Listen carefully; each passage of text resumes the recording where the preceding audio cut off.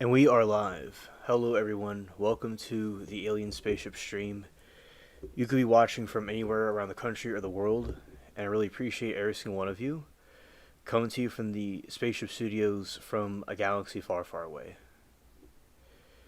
Alright, so I hope everybody's doing well. We are now going to be doing the stream. We'll be switching over to the other window for people to see me in a moment.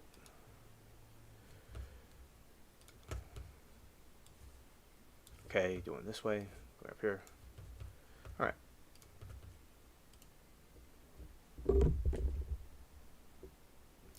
Alright, hello everybody. It is I, Alien Spaceship.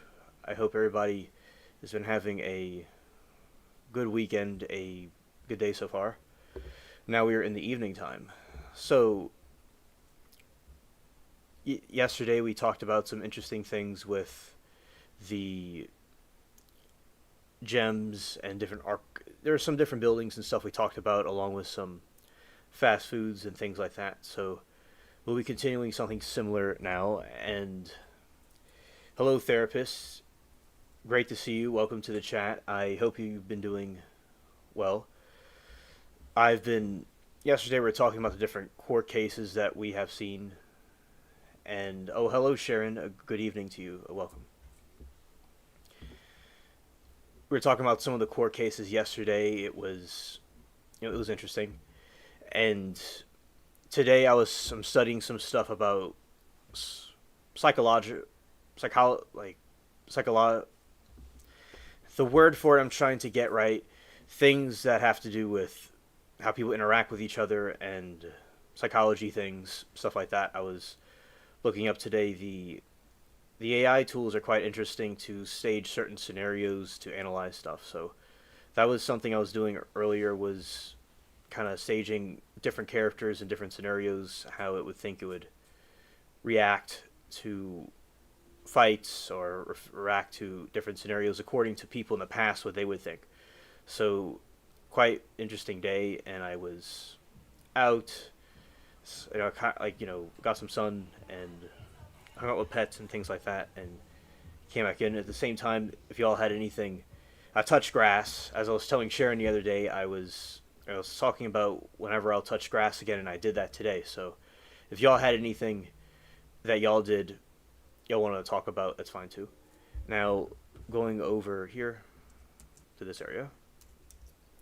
By the way, I checked the pirate game yesterday, and they have some new stuff in it, and they finally got different things in it where they have different weather patterns, and they had some new villains in that. So that was pretty cool to see.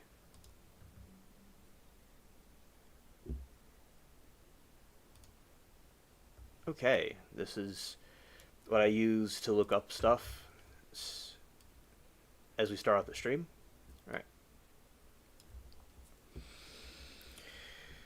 Okay, now with news and things like that, I have not really. Yeah, a breath of fresh air. Yeah. I let's see. Today I was thinking I was under my tree today, so the tree that I have, it's this thing is a nice canopy, and the sun was coming through. It's been a little while since I've been under the tree while the sun was shining through it, and that was good to see. So it was a nice, relaxing day, and we had a very great stream yesterday. It was a good teamwork. And all right, so let's see this about here.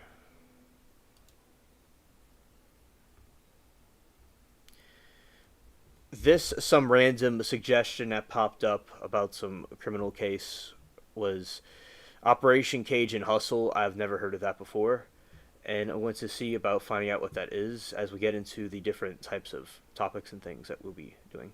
All right. Operation Cage and Hustle was an FBI investigation into the series of bribery, kickback schemes, and oh, hello, Lori. Good evening. Good to see you. Welcome to the stream. Lafitte and other parts of Louisiana. And Lori, the pirate game that I play, that I was telling you about from a little while back, they put some new stuff in it because I checked it recently. It looks quite interesting what they've done with it. And nice talking to you last night, Lori. The corruption primarily involved officials in the 15th Judicial District Attorney's Office and contractors from the pretrial diversion program. Origin of the investigation. The probe begun in July 21 after a tip from an attorney revealed a shakedown. A businessman with a Oh no, it's all good. It's all good. And you were I'm glad that you were here like in the beginning whenever you were here earlier the other night. I appreciate that. So it's okay, yeah, because the usually better with the more earlier streams. This is kind of more like an evening stream. So whenever you're ready to go to bed, just do you just do that. It's fine.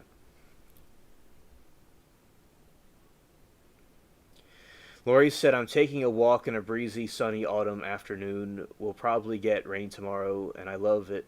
Right on, and it was great to talk to you too." Oh, yes, and yeah, Mary Toodles was, yeah, because Mary Toodles has noticed you, and because she knows the others in here, and she's noticed you, and she was saying that I like you a lot. She's because Mary Toodles have seen the kind of like in the background of us talking about the different topics, and she's like, oh, she mentioned you, and I was enjoying the conversation. So, yes, I'm glad that you are having a good time in the autumn afternoon, and where you are and where some of you may be, it's a little bit cooler than where I am right now. It's like a late summer for some of you all. It would be like a late summer because the colder weather gets here about next month, probably in like a week or two or so. It'll get cooler here, but a little bit more cooler. It's cool now, but it's get even more like y'all's kind of weather soon. So I'm glad you had a good time. And Ori said, shout out to Mary Toodles. Yeah, shout out to Mary Toodles. Yeah, cool people. Now, Lori, is the trees changing colors yet where you are, or is it still green? Right. Businessman contract from District Attorney's Office was reportedly exhorting defendants in pretrial program demanding cash to make their charges disappear. Key players and corruption details. At the center of the scheme. Same here. High was 79 Fahrenheit today. Oh, okay. My weather's close. It's close. At nighttime, it gets a little bit in the 72, but during the day, it might be like in the 80s. It's a little bit warmer here, but it's close. Charges disappear. Key players and corruption details. At the center of the scheme were several individuals. The leaves changing slowly. Oh, okay, Sharon. Thank you. Where I am, I don't think it's started just yet, but it's going to be starting soon. It's certainly around, and I said a week or next month, the trees will be changing colors. And Lori said, we have a little color. Our area has an amazing variety of colors in autumn. Well, that is very cool. That y'all have a lot of variety of colors. That's very exciting. It's starting to change. Mine, I have to check it again, but it's not quite started just yet. They're dark green now, but they'll be getting there soon. Your streets glow in your neighborhood. That is incredible. It's that y'all have a neon effect to your streets. That's cool. So I like these forests you'll have, and you'll have tons of those trees changing colors. It's quite breathtaking. And I have two special trees, technically three, that change colors. And as I said, they're unique to the other trees that are in the area because usually they just turn brown. But this one's unique. It changes yellow and green and yellow and orange and red, a little bit purple. So I have some trees that are similar to what y'all have. And yeah, so I'm glad that y'all are enjoying the fall weather, which will be coming my way soon. It's a time flies by. Time certainly flies by where time in general. All right, Sharon says, Alien, how cold does it get there? I mean, like in February. Ooh, February. That's my birthday month, by the way. I'll be 28 in February. So, in February, that's one of the coldest months we have. The coldest month is January and December and February. So, yeah, it gets it can get freezing here. Down here, it gets freezing. Below freezing. And all the vegetation dies and comes back in the spring. So yeah, no, it gets very cold here. And under the right circumstances of a bunch of different factors coming together, although it's very rare, it would happen over a course of many years. It can also snow here, but sometimes it's too cold to snow or the temperatures aren't quite right. But when the temperatures are right, which it happens, it's been happening more frequently in the state, but usually it's very, very, very rare. It can snow. Yeah.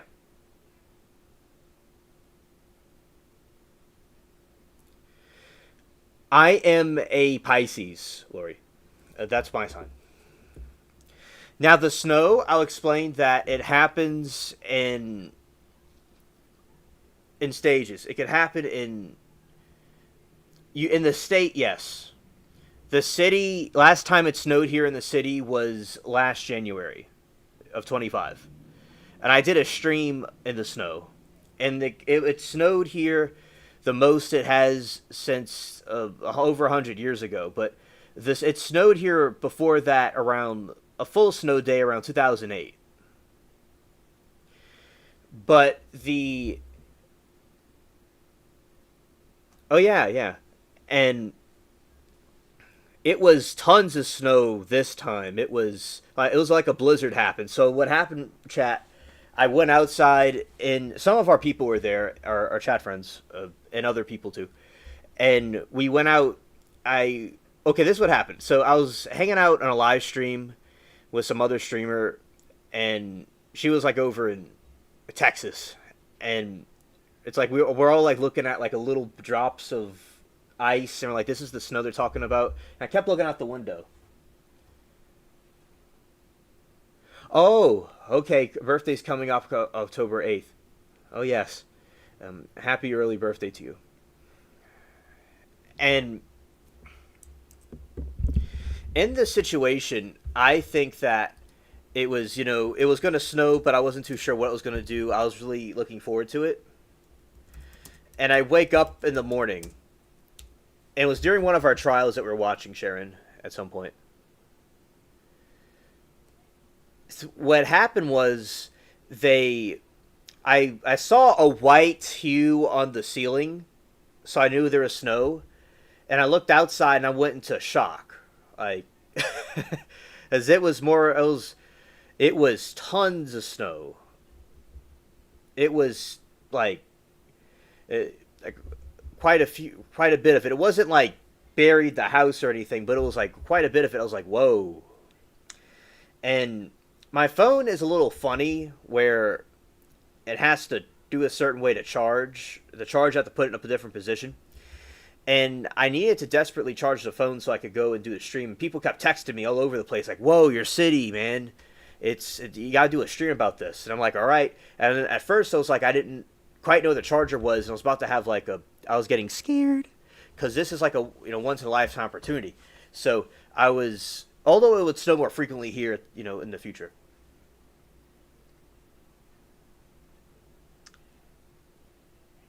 Oh, she says I'm Scorpio 10/29, night before mischief night. Ah, hilarious. Yes, Lori, exactly. So it was, being buried. It was like everything was like buried in snow, and I was. Oh, hello, Moki. Good evening to you. And what happened was we were I got the I got the thing charged. I eventually found the charging wire because I was freaking out where it was, and I was telling 666 about it, And I was like, dude, it's like snowing crazy here, and everybody said like, oh, congratulations, dude. And then Kathy was very shocked. She's like, oh wow, wow.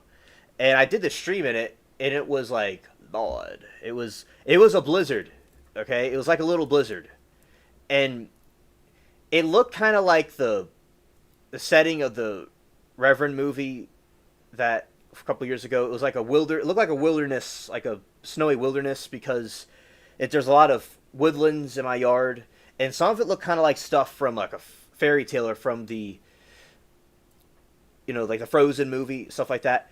It was certainly very interesting looking, and everybody was like shocked about it. And then Dwayne was in the chat, and he was like, "Wow, it's amazing to see snow in your city," and he and everyone else were like reacting to it. And I couldn't really talk because the neighbors in the back were playing music, so I didn't want to get the stream like taken copyrighted or whatever. Oh, thank you, Moki. And Moki, Mary Toodles was asking about you yesterday, and I said that you were at the stream, and I mentioned that you were saying that if you and her were more close, y'all would be best friends. Oh, thank you, thank you. I am saving it right now, and saving that link right now. So, okay, thank you. We will certainly look at that. And it's pretty till it's not here. Oh, well, yeah. Okay, so what we did was I made the snow angels and stuff, and I was in the snow. It was quite fascinating. Then the chat was reacting to it, and I was kind of walking around the yard. And Moki said, "Yeah," she said, "we would be." Now, it was. Then what occurred was I made some. My garden was buried under snow, and I didn't know what was going to come of it. It was winter crops, so it was pretty interesting. So I thought it would probably survive, but I wasn't sure. And yeah, for days the snow was here for days. It was on the ground. And I learned later that you build a snowman after the snow settles, because I kept trying to build it and it was like sand. And so it was a great experience to have with chat. And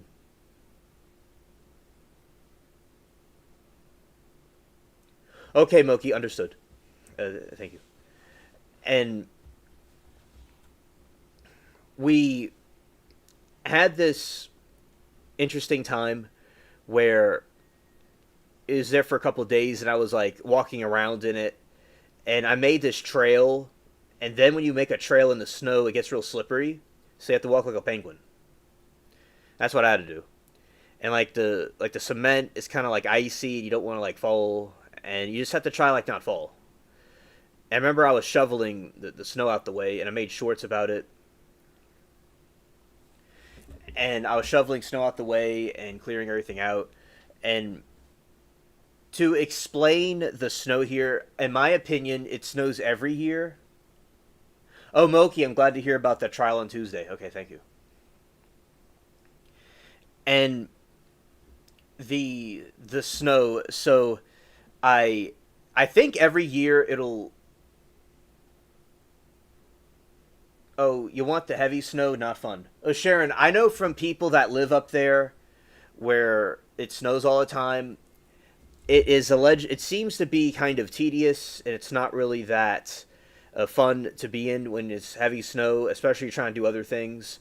So yeah, I could definitely understand what y'all are talking about, where it's not pleasant. Everybody tells me up there that it's not really pleasant. And I certainly would not want to. It would not be something fun to do with, Sharon. I agree. I agree. Now, I do like the winter snow. It wouldn't mind. I wouldn't mind if it snowed once a year. Wouldn't be a problem for me. But yeah, it could be a little bit tedious. I could. I agree. It got. In my opinion, from what I took the measuring stick and measured, the snow it broke the record. It was of snow that fell from the city's history. So that's what I measured. But I think it snows every year, but the conditions on the ground and the humidity and different things like that, the snow just becomes like water, and it's just icy stuff. I've even seen on the weather app, like the year before, it was snowing, but you didn't really. It just looked like flakes in the sky. Like, remember, it's just a ground with just a wet ground that's cold and icy.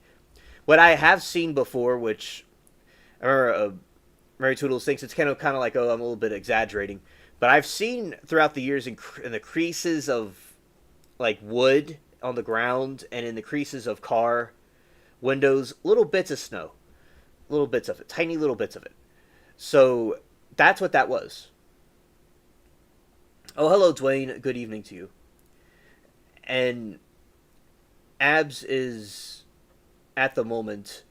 We have not seen her yet. We just recently started. But thank you, Dwayne, for and Dwayne. We're talking about the snow stream I did. You were there. It was quite entertaining. And oh, Aaron, hello there. Oh, heller friends, chatting about tonight. Snow. I'm out. Talk tomorrow. Oh, scared. Yeah, the Aaron has had enough of snow for quite a while. All right, and Oki says new trial Tuesday, jury selection Wednesday, opening statements. Mississippi versus Jeffrey Spence. Spence's wife Karen pleaded guilty Friday on the eve of trial. Oh, okay. Cataline Spence, the defendant's daughter and girlfriend of the victim, pleaded guilty in April and will testify against her father. Ah, okay. Okay, understood. Thank you for that info on the trial. Certainly, I will be looking at that. Now, with that situation, I liked it. It was interesting, and all my plants survived. The winter plants and the palm tree look quite interesting. But yeah, it happens very rarely. Every couple of years, usually 10 years or more. But it depends how the conditions are, and in the state, It has snowed in the state quite frequently. More recently, so we'll see if there's more snow next year or this year. Will probably be next year. We'll see what happens. But usually it's something that doesn't occur.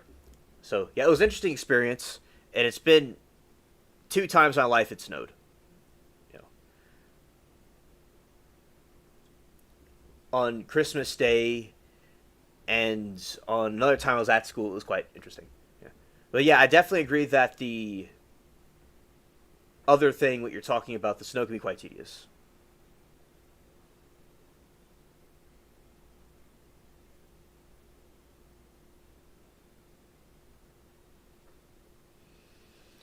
And Moki said, Alien, later you can do the neutral background if you want. Right.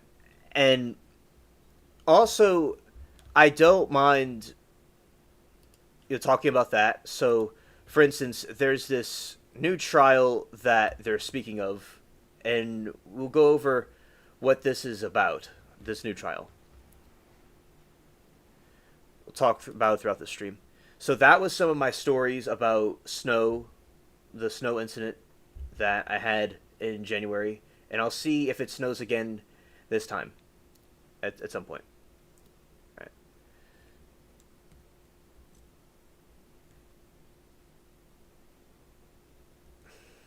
Oh, it's Dookie time. Yeah.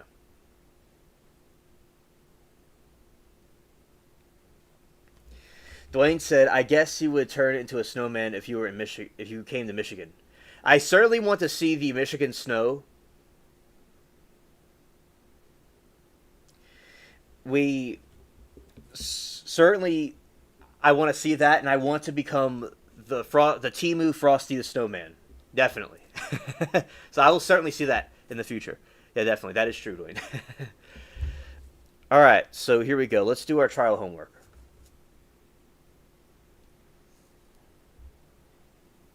Anna said, "Grew pie hug, chest and head cold, but have to hit like and support our alien no matter what. Over to alien and the gang." Hello there, Anna. It's great to see you as always. Welcome. Aaron said, "To solve a crime, Oki, I still think we'd all need to a great team. Stop fighting against Justice Smokey. Yeah, I do think we all make a great team, and Anna, prayers for you, and hope that you feels better soon. Thank you for the letting us know. Yeah, solve a crime, Moki. I still think we'd all make a great team. Stop fighting against justice. Yeah, I think we make a great team. But we got this alien over here, me talking about snow and making snow angels. It's like, what on earth is in that guy's head, talking about snow? But definitely make a great team. All right. New trial Tuesday, jury selection Wednesday, opening statement. Mississippi versus Jeffrey Spence.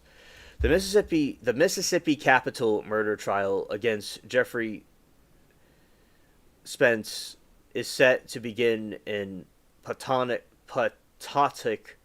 County on September 23rd, 25. In 2020, the deletion death of businessman Kirby Carpenter.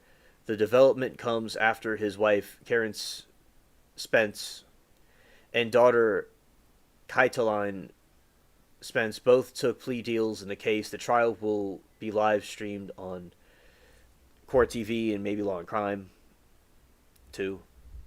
The victim, Kirby Carpenter, a 36-year-old business owner from Tippah County, Mississippi, was found shot to deletion death outside his home in December.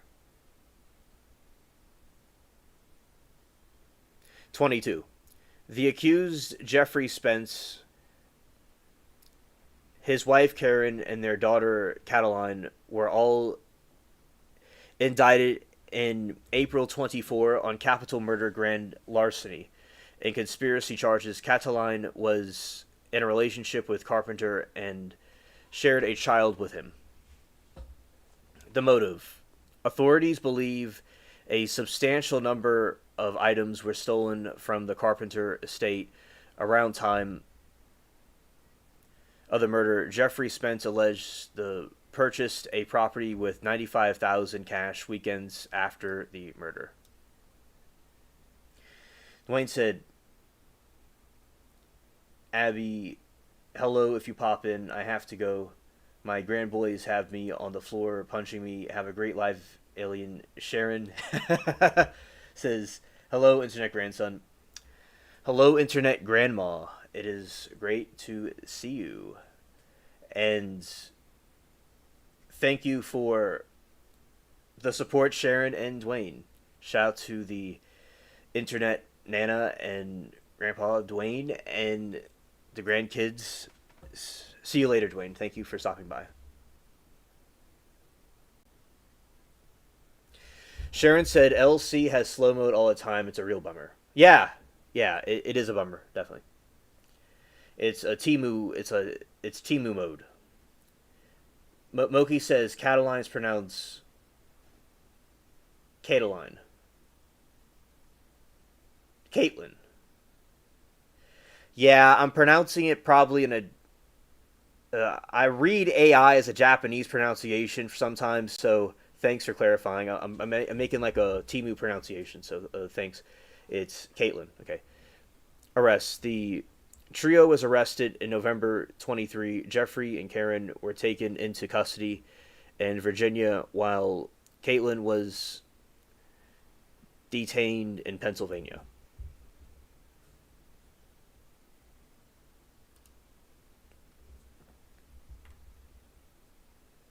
Yeah, Caitlin. Okay. Daughter. Caitlin Spencer. Caitlin Spence. I keep wanting to say Spencer. Dwayne said, Alien, you can say it. We're old folks. 65, 63. there you go. There you go. And y'all's wisdom and life experience is very valued here. And I'm honored that y'all like to be on board with us. So, yeah, shout out to both of you. And the young, old, everybody is welcomed here. So, thank you, Dwayne. Shout out to y'all. All right. So, daughter Caitlin Spence, in April 25, Caitlin pleaded guilty on the lesser charge of accessory after the fact of capital murder as part of her plea. agreement, she is required to testify against her father. She has since been released on a $10,000 bond. Wife Karen Spence on September 1925. Karen Spence entered an Alford plea to accessory after the fact of grand larceny. Under this plea, she did not admit guilt, but acknowledged that the state had enough evidence for conviction. She received she received Is there anything required, Zero? Oh, shout out to you, Zero. Welcome to the stream. And I've heard a rumor there's some shipments coming in from the cargo hold. I don't know if that's true or not. So I'd like you to check on that. See if the cargo has come in. Because allegedly it's supposed to come in. So besides that, nothing else is required. So you could just also take a seat over in the auditorium and enjoy the show. And shout out to you, Zero, buddy. Always a pleasure. Here for us old timers.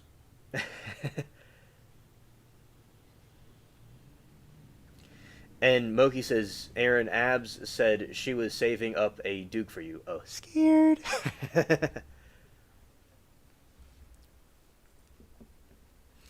Wife, Karen Spence on September 1925. Karen Spence entered an Alford plea to accessory after the fact of grand larceny. Under the plea, she did not admit to guilt, but acknowledged that the state had enough evidence to conviction. Moki said, so all three complicit in the murder, and the mom got probation. That's crazy. Yes. I agree. That is wild. She received a suspended 10-year prison sentence with 5 years of unsupervised probation because spouses cannot be forced to testify against one another. Her plea prevents her from being compelled to testify against her husband.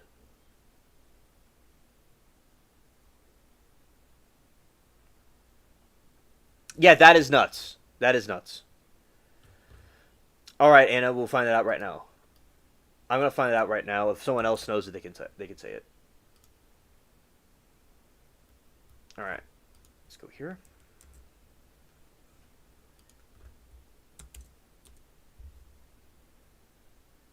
Take care, Dwayne.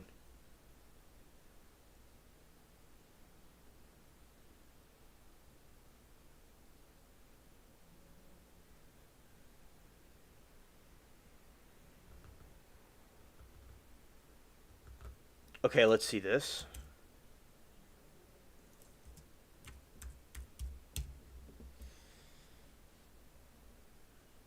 As of September 25, this is what this says. Now, Moki says, I think it starts Monday, and yes, he is. I can't wait until we never hear about her again. Zero says, oh, so we're not talking about the cough's shipment you're asking about. Okay, I won't let that rest of the crew, staff, and audience know what you use on your spaceship, alien spaceship. Yes, Zero, I'd appreciate that. Scared. Yeah, the mysterious phantom shipments of what on earth am I doing?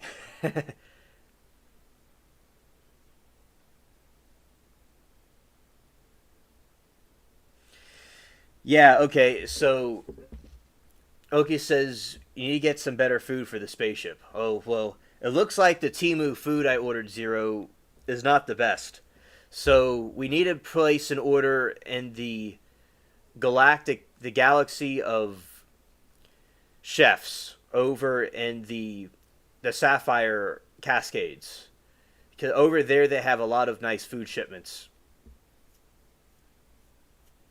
So when we do the food shipments, we got to order some from there. And that'll be some new cargo.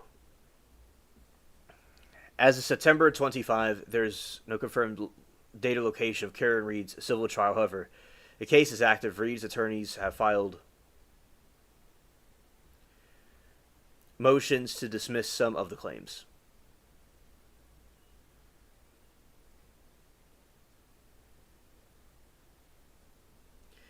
Loki said, I think Alan just might be securing a spot in hell. Scared. Civil suit filed. The wrongful deletion death lawsuit was filed in August 24 by John O'Keefe's family against Karen Reed and two bars in Canton. Case location. The suit was filed in Plymouth Superior.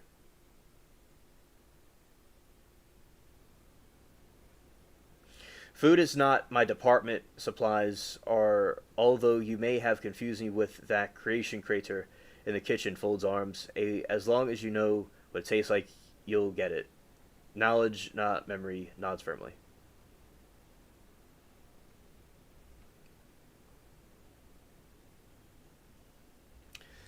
All right, so with the chat, we okay, Zero.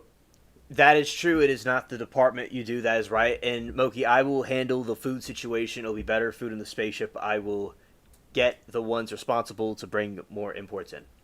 All right. Case location. The suit was filed in Plymouth Superior Court, Massachusetts. Next hearing. The most recent reported hearing was scheduled for September 22, 25. This is a pretrial hearing and not the trial itself. AJ is defending her. Yes, attorney Alan Jackson announced in August 25 that he has rejoined Reed's defense team for the civil lawsuit. He is joined by Elizabeth Little, who was also part of Reed's criminal defense.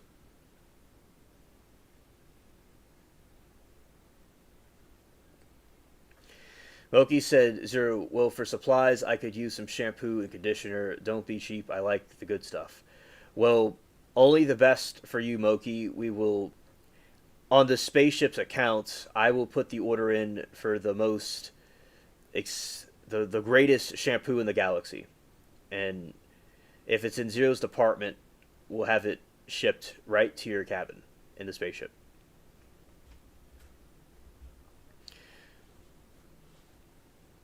Trial timeline. Civil proceedings generally move at slower pace than criminal cases, and trial date has not yet been set.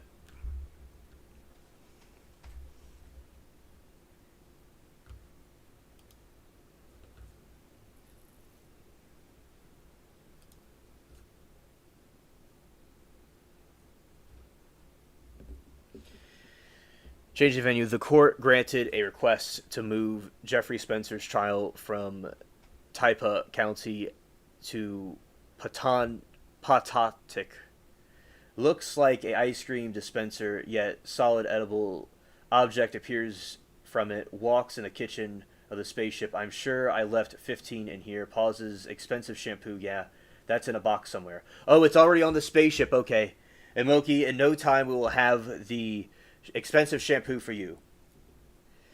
We are searching for it now. All right. Shout to Zero for help for making sure the spaceship runs. All right.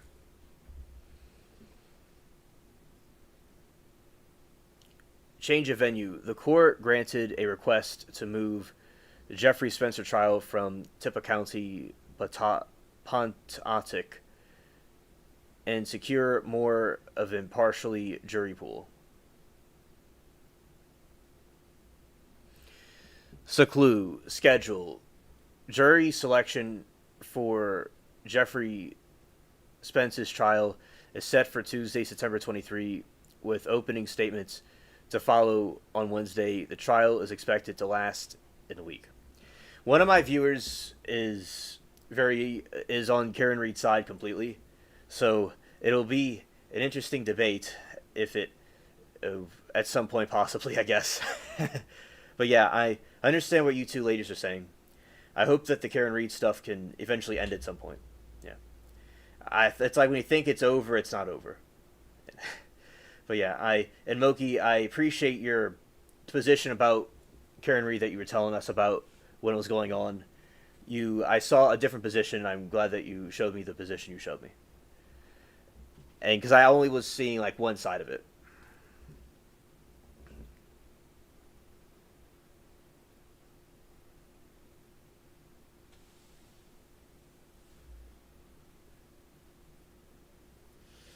Mogi said chat was just awful, and now we are going to go through it again. Scared. And Zero said, Mogi, you want the triangle bottles. They cost 6 times the amount of the cylinder bottles, not firmly. Ah, facts. Facts. Jeffrey Spence's status. He remains in jail without bond. A judge previously dismissed.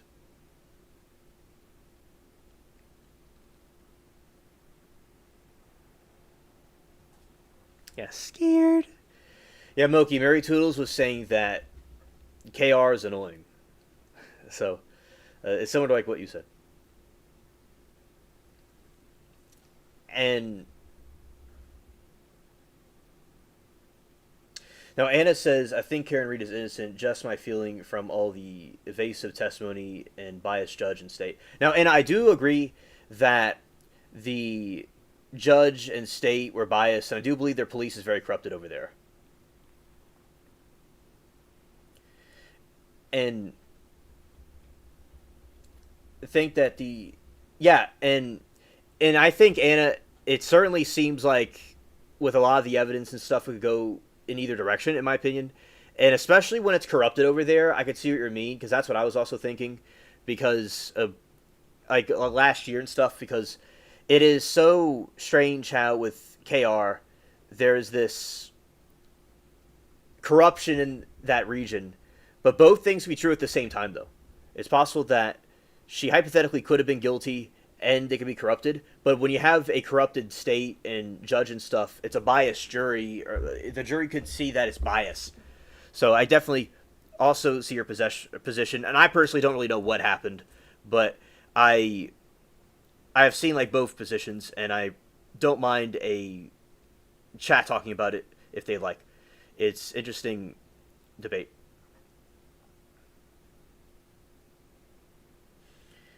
And Moki said, I can agree to disagree, but she 100% killed the man. All right. And Moki says, I want whatever is good to make my hair look beautiful. Gotta impress those bald, gray, big-eyed, blue-eyed weirdos. Big-eyed weirdos. Yeah.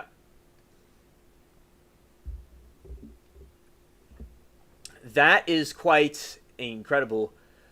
That and Moki will have the best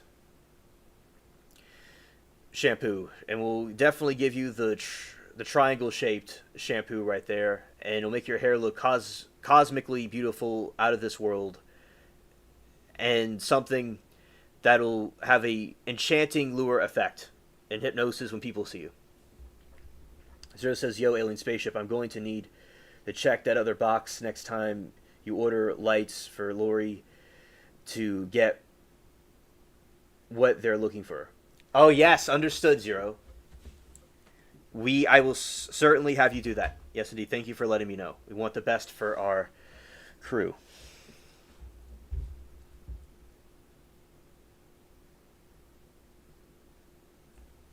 Anna said, I've learned not to push my opinions on people because I get in trouble. Scared. And Anna, I understand your opinions, and you've never have bothered me about anything. But yeah, I think, with the KR situation, people could talk about it, and if they would like, and if they don't, that's fine too. And I would call it a respectful manner, because emotions can be high and things can be heated. And we love you, Anna, and everything you have to say. It's valued. So, as they say, great minds think alike. But I understand, Anna. Do what you feel is best. And scared. All right. So,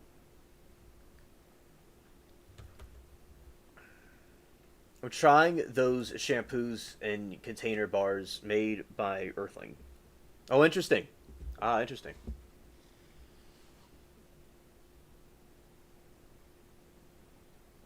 Joe said, that will be 1 trillion use when required lights that are about 90 hours as crate appears in the cargo hold. Yeah, oh, awesome. Awesome, we got those lights. Lori won it. Now, Moki, you want to send me some links about something? You can do that if you'd like. I'd be, see what you have to say.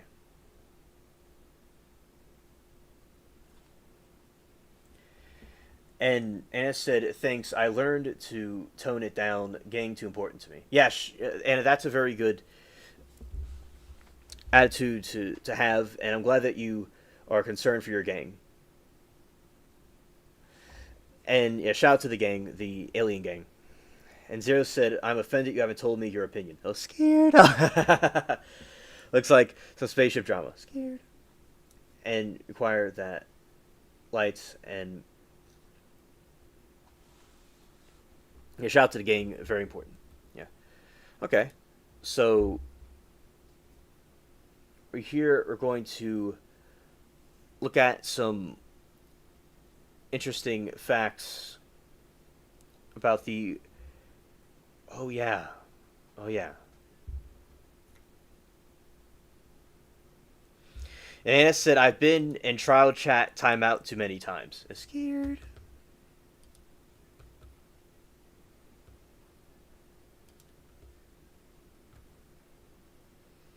I'm scared.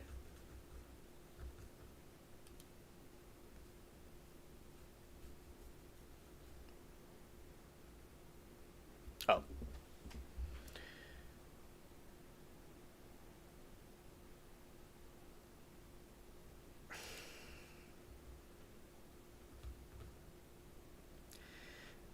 And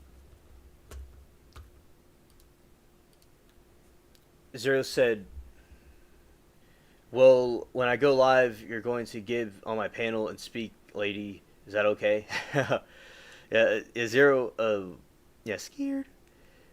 Yeah, Anna's opinions, I think they're cool, but other people sometimes get offended.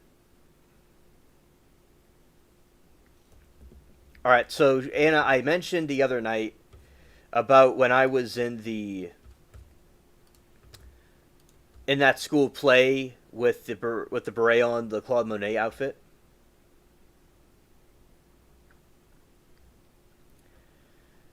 In the Claude Monet outfit, and this situation right here is I'm going to show you all, and I'll show you the picture that I was going to show Anna. All right, so this is me from the picture I took. There's a other picture that hasn't been doesn't have some things on it. We so it was a picture I took from downstairs of a copy of the picture. It's not the original. All right, so let's go here. That's the wrong area.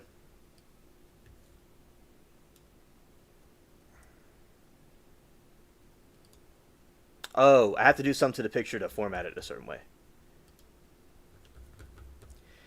I have to format this picture.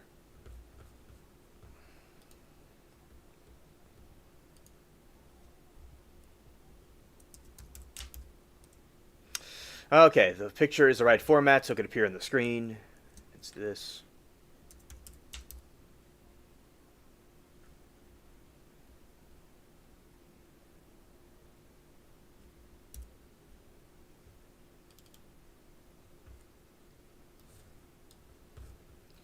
Let's go here. And the page is loading. Yeah, now, yeah, so we were talking about Monet the other day, and there's a school play, and there it is, right there. All right.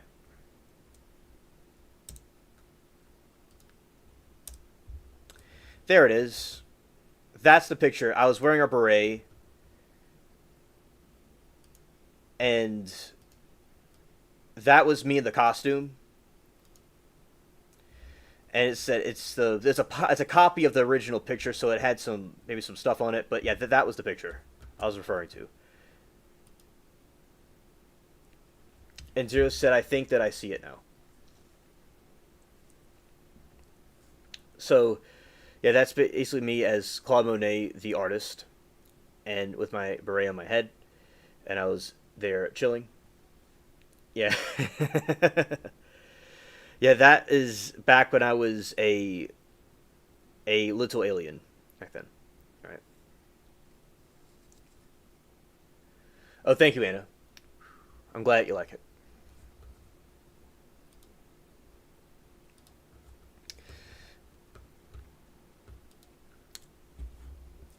And since we have it's better this time, I put in the title. We'll be talking about some of the architecture, things like that. So what we'll be doing now is the 1600s. And I wore okay about me with glasses. Smoke break, BRB. Got to walk out the ship for a moment. All right, buddy. We understand. Thank you. That jacket. Okay, putting the picture back up so I can make commentary on it. Let's see. Go here. That is the wrong picture. It was actually the other one with the advanced format.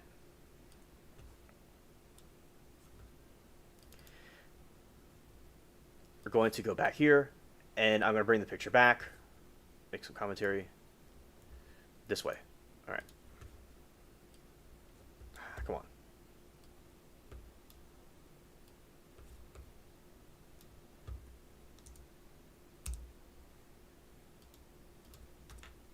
There we go. So that is the picture right there. So the jacket was a costume. I don't know whose it was, but it was a costume that I think the school provided for me. And the beret, I still have it in my room, in my closet somewhere. And this is a very long time ago, by the way. And yeah, so that was when I was Claude Monet in a play. And I wore glasses, yes. But what happened, this is what I do with glasses. So I originally wore glasses from when I was little. But when I was in high school at some point, I decided to do an experiment where when I was at my house, I never wore glasses. But when I was at school, I'd wear glasses and everywhere else. And when I would take my glasses off, it would be very blurry. So I did an experiment where I would take my glasses off and let my eyes adjust to my surroundings, and I would be able to see regularly. So I stopped wearing glasses since then. It was like around 10 years ago, 10 or 11 years ago, and I stopped wearing them. It was just, and people ask me, can I see? And if I do have some sight issue, it's very mild, just some stuff maybe from a distance, maybe. But that is my eyes start adjusting and I could see things better. So I would say the only thing that I would have is from a far distance, maybe. But besides that, I could see pretty much everything. Yeah, I could see either 100% or 99% of everything. So I guess the glasses would be worn in certain situations and not all the time, because I was wearing them all the time. Because I remember I would take them off and I could see perfectly fine when I'm not wearing them. So I just did that experiment. So that is about me and glasses, just history about it. So yeah, that was me, and I was very fascinated with the Claude Monet because we did studies about it in school. And when we did it in school, we would have these packets and we would talk about them, and then we did it in the play. And I don't know what we did exactly. It's a long time ago, but we talked about the historical characters, what they were. I guess they sung some songs. And Sharon says, I need to wear them. Oh, thank you, Sharon. Thank you. But as I said, I haven't worn them in many years. I could see perfectly fine. But, I guess it's up for the discussion. But thank you, Sharon. I probably should be wearing them. Yes. And the glasses look really cool on me, always. It looks very good on me.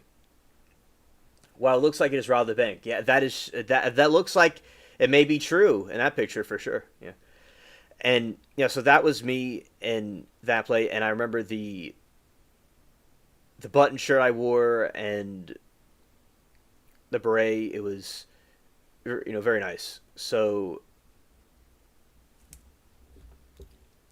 from the famous artist. So yeah, that was when I did it. I enjoyed it, and I was very happy there. I don't remember really much about it though, because it was so long ago. Nearly 20 years ago. In a couple of years, it'll be 20 years ago.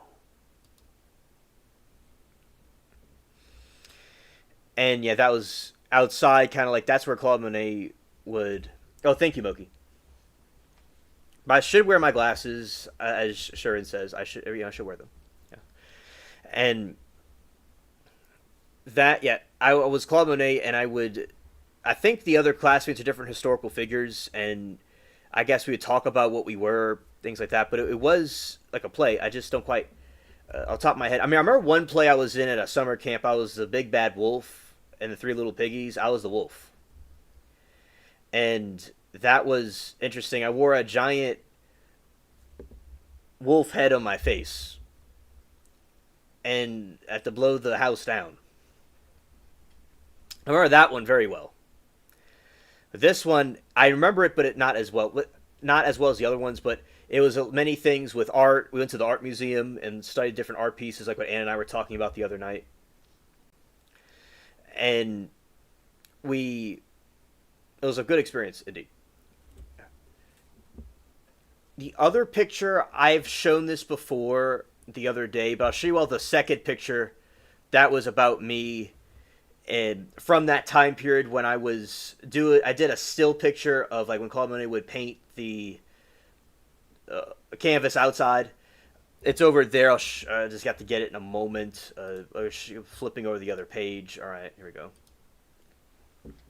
This is the other one. I showed this the other night, but the internet was kind of being stupid.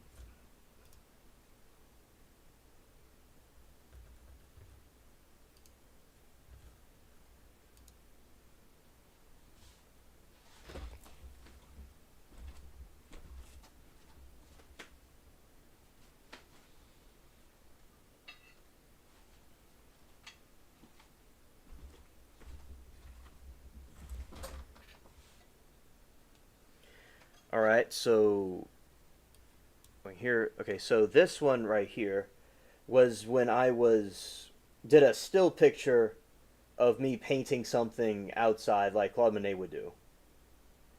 All right, that one right there. I'm wearing the glasses and did a pose right there. So that's the other one.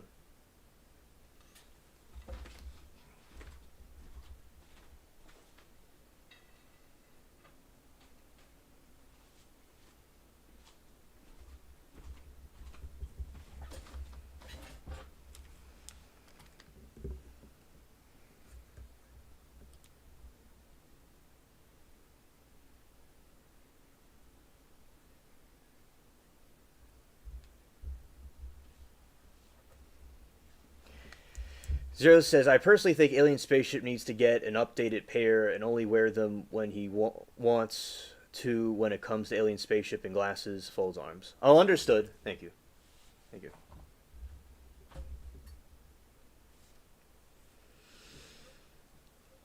All right, and yeah, shout out to Zero and his channel. Cool people. All right.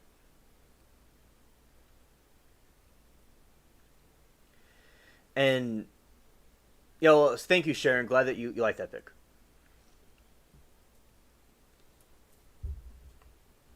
Okay.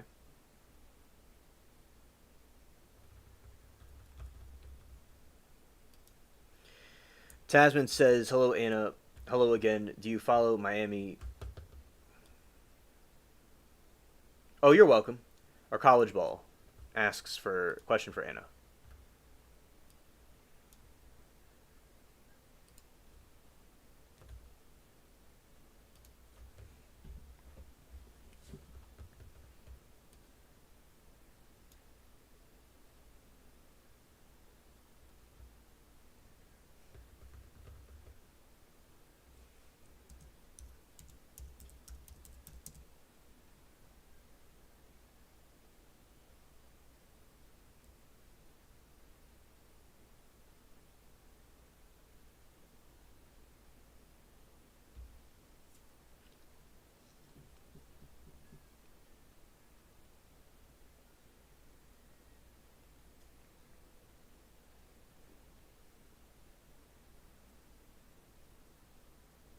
Can't spell four apparently. Scared.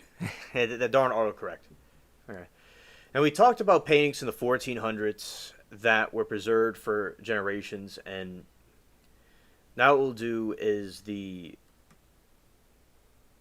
ones from the 1600s.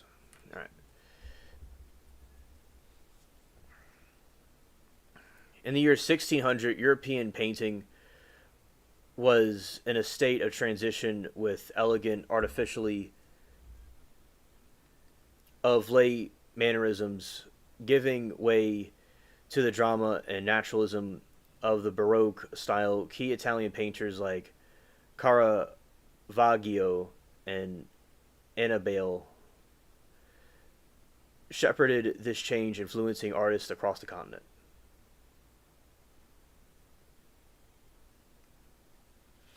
Zero says one step closer to 300 or one step closer to 200 for the alt, which is the white picture. Okay, understood.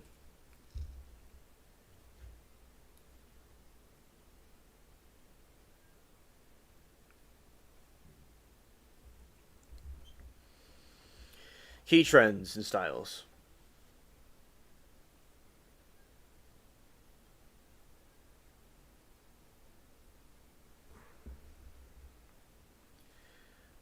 Moki says, Alien, just a thought. You and Toodles, you could stream the Kirk Memorial coverage. Starts at 7 a.m. at my time, which I think is 9 your time, not sure when. Okay, thank you. Understood.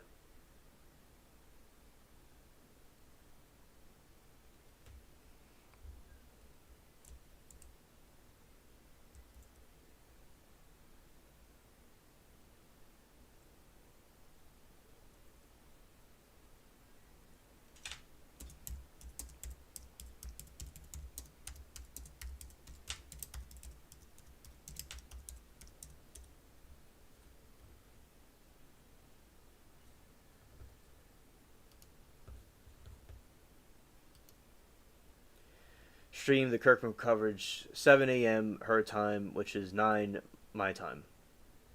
Okay, thank you. Understood.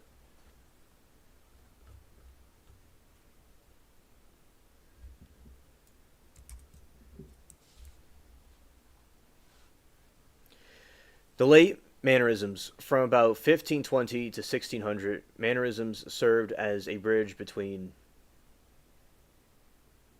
You're gonna be watching it all, probably bawling my eyes out. Oh yeah, yeah. It's a very upsetting event, and emotions would certainly be high. Yeah, and yeah, you get your tissue box, Moki. It's gonna be quite heartbreaking.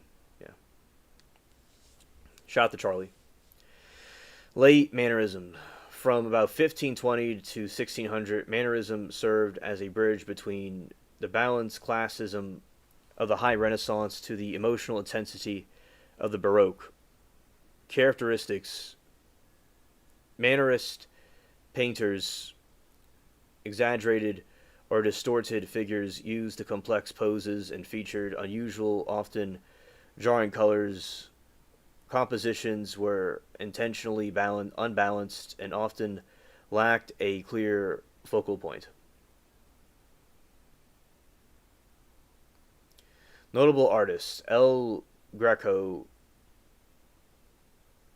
though active in Spain, created many Mannerist works around 1600, such a few of the Toledo and the On Occasion.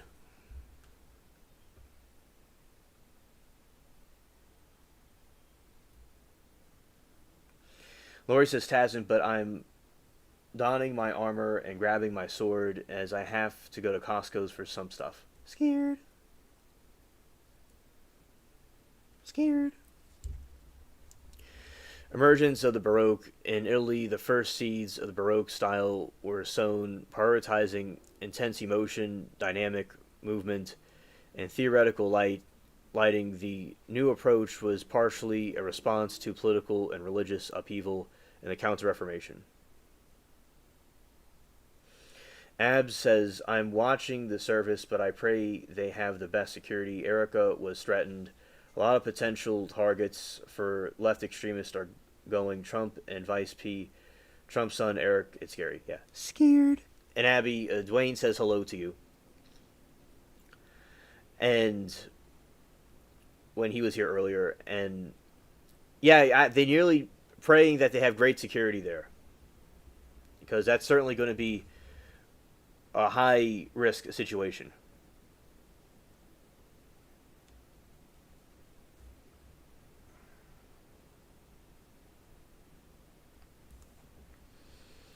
The Caravaggio, known for techniques called the tenebrism, which uses stark contrast between light and dark to create a spotlight effect that dramatically illuminates a scene.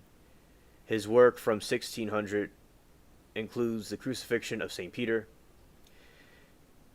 Annibale Carracci, combined the expressive power of the Baroque with a reference to for Renaissance classicism. In 1600, he painted the Holy Family with the infant Saint John the Baptist. Northern European art. The so-called Northern Renaissance had flourished in the 15th and the 16th centuries, with artists emphasizing details and realism. Painters like Peter, Paul, and Rubens were defined in North and Baroque style.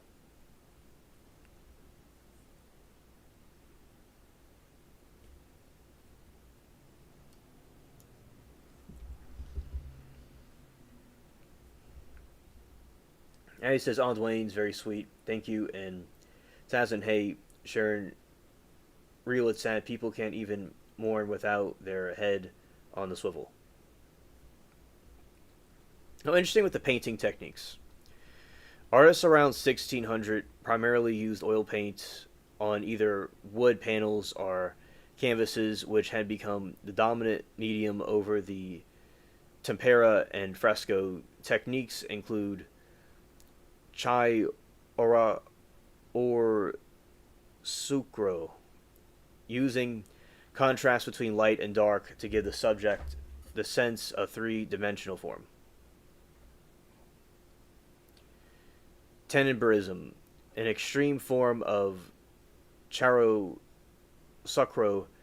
developed by Caravaggio that used particularly deep, heavy shadows. Glazing, apply multiple transparent layers to create depth and luminosity. Alright, so this from the 1600s. You got this.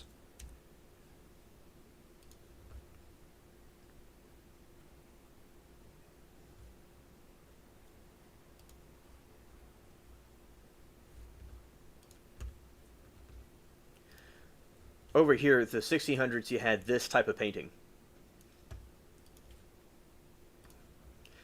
So, in this situation, you have very well preserved over time. And you see the dark clouds and the grasslands, it's all undulating. It's so fascinating that this is another one that survived the test of time as well. Moki says, I heard they had a Super Bowl level security for Charlie's memorial. Well, that's good. That is good. I'm glad that they have that type of security over there. Because, they certainly need it. Truth, like I said, I didn't agree with everything that Charlie said, but I 100% don't believe that his murder is justifiable. He was very respectful and representing the right and his own beliefs. Yes, very well said. We don't have to agree with something everyone says, but the assassinations certainly are not the answer.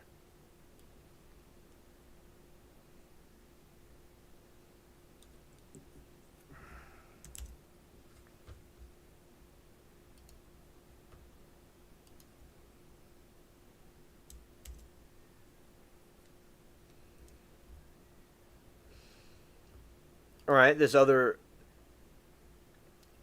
very historical piece is about the Holy Family. Said, another very fascinating one, how they're able to capture this lighting just right, and you have the different colors and hues in the image. It is very intriguing, and you have the different people in the background. You pretty much make memes out of these things. Yeah. So, in that one, I like the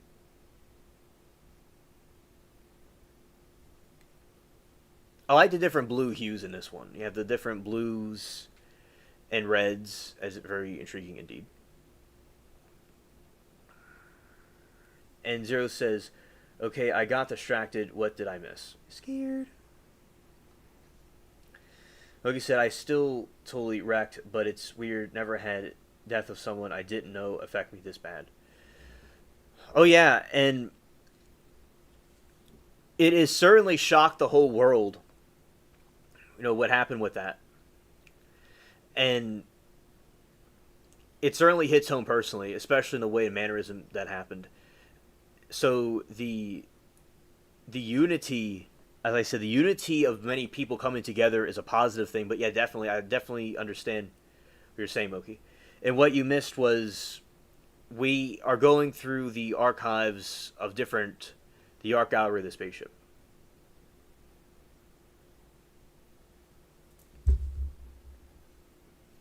Moki said, I actually started reading the Bible since Charlie was deleted, died. It's slow going. Oh, Moki, I'm glad to hear that, Moki. Amen. And you take your time with it. As you do your walk with God, Lord. So, amen. Because sometimes these situations can bring us closer to God. And there's allegedly some people who are predicting something like this would happen. And the Holy Spirit was saying to somebody that people wouldn't like it. But in the long term, this was all part of God's plan for it to happen this way. And I hope more people could come to the Lord and read the Bible. So, Moki, I'm glad to hear that. Thank you. I'm interested to hear about your progress. And Ab says, it's because you're human and have a heart, Mokes. I don't think humans should be okay with murder. Only time is justifiable is in defending a child or self-defense. Right. Oh, alien spaceship, did you want the pallet of empty crates? Shrugs shoulders, not sure why you wanted them, but they're here now. Oh, I'm glad you brought the empty crates. I need them for the farm part of the spaceship and some projects I'm working on. Thank you, Zero, lifesaver.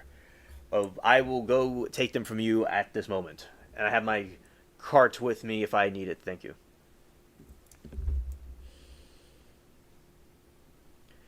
Ab says, it only made me mad, and there's people out there that keep commenting that it was not real and making it racial issue, which makes me real sick. Shut the fuck up about race.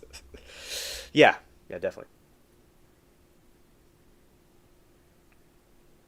Oh, Moki, I'm glad to hear. I'm glad to hear. Amen.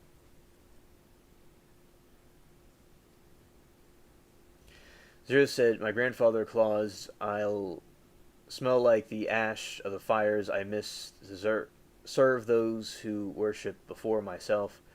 I'm on a mission and none shall stop me. I do mean none. Understood, Zero. And although I'm a believer in the Timu clauses, not only we do not know what the future holds, I certainly think that you have redeemed yourself by the great things you have done with the spaceship and elsewhere. But either way, though, I certainly value your company. And we do too here in the chat. You've always been respectful to me and the others. I really appreciate that very much. And Moki says, Sharon said something. Okay, Moki, because he meant well and tried to unite. He only wanted the conversation and hear another side. It's those who can't answer the hard questions that get offended. Yeah, the video don't seem fake to me. And literally, so many crimes have nothing to do with race, but people will literally make it a point, just bring it up for some reason. Humans are just bad, inherently. Mental illness never discriminates. Yeah, facts. I love Zero. Facts. Yeah, hearts to Zero. Yeah. Yeah, shout to Zero. Cool people. And yeah, and I think that it's very important to... Some things have to do with race, but a lot of things don't. And I think when people, in my opinion, which I am not black, so I've not been through what they went through. So I'm speaking from my perspective from my race, although I'm around the blacks quite often.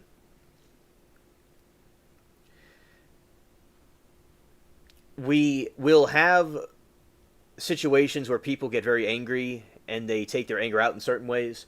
And I do think that using race often is not correct because, especially if something has nothing to do with race, if some racist thing actually happens, no one's going to care because you use the race card so much, it becomes irrelevant. When some racist thing really does happen, because that is a thing. But when you say, "Oh, this is racist and that's racist," and this, I don't know, this bottle's racist, and this guy getting assassinated is racist, everything's racist. So yeah, I do agree with you, Abs. It certainly would actually, people will be less for the cause of protecting other races if they keep on doing stuff like that. So yeah, definitely agree with you, Abs, on that.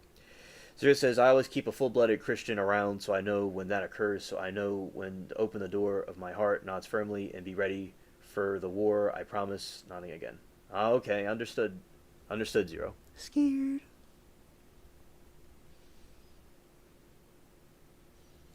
Oh, he said, Sharon, his faith was the most important thing to him, so I'm sure he's thrilled.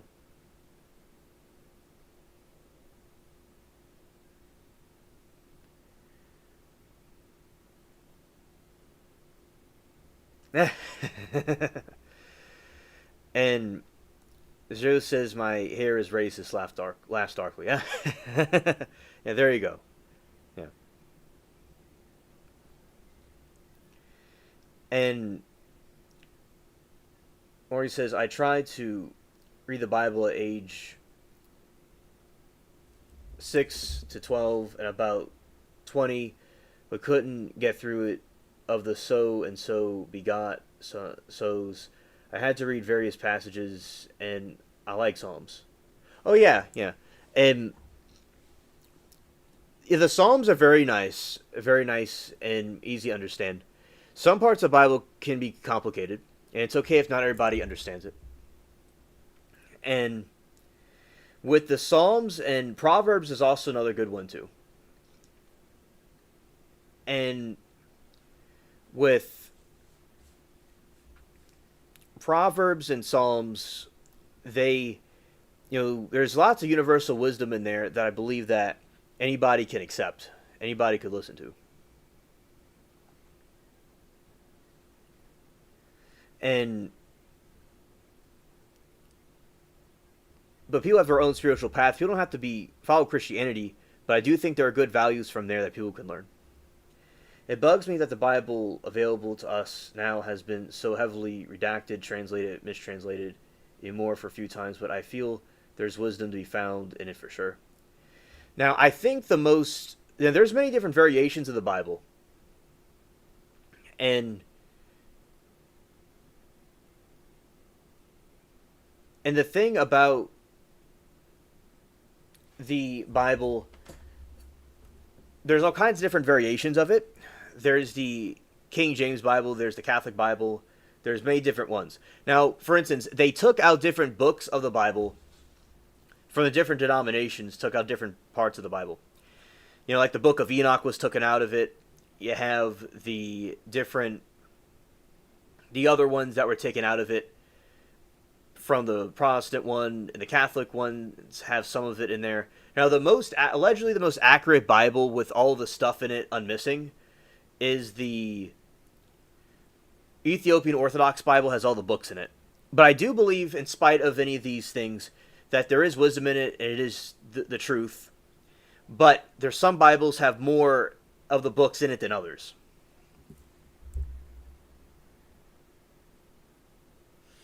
Moki said, I was told to start with the New Testament, which I have done, easier to understand. Well, that's good, Moki.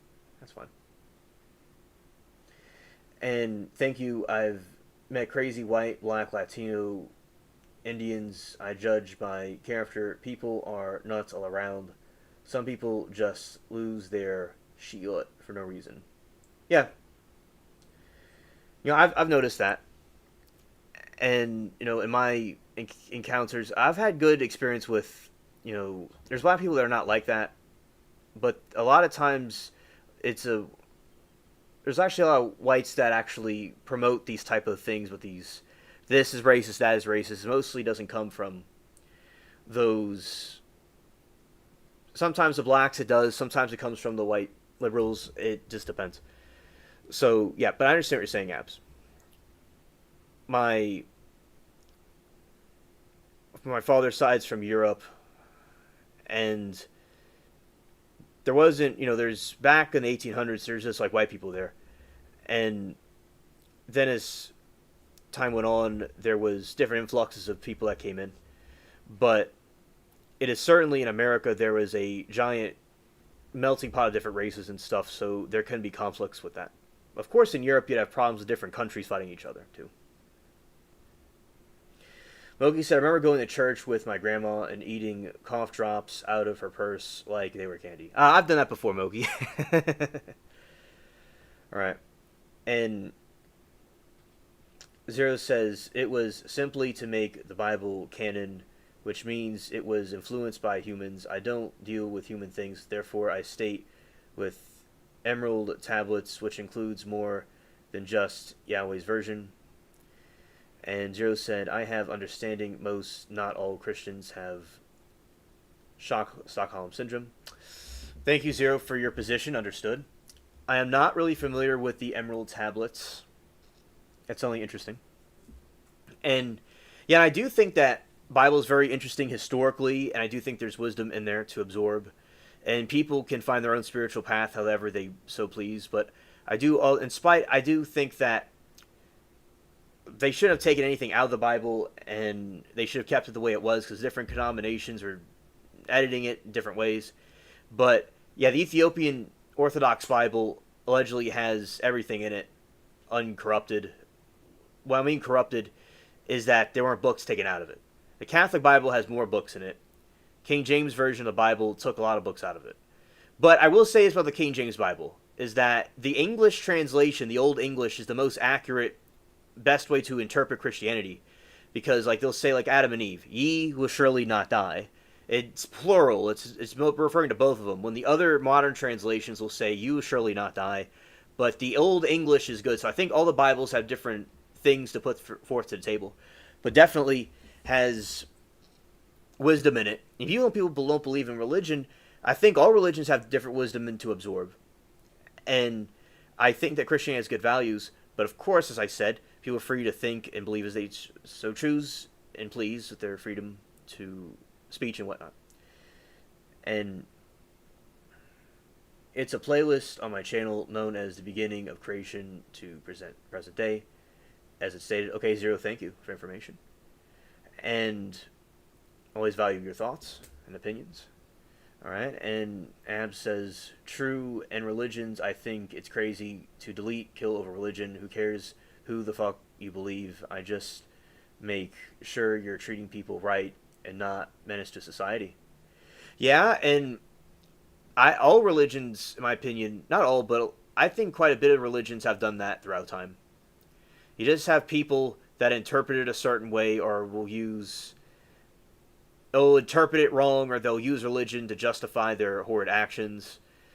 So, yeah, I definitely agree with you, Abs. It's ridiculous. And sometimes with organized religion, it can be a human institution that's corruptible. And Zero and I've done call-in shows before, and I have my own panel, which I've not done in a very long time, but I'll bring that back soon. I've just been kind of doing some other things. But Zero's been on the show before, and him and I have talked about this, how a lot of times society was constructed to make people more complacent and compliant with things. And there's human error that can occur with anything. But the kingdom of God lives within man, not one man or a group of men, as the Bible says. So the kingdom of God is within you, and even if someone is not religious, this is a bold statement. I believe that it's important to have Christ, of course. But I will say that God is the judge, and he only knows who goes to paradise or hellfire. Only he knows, for those that believe. And every situation would be judged, according to his will. And I think there's people that are religious that may not be really completely right. But that playlist will take less than 24 hours to complete if ran through without ads. Oh, nice, Zero. That's good to know. And I think that it's important to have, like what Abs was talking about, when you have religions that do, people in religions have done genocide and evil things. For instance, they burned witches at the stake. You have different people have done attacks in recent times. You had people in the ancient, times in Europe that did things. You have Middle East. You have anywhere in America, people in political ideologies too, like we've seen with Charlie Kirk, the assassination that happened to him. So religion or political positions, whatever, people can, for their own gain, the misinterpretation, they can go and have all this, catastrophes. But it doesn't represent all religions. That I think the core values of all these religions were peace and loving one another and being understanding to each other. And that people will take things out of context and interpret it and twist it a certain way. Like you had women that could have been doing witchcraft, some maybe, although they shouldn't be burned at the stake for that. And you had people that were doing things with other stuff, but women that were just independent, that were outspoken, that were burned at the stake, and it's stupid, So I think that it is important to have these type of things not happen, but there is wisdom in all religions, and the Bible itself, in my opinion, too. So yeah, that is my take on it. And people can believe as they please, as they want, and the free will is important to have. Religion should not be compulsory.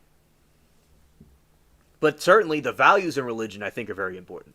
There's values in it that I think that society can benefit from. Of course, there's things that people can interpret it. There's other things in it that people can misinterpret that can become bad too. All right.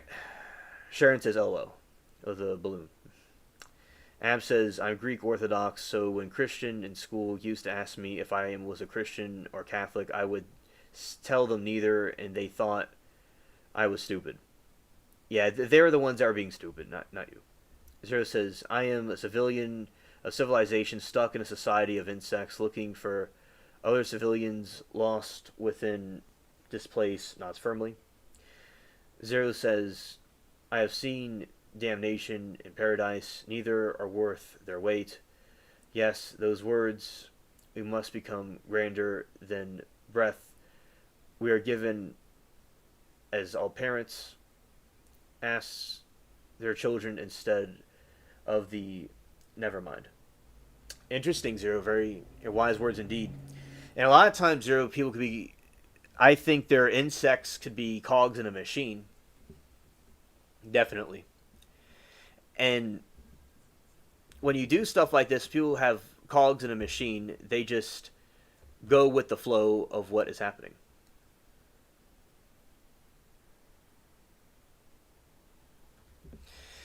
And Sharon said, we're all living a death penalty. We're just in a better place than others serving it. Very wise words, Sharon. Very wise words. And I do believe, of course, in my interpretation, in Christianity and what Jesus did, I believe in that firmly. So, but of course, I've studied things from different religions and philosophies too, in the Asian religions and stuff. So that is also very cool at the same time to study, because there's other points of view that are interesting you don't even think about.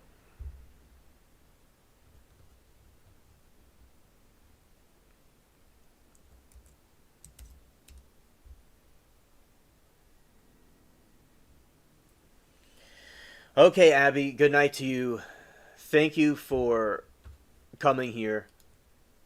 Take care. Good night.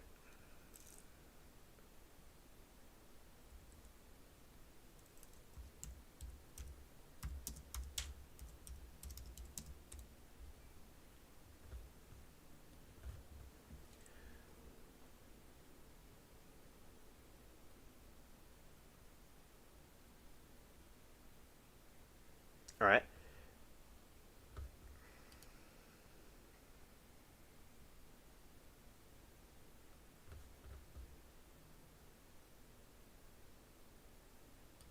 Okay. Yeah, so this is one of the paintings, as I said, very intriguing.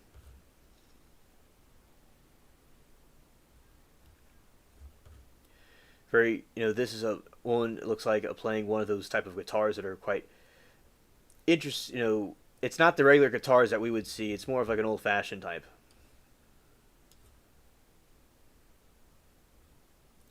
here. Right. And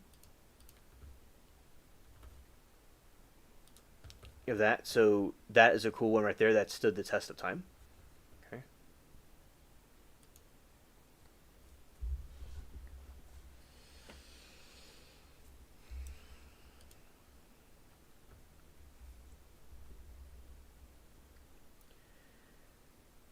Zero says birth and death, life and non-existence, shine and shade. These are opposites, yet many comprehend what their language truly is. Oh, understood. Zero. Understood. Birth, death, and life, non-existence, shine and shade. These are opposites, yet many don't comprehend what their language truly is. I'll give you all like a brief analysis of what the Book of Enoch is for those that may not know. I'll talk about it. I've talked about it before.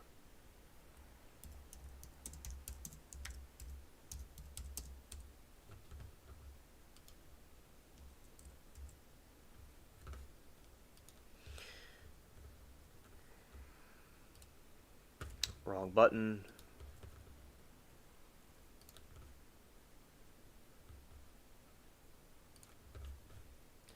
The Book of Enoch is an ancient Jewish religious text traditionally attributed to the biblical patriarch Enoch, Noah's great-grandfather. Considered the pseudographical meaning attributed to an author who did not write it, it is believed to have been composed by many Jewish authors between 3rd century BCE and the 1st century BCE. And I think with nature is very important, and I admire those that love nature, God's creation, but those that ancient ancestors of mine that believed in nature and that was their spirituality. I think that's very important, and I still uphold those values because I do believe that you could feel it, like when you're in a forest or in nature, you could feel it, the different things. So it is certainly great to admire as well. All right, and Zero says, "Isn't that the book that is right after Genesis in the Bible instead of Exodus? Exodus is like book 5 or something, to be honest." Right, right. It was supposed to be there, and then they took it out. It's stupid. They should have kept it in there. Right. Well, not to include most Jewish and Christian biblical canons, the text was influential in the early development of both faiths. It provides extensive details on the origins of evil, the fate of the wicked, and the nature of angels and demons.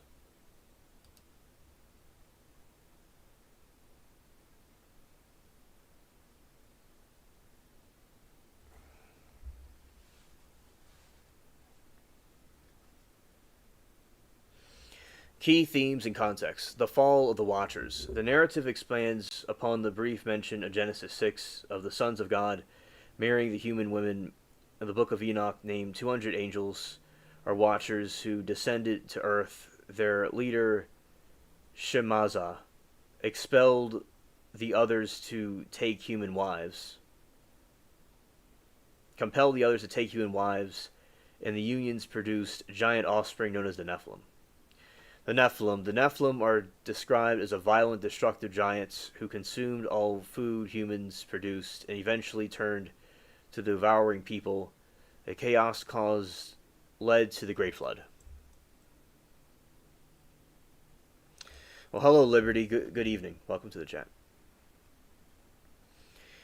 Forbidden knowledge. The Watchers also taught humans forbidden arts and science, including metallurgy, sorcery, cosmetics, and warfare, further corrupting humanity.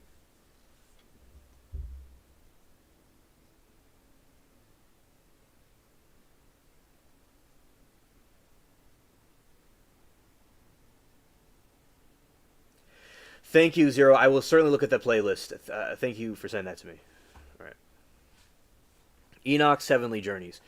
In the Book of Enoch, ascends to heaven and receives divine visions and revelations with angels as his guides. During these journeys, he records prophecies and cosmic secrets, including details about the movements of celestial bodies, the final judgment, and the Messiah. The Book of Enoch contains prophecies regarding the final judgment, the wicked establishment of the Masonic kingdom is the earliest Jewish text to refer to the Masonic figures as a son of man, term used in the Testament. Norm said, when I start my cult, I'll call it Normans. That's funny. Good to see you, Norm.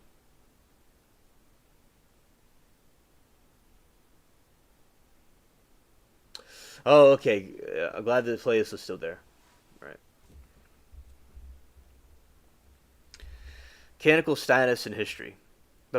For most of its history, the Book of Enoch was considered lost to the Western world.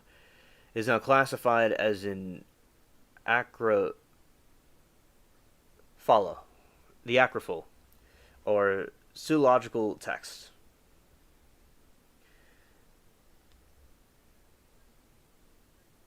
Norm says he has dumb redneck fatigue. I was scared.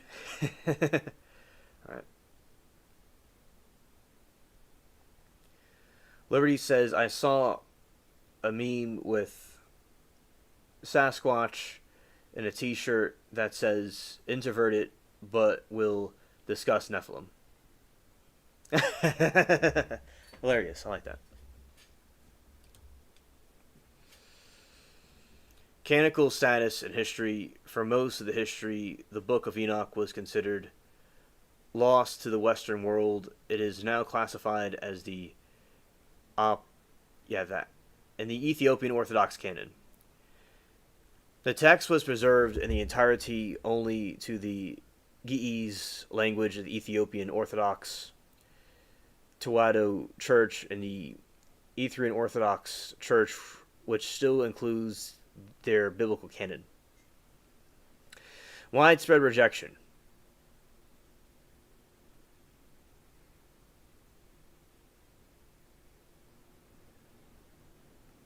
Laurie says, I like some of the ideas of Paul Wallace.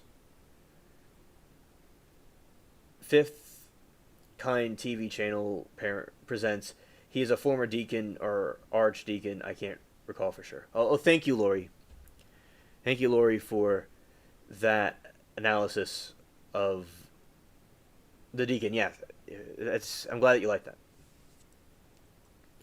The widespread rejection. For most of Judaism and Christianity, the book was not considered divinely inspired scripture and was excluded from the canon by the 4th century CE. Most church leaders considered it heretical. Arguments against the canonicity include its pseudological authorship, its inconsistent reception among early Christian figures, and its inclusion of the theological ideas diverge from Orthodox doctrine.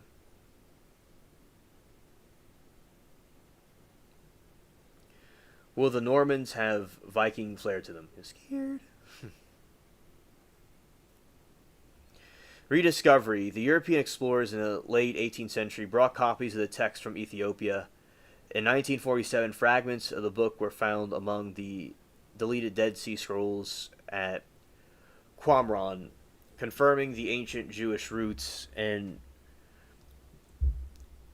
reigniting scholarly interests. The New Testament connections.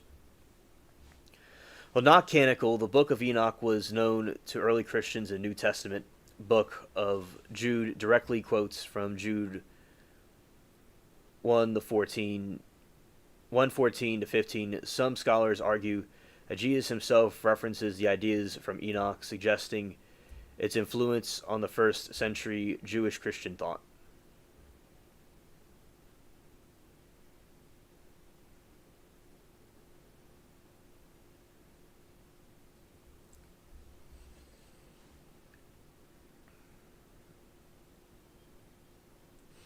Norm said, living in upstate New York, I knew I was trading woke retards in Capital Region for dumb redneck upstate New York, but I am having fatigue. Yeah, scared.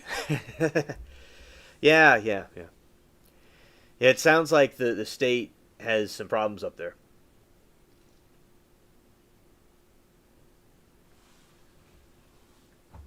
When people refer to the Book of Enoch, they are almost always referring to one Enoch. However, there are other texts also attributed to the patriarch. Enoch 1, also called Ethiopic Apocalypse of Enoch. This text derives above the best known from the Ethiopian tradition to Enoch, also known as Slavonic Book of the Secrets of Enoch. This work was composed independently of one Enoch in the 1st century CE, was preserved in the Old Church Slavonic. 3 Enoch, a 5th century CE rabbinic text, also known as the Hebrew Book of Enoch, which is core text of Merkabah mysticism. It depicts Enoch's transformation into the angel Metatron.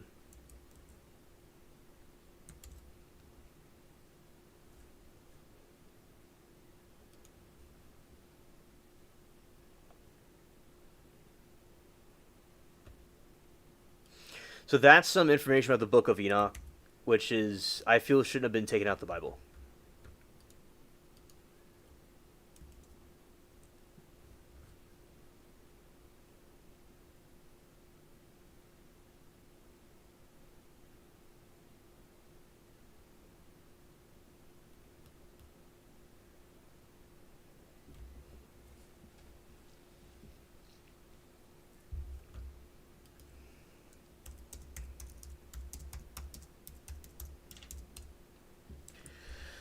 Norm says, living in upstate New York, I knew I was trading. Okay, he said, my name is Norman, is a Viking name shortened from Northern Men. Facts. Facts.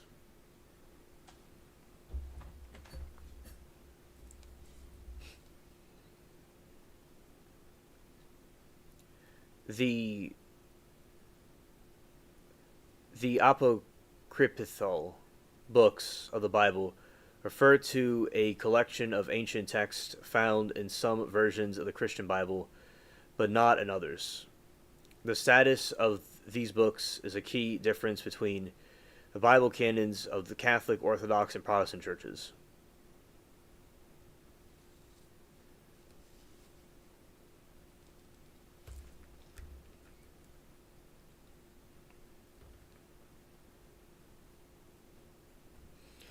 The following books are accepted as canonical by the Catholic Church and most Orthodox traditions, but not by Protestants. Tobit, the story of Tobit, a pious man who receives help from the angel Raphael, disguised as a man named Azariah. Judith, a narrative about courage, a Jewish widow who saves the people from invading army. Wisdom of Solomon, a book wisdom literature that exalts divine wisdom, fate, and the righteousness and wicked. Sirach, another book of the wise sayings offering practical advice on topics like family, friendships, and self-control. Baruch, a book attributed to Baruch and the scribe of the prophet Jeremiah, which includes a confession of sins and prayer for divine mercy. Maccabees, a historical account of the Maccabean revolt against the Seleucid Empire in the 2nd century BCE. 2 Maccabees, a summary of the same period focusing more on theology than 1 Maccabees. Additions to Esther. The several passages added the canonical book of Esther and the Greek Septuagint translation. Additions to Daniel includes the story of Susanna, Bel and Dragon, as well as prayer of Azariah, the song of the 3 holy children. The New Testament Apocrypha. The term can refer to the vast number of other early Christian texts that were never widely accepted as canonical, Unlike the Old Testament books, these writings are not included in any other major biblical canon. Examples include the Gospel of Thomas, the Gospel of Judas, Infancy Gospel of James.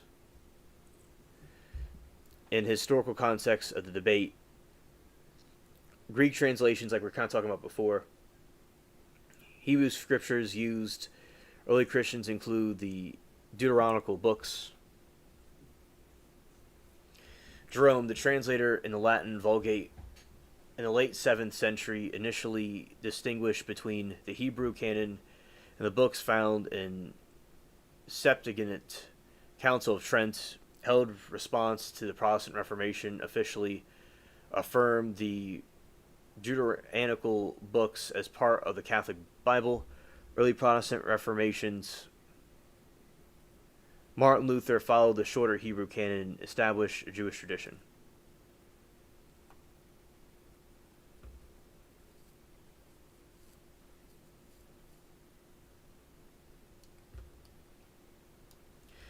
Norm said, my father is completely Irish, but can grow a beard, but I am able to. I have patchy gray on my chin, which is similar to pattern to Northern Europeans, specifically Vikings. Well, that's very good to know. That's very good to know. I relate to the Irish, too.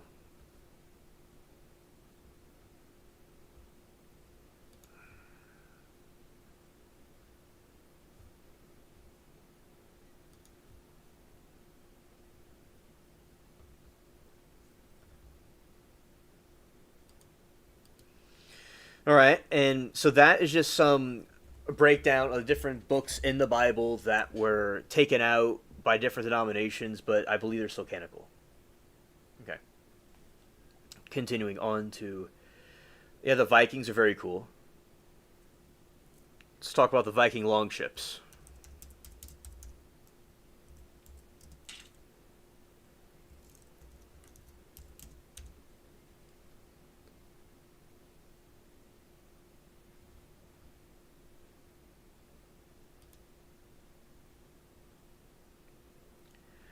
Good evening, Doe.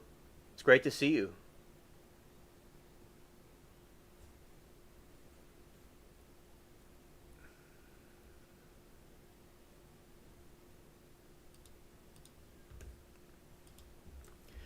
Viking longships were the formidable warships and exploration vessels of the Norse people during the Viking Age, 790 to 1100 CE.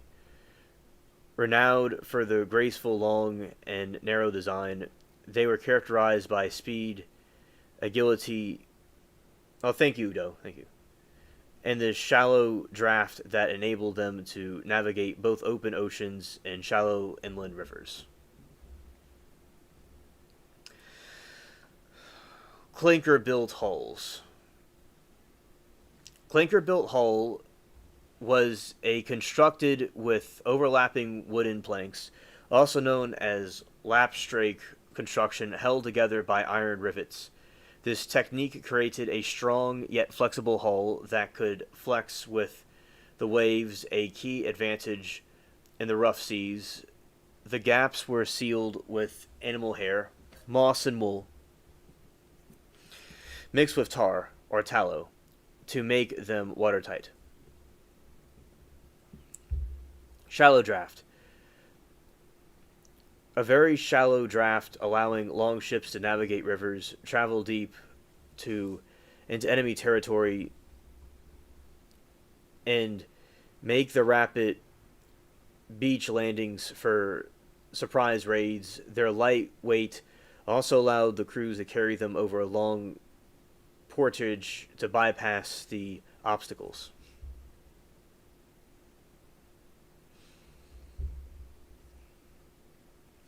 Norm says, my beard got a lot thicker when I stopped buying drinks and plastic bottles. I don't think people realize how plastic bottles screw up balance. Yeah, I've heard about plastic bottles doing that, and I'm glad that that was able to work for you.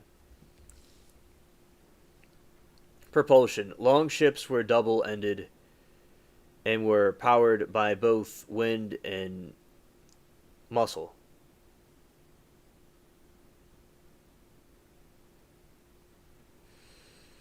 Sail. A single large square sail, often woven from wool, was used for long distance travel. Oars. Rows of oars along the hull were used for maneuvering in harbors and rivers, or as a main power source. When there was no wind, the oarsmen sat on their sea chests, which also held their personal belongings.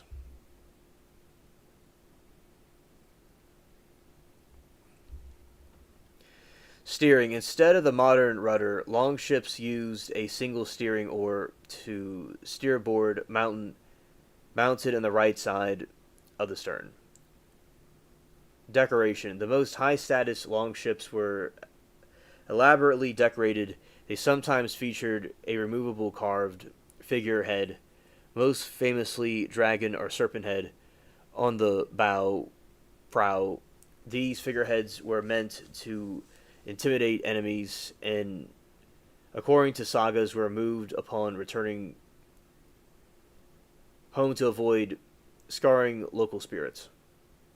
I use my tumbler with ice and water from fridge with a water filter.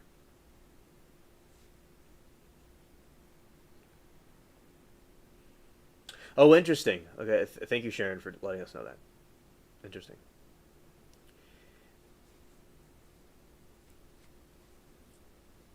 All right, and types of longships. Viking ships varied in size and purpose, with the term longship typically referring to the fast warships used for raiding. Some of the main types include: you drink distilled. Yeah, that's good. That's good. That's good you do that because it should be the most natural without all the stuff in it that may be in it. Must have been fun time being a Viking until someone slammed an axe onto your skull. Yeah, and you see the roaring waves and how big they were on the Northern Sea. You can look on YouTube Shorts; they're gigantic waves, and they were in these tiny little long ships. It's incredible what they're able to achieve. It was very scary, and for the to go through, and also death was at every corner. So certainly, it was nice until something like that happens, and there was no anesthesia. There's no doctors and hospitals and stuff back then. It was just you get hit, that's it.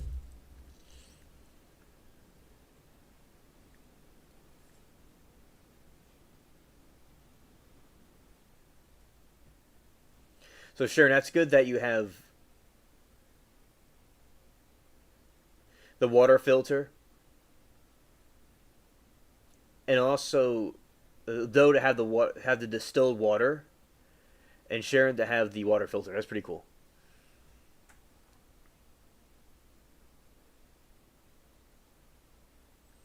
Extra estrogen makes women wait. He says, and even more emotional. Scared.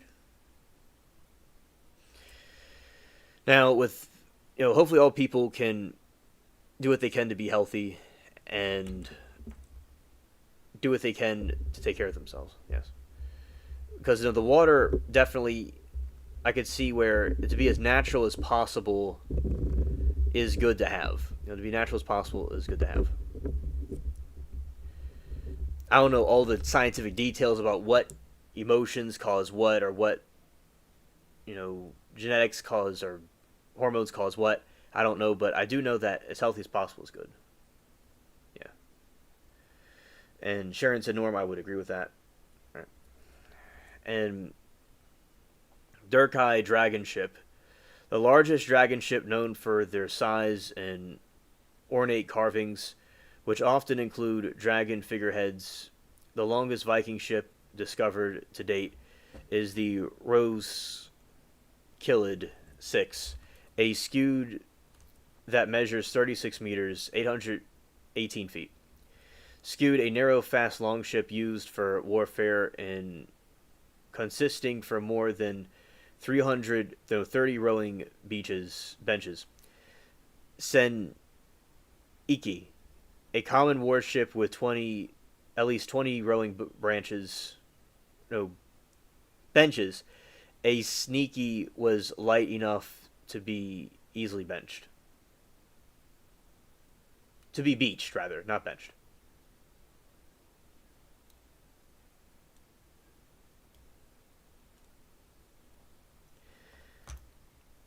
I never drank distilled water. I thought if you drink too much, it'll make you dehydrated. Let's see.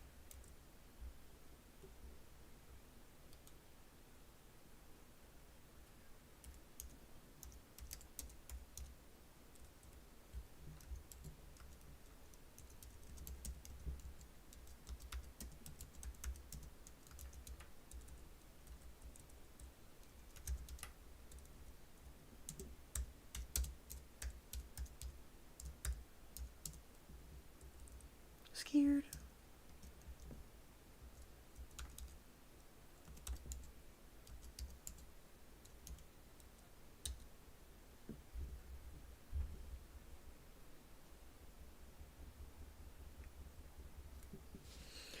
While it's not accurate to say that the still water directly causes dehydration, consistency and constantly drinking it can lead to electrolyte imbalance, which can infer with the proper hydration and cause dehydration like symptoms.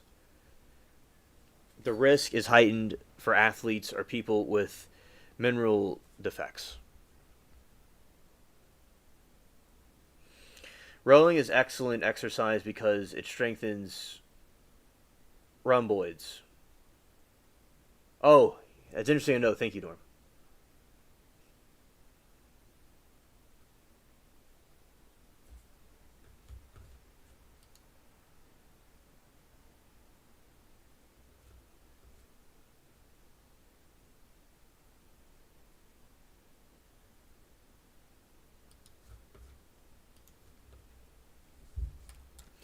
Risk of imbalance. Unlike tap or mineral water, the distillation process removes all dissolved minerals and electrolytes, including sodium, potassium, calcium, magnesium. The kidneys play a crucial role in maintaining the body's electrolyte balance. When you drink large amounts of distilled water, it can cause an imbalance in several ways. Electrolyte dilution. A large intake of water without electrolyte dilutes the concentration of sodium in your blood. A condition called hyponatremia. Increase urination to correct this dilution, and the kidneys increase the urine output, leading to loss in both additional electrolytes. Symptoms is weakness and fatigue, headache, muscle cramps, and twitches.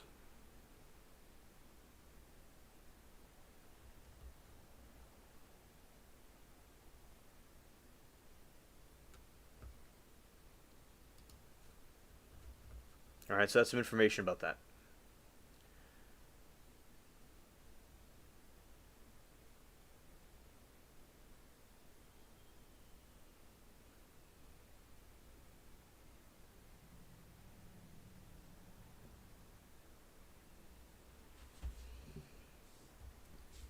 Sneaky, a common warship with at least 20 rowing benches and enough to easily be beached, the Carva. A smaller, more vessel type of longship with the broader hull used for both warfare and transport. The Gokstand ship is famous, for example, the Nar. Though not a longship, the Nar was the main type of longship cargo ship.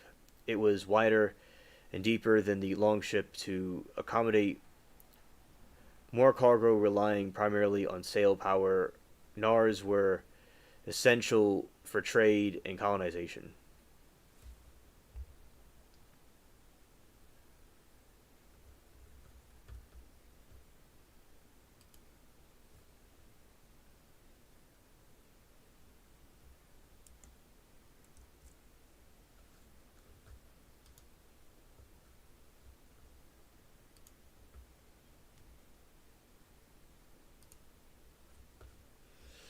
I once drank water straight from a mountain waterfall. It was so clear, cold, and refreshing. Oh, that has to be the most delicious thing ever. Yeah, that is the most natural right there. Facts.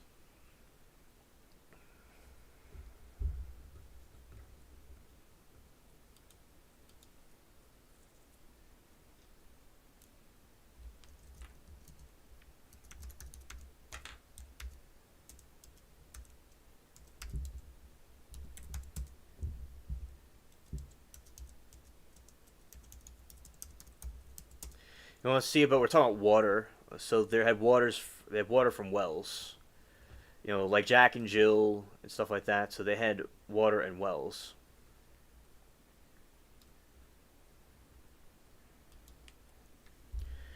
Historically, people used a variety of simple mechanical devices and manual labor to draw water from wells. The bucket and rope, oldest, most basic methods involved lowering the bucket in a container, and with the pulley system, counterweight lifts.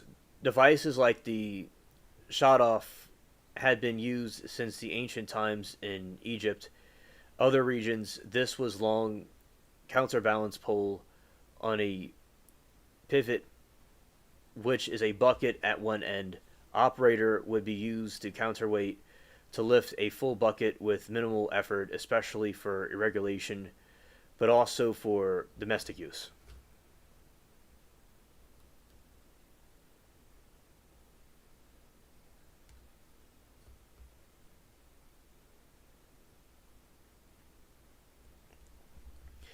Hand pumps. Later, more efficient hand pumps were developed that required the user to manually operate a handle to draw water to the surface. Though more advanced than buckets, they still required significant physical effort.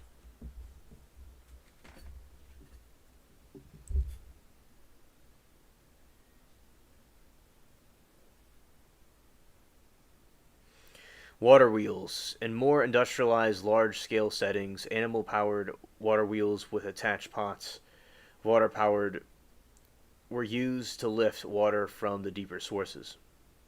Carrying poles. After drawing the water, people often used a carrying pole or yoke to transport multiple buckets over a long distance back to their homes, with weight balance across their shoulder. Ensure water quality. Well, water naturally contains fewer surface contaminants than rivers or lakes, but it was not guaranteed to be safe. People use several techniques to make it more portable and reduce the risk of illness.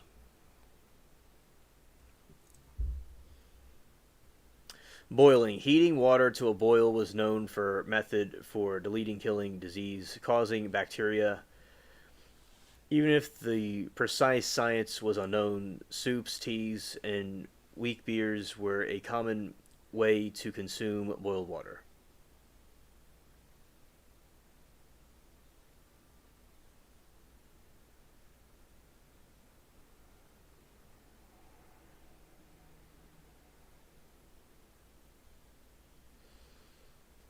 Filtering. Basic filtration methods included pouring water through a cloth to catch large debris or through the column of sand and gravel to remove particular matter. Ancient Egyptians also used alum as a coolant to help particles settle, speeding up the filtration.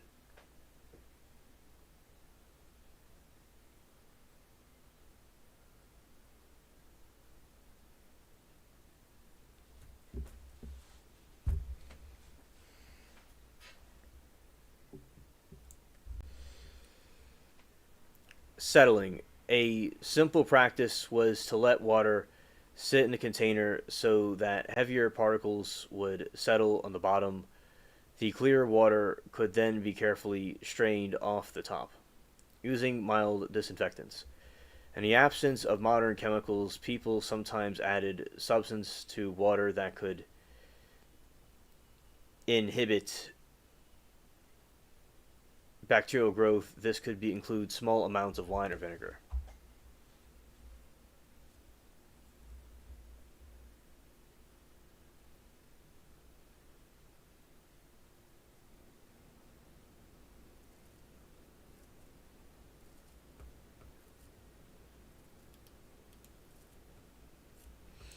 Right, so that is how they used water back then.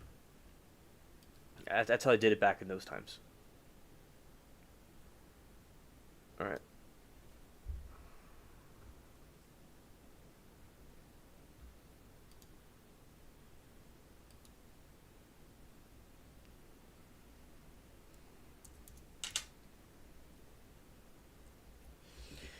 Right now, we're going to talk a little bit about the architecture things that I mentioned before.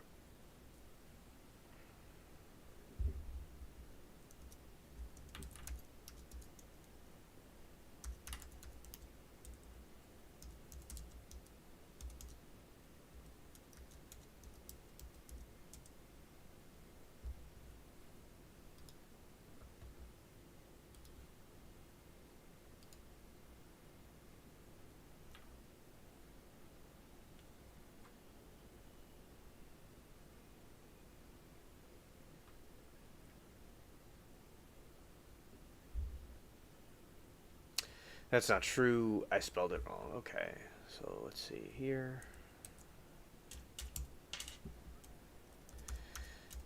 Yeah, because I would think with the water they would have had to have boiled it that came from the wells back then.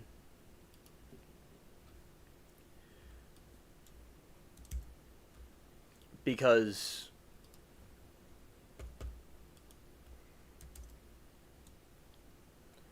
when it comes from there could be other things in it. So it's good that they strained it out and did stuff to it, because not just drinking it straight from the well itself, like drinking from a faucet. Yeah, so it's interesting to see how people in the past used to do things, how they do it differently now.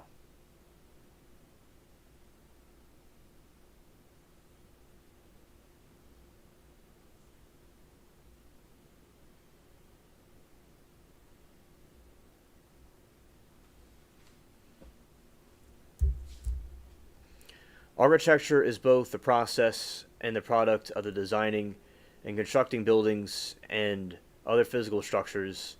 As a field, it goes beyond aesthetically pleasing structures and involves engineering principles, social context, available materials, and purpose of building, the history of the architecture. All right. So, most famous, most complex.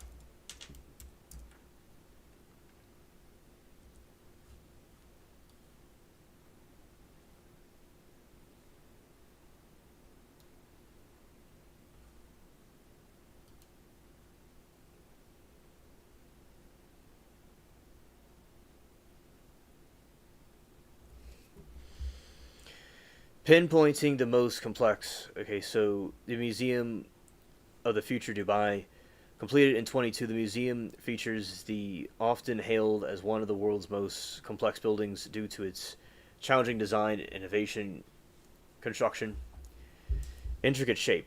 The structure is a steel torus with unique elliptical void that requires sophisticated compula- computational design.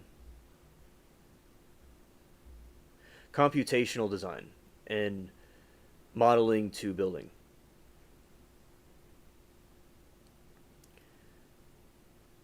Holographic facade. The building's exterior is covered in stainless steel panels bearing laser etched Arabic calligraphy. They have lots of calligraphy over there.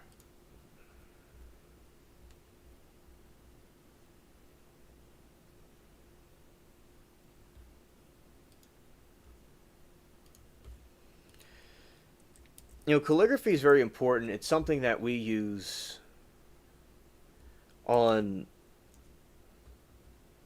over on our all the time. We have different types of writing, with fonts. Like we call them fonts now, but a lot of times that what was articulated. It was they talked and they communicated with that.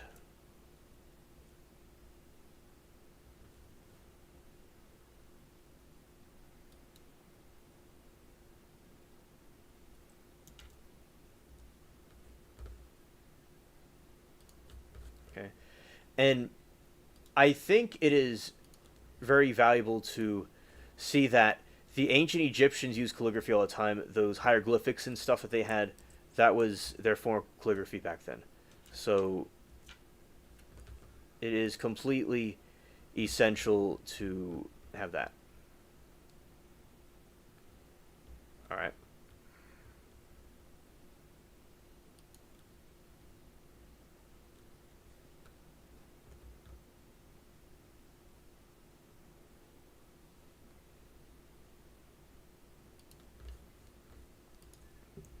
Continuing. The structural challenge. Its complex geometry created a significant engineering challenges both above and below ground, requiring a lighter structure and innovative solutions to withstand high winds. Shout the bubbles.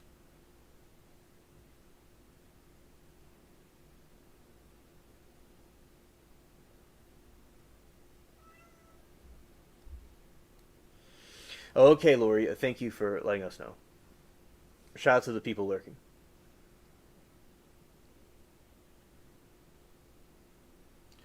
Sagrada Familia, Barcelona. The Antonio Gaudi's unfinished masterpiece has been under construction since 1882 and is prime example of historical complexity. Unusual geometry. The design is based on hyperbolic, parabolid, and helicoidal geometries which were geologically revolutionary for its time and require immense mathematical skill. A structure innovation. Gaudi utilized weighted chain and mirror models to design the structure with engineers decades later using computers to solve the complex structural problems. Decades long process. The construction is a long, multi generational project that requires different teams of architects to interpret, realize Guy's original incomplete vision.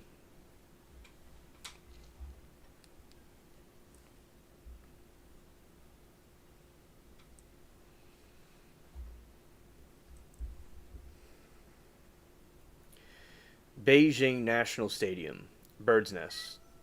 Built in 2008, the Olympic Stadium is the testament of modern engineering and complexity. The interlocking steel design, its bird's nest shape, is created by complex interlocking networks of massive steel beams. The required advanced technology to design and construct. Structural aesthetic integration. The aesthetic form is integrational to the building structure support, combining inter intricate design with functionality, the scale precision.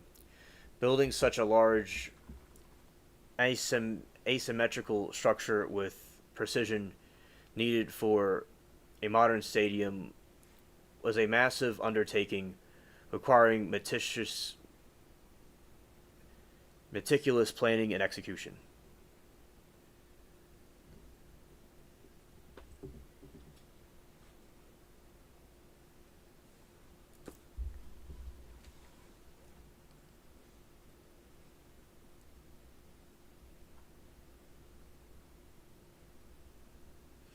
One of the most recognizable buildings in the world, in Sydney Opera House, is renowned for its incredible shelf structure.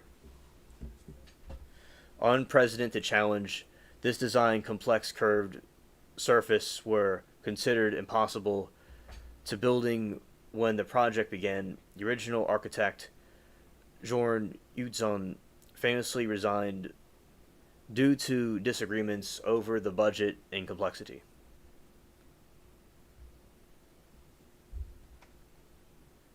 Geometric innovation. It was one only with the help of computers that the engineers were able to determine that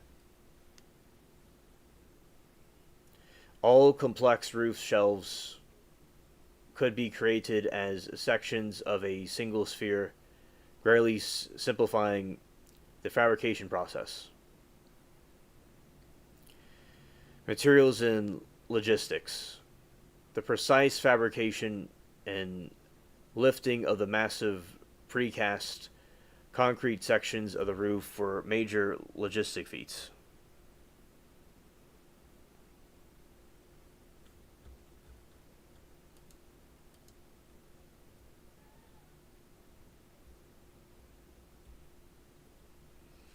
All right, so yeah, shot the bubbles. Yeah, in a moment I'm going to see if he needs anything.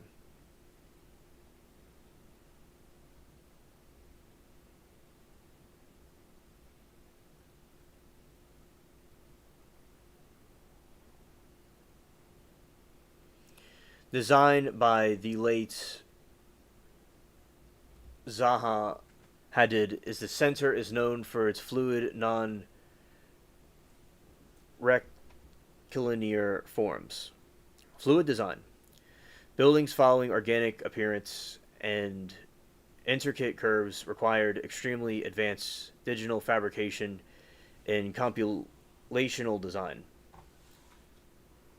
Modeling. The lack of straight lines and angles meant the every part of the building from its internal structure and its exterior panel had been uniquely designed and fabricated using the advanced parametric modeling.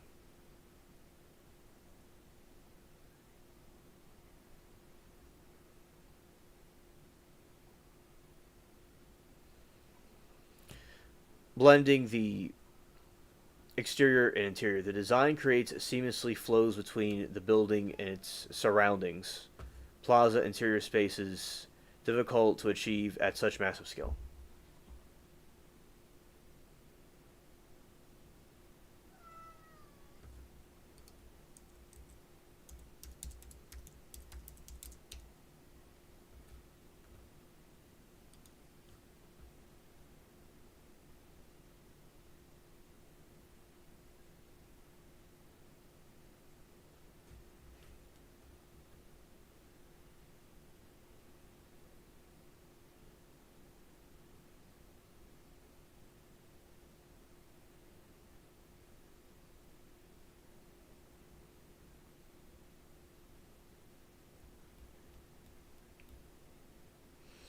Okay, and I'm going to look at what these look like. And I'm going to see how the cat is doing, see what's going on with him. Alright. Here's supposed to be some of the most intriguing buildings they have. Let's see. Alright, look at this one for instance. Yeah, that is a very interesting undulating design. Definitely. I like that. I'll be right back in a moment. Okay, BRB looking at this building while I go do something. Okay.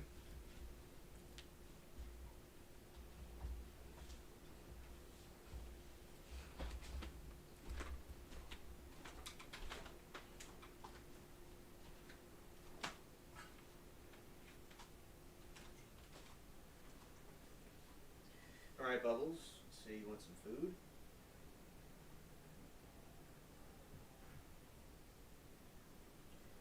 Food right here.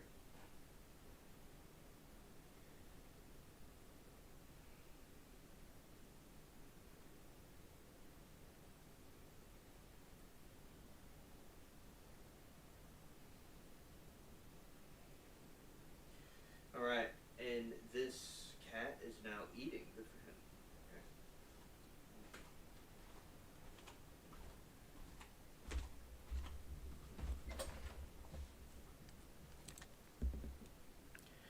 Alright, so yes, this building. Very intriguing. So I like how it looks like a giant, these giant wafers. It looks kind of like ice cream. It's a very complex design. Yeah, very complex. Okay.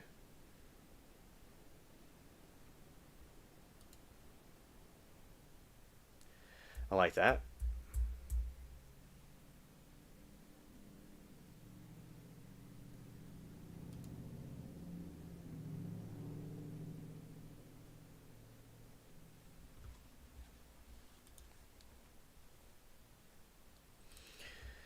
Okay, see the other one that we talked about.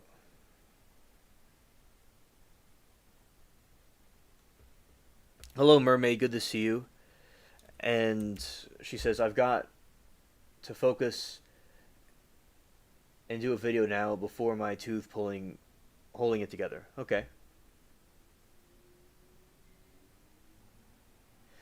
Bubbles wants you to look up Meow Mix. Yeah. Oh yeah. Oh, that's true. That is true. Oh, this is the Sydney Olympic Opera House, which is very famous.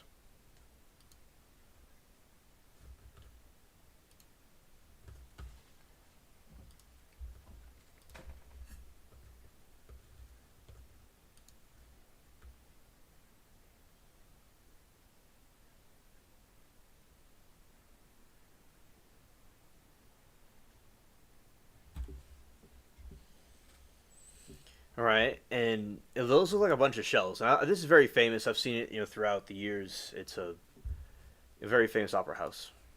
And, you all have known about it too. I like the water; it looks very nice.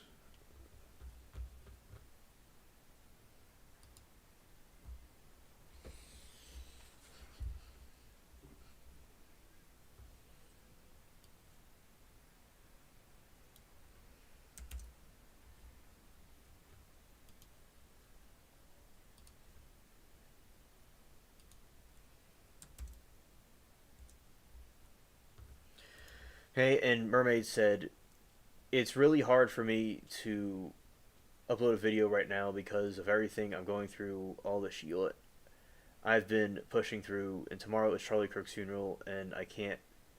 I'm not okay. Well, okay, Miranda. Thank you for telling me your thoughts about the situation. It's very hard times indeed, on top of everything you're going through. And yeah, we know we're here for you, and it is certainly dark times indeed. Yes.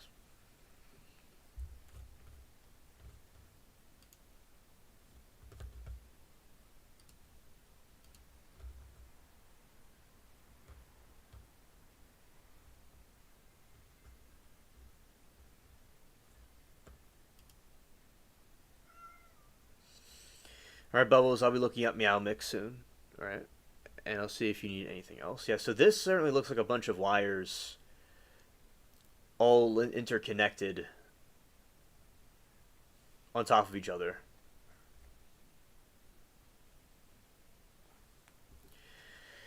That is very intriguing. It's very intriguing.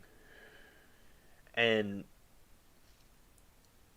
these wires certainly looks like a bunch of like that silly spray all over it. Yeah, it's very cool.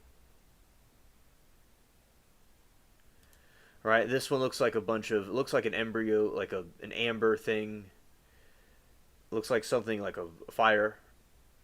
It's very cool, different colors. It's very nice contrast with each other.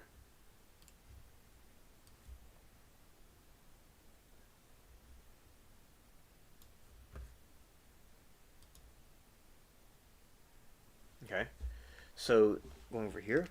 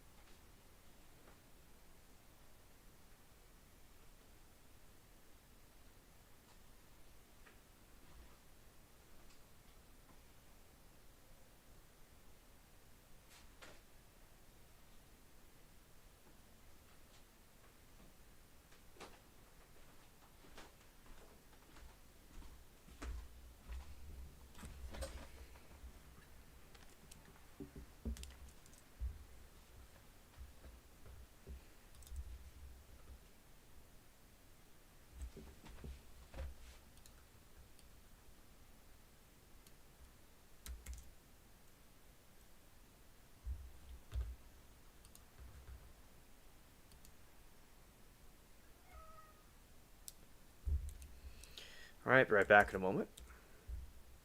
Yeah, we talked about this yesterday on the channel. That yeah, we talked about that one yesterday. We didn't see the interior of it. The different yellow and orange. I mean, yellow and red are very nice.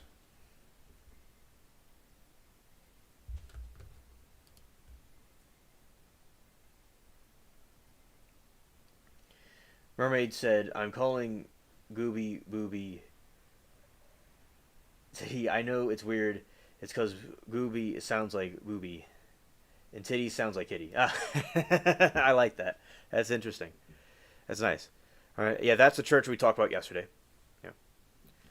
I'm going to see if he needs some more meow mix. Let's see.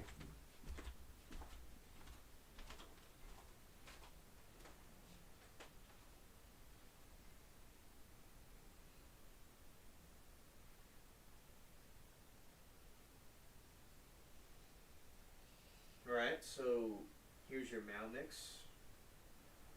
Okay. Okay. He's happy right now. He's rubbing his face on things. Okay, and we're going to. All right. Here we go. Now he's going to be eating.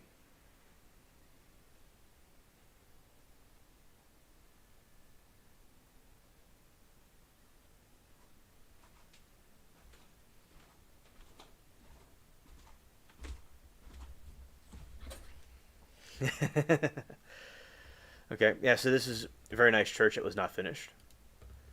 Okay, let's look at the other one. Museum of the Future, Dubai. All right.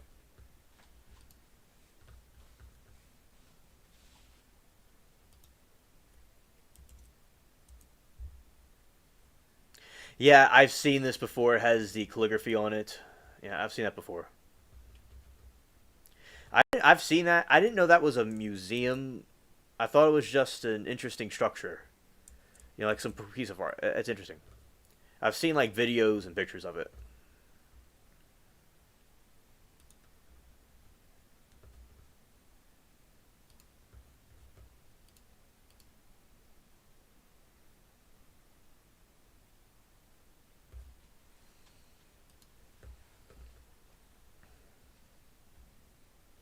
So those are some of the most complex architectures.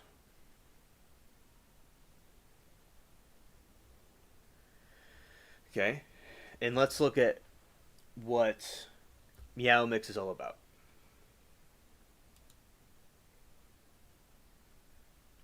Yes, that's Dubai. I'll show it again. I'll look at Meow Mix in a minute.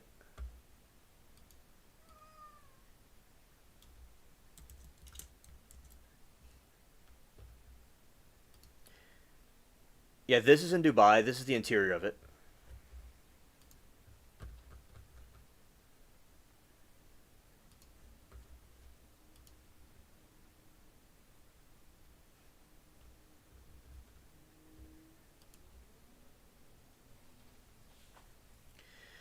You know, a nice white room with the calligraphy, the Arabic calligraphy on it, and it's seen from the interior. That's very nice. Very cool. Yeah, that's the outside of it. You call your female cat Fancy Feast. Oh, that's nice. Okay. All right, so this is another part. Yeah, I love the calligraphy they have. It's very creative. I like the on their flags and different things. They put calligraphy all over everything. It's quite interesting. So yeah, it looks almost like a crescent moon because that's their symbol for God. And but it's like a different type of shape. It's interesting. I heard something odd about that. It's supposedly satanic. I can't remember. Yeah, I've not heard of that, but you know, I mean, it could be. There's a lot of different architecture and stuff around, you know, all over the world that there's conspiracies that they are satanic. For instance, in like the in DC, it allegedly makes. I've seen that some places can make a swastika, some places can make a pentagram. So yeah, I've heard of things like that with other structures, but not this one. Yeah, the Middle Eastern language is Arabic. Yeah, that's what that writing is on the building. It's Arabic, Arab the Middle Eastern language. Yes. Oh, okay, Miranda. But ever remember? I'll be interested to know. Yeah, there's a lot of allegedly a lot of wild parties in Dubai allegedly, but it seems like a very low crime things like that from what I hear. But yeah, so that's some mist over it. Oh, okay. Okay, thank you for the information. Yes. Yeah, so that is some mist in the morning, and that is the structure staying there. That's from another point of view. And let's see what's inside this museum exactly. Let's see, get some more information about this. Well, first let's look up Meow Mix for bubbles.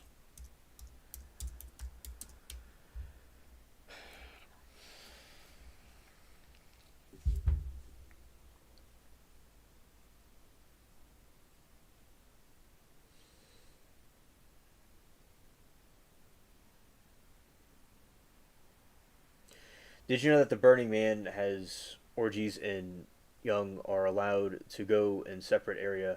I just found this out myself. I was hated Burning Man. I am not really familiar with that topic, but thank you for telling me about it. I didn't know. Now, Lori says that she was kidding about Meow Mix being healthy for cats. And that may be true. May be true. I, we don't really use cat mix, Meow Mix, to. I've not really seen that here being used, so I don't really know much about it. Supposedly, they allow a family area and a rave area and an orgy area, and if you Google it, AI admits they do have orgy tents and high disturbed me. Yeah, it sounds very disturbing indeed. Yeah.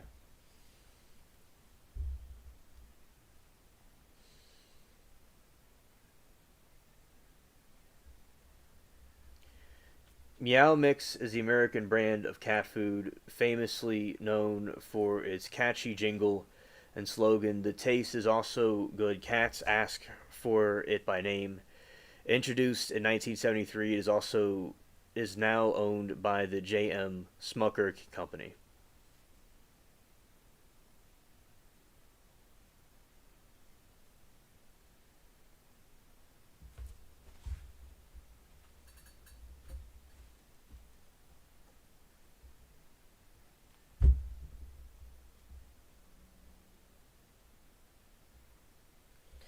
Mermaid said, "Scary times we're in, y'all.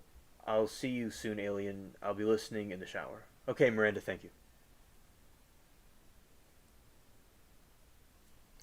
Dry food, the most popular offering in the original choice, which contains a mix of flavors like chicken, turkey, and salmon, and ocean fish. Other options include tender centers with a crunchy exterior and soft, meaty interior, and products for specific life stages and kittens. Wet food available. And the pouches and cups Meow Mix wet food comes in different textures like a pate, chunks and gravy and tenders and sauce with flavors like seafood and poultry. Treats. The Irresistibles line feature soft cat treats in various flavors.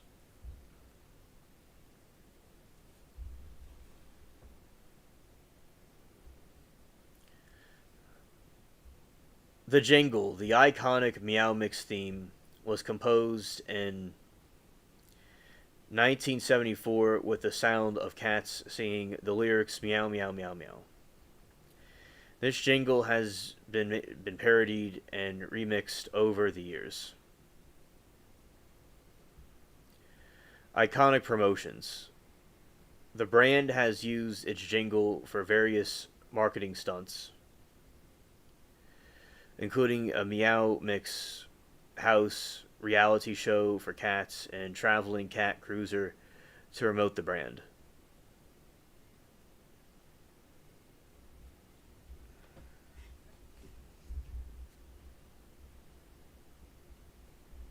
A lot of dry kibble foods for dogs and cats causes urinary tract crystals, also cancer.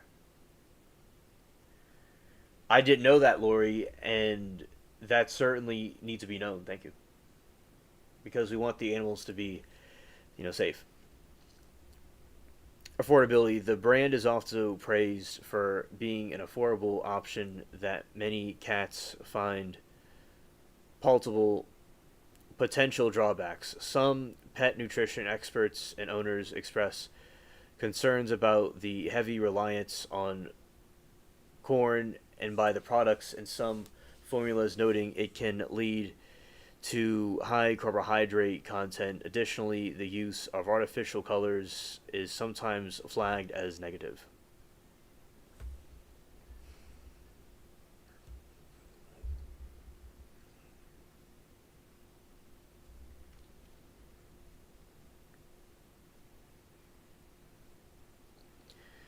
In recent news, in April 21, J.M. Smucker Company issued voluntary recall of two lots its Meow Mix original choice dry cat food due to its potential salmonella contamination. Company stated illnesses were not reported.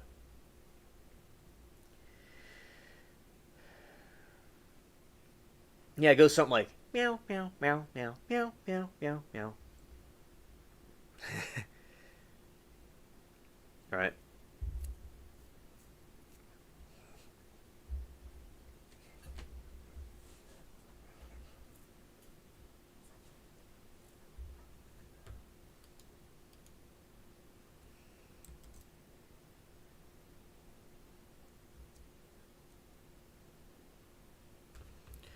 All right, let's see this.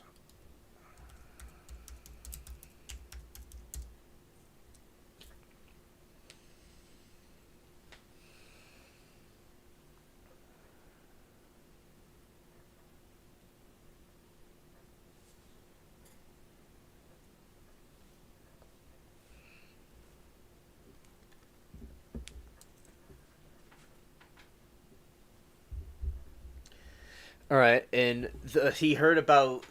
I've stopped talking about Meow Mix, and he comes back. Scared.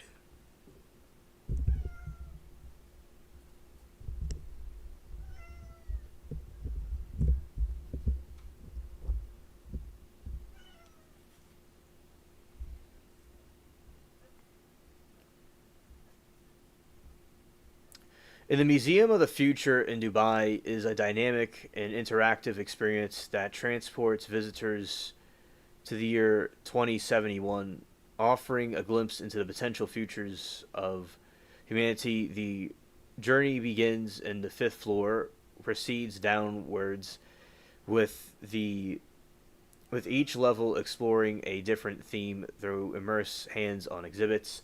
Let's see what Meow Mix Bubbles wants.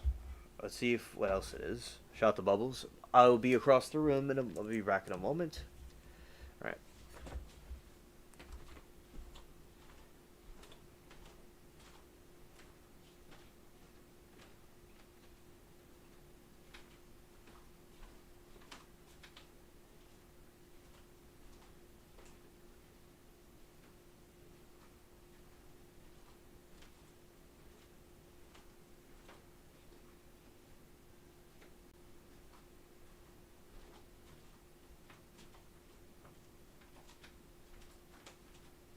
All right.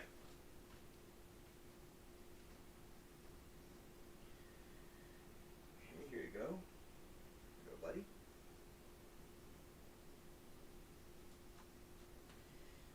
Okay, so Bubbles is now on his pad, his blanket right here.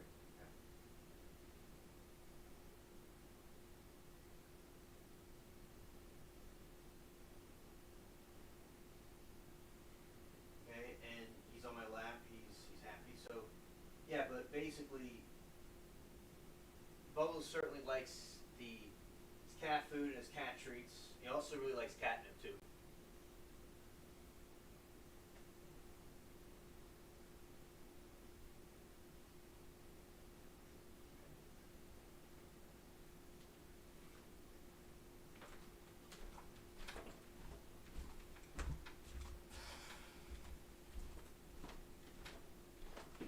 Okay, here.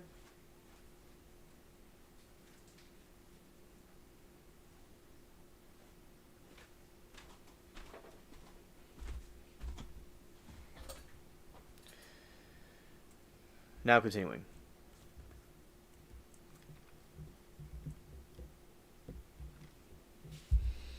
Museum exhibits the focus on proceeds downwards, with each level exploring different themes through immerverse and hands-on exhibits.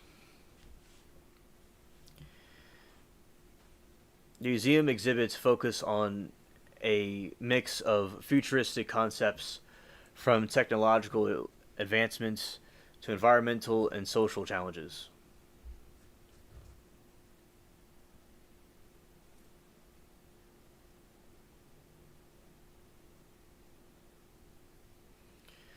Level 5 Orbital Space Station. Hope is the floor simulates life on a space station. In 2071, visitors explore the future of space travel and how it could help address humanity's challenges on Earth. Level 4 The Heal Institute. Focusing on planet's ecosystem and biodiversity, this floor encourages visitors to consider how to repair, restore, and renew life on Earth through the bioengineering and ecological restoration.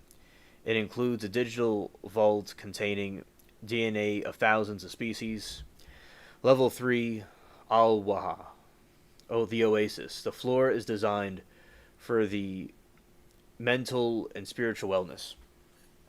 Through different therapies and immersive experience, the visitors are encountered, disconnect technology, and reconnect with their sense and stay grounded.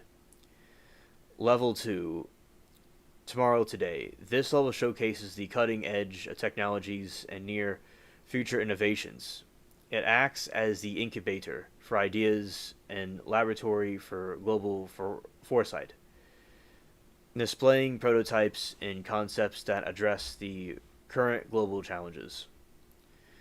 Level 1 The Future of Heroes. The lowest exhibit floor is dedicated to children under 10, feature interactive games and renewed base challenges to encourage creativity and collaboration and problem solving.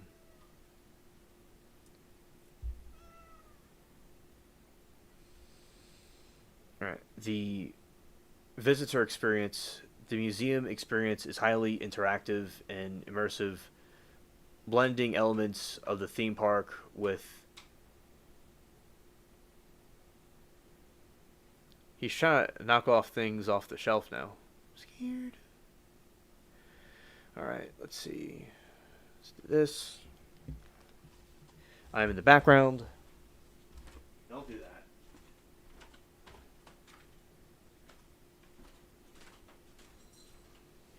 Alright. Let's go here. Okay. You like that museum stuff, Bubbles? It's very intriguing. It's very intriguing indeed.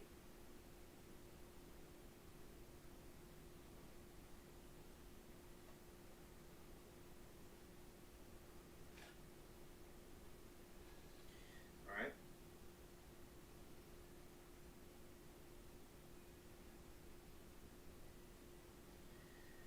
Okay, and it's doing that. Alright. Now he's eating. That's good.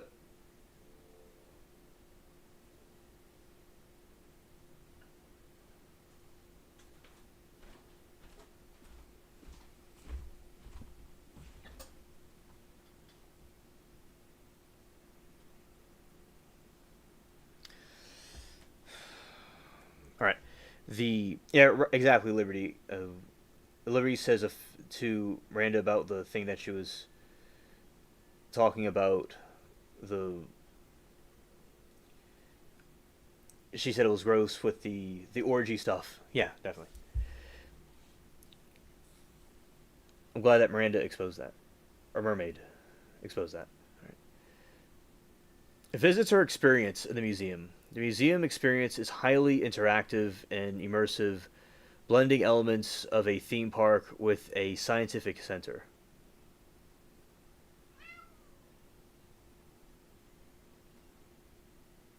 All right, Zero says, bad news, everyone. AI has won, and the culling will begin soon. They must have the AI in control. and they're going to start writing the extra 9 trillion down to a few hundred million. You read it here first. You have to read and read before you can read it as read. Thank you, Zero, for the information. Facts. Visitor experience. The museum experience is highly interactive and immersive, blending elements of a theme park with a scientific center. Visitors wear a special wristband to interact with many other displays, which can involve everything from space station simulations and exploring future transportation and communication. Some features that enhance experiences include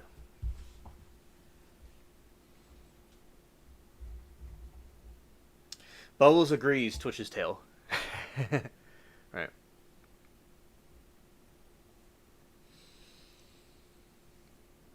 Museum experience is highly interactive and immersive, blending elements of a theme park with a scientific center.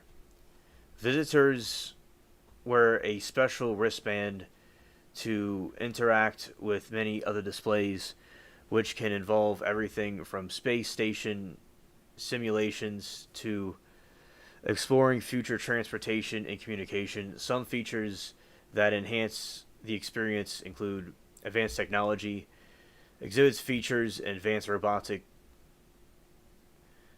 augmented reality, and other cutting-edge technology to create a rich and engaging visitor journey. The Arabia calligraphy, the building magnificent Taurus-shaped exterior is covered in Arabic calligraphy inside, and play of light and shadow from these carvings creates a unique visual effect. Central atrium. Visitors journey through the building using panoramic glass elevators that ascend through the central atrium.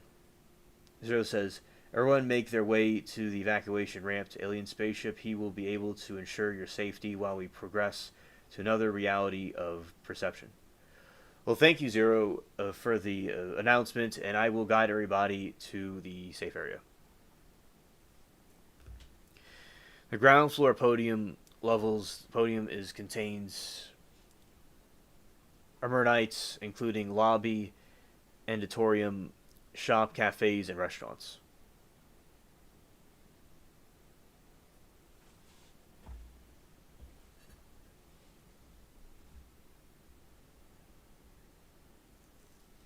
I might need to modify your ship to RAP 25. You can get towed by me with your ship in neutral. Alright, thank you, buddy. This is not a drill. Alright, everybody, brace yourselves. We're going to be now doing our thing and going. Okay, let's see.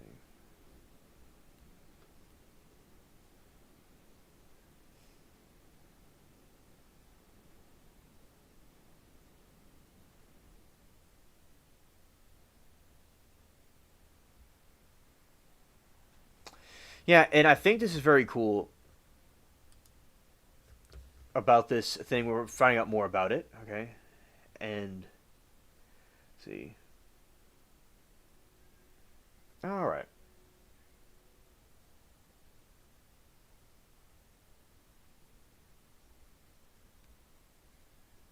Okay. And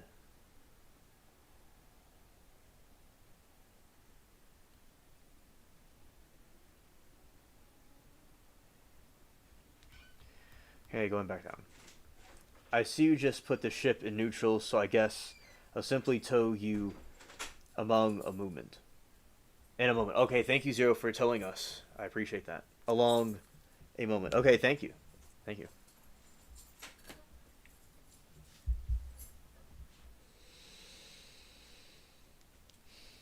Yes, the Museum of the Future includes exhibits on both future cities and substantiable living.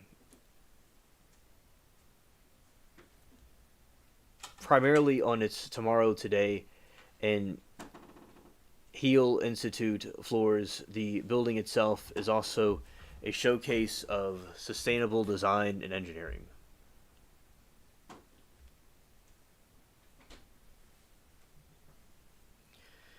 Tomorrow today, this floor is the main hub for showcasing near the future innovations, addressing global challenges relating to the city's emergency transportation, sustainable urban development in partnership with Dubai Multiplicity. The exhibit explores the advanced concepts for sustainable urban planning.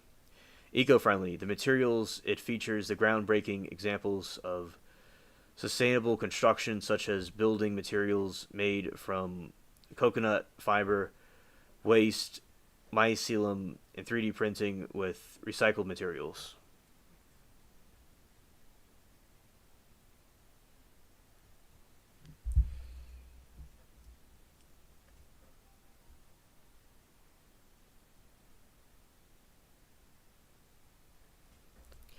Renewable energy. It explores the future renewable energy solutions such as the potential for beaming solar energy from space.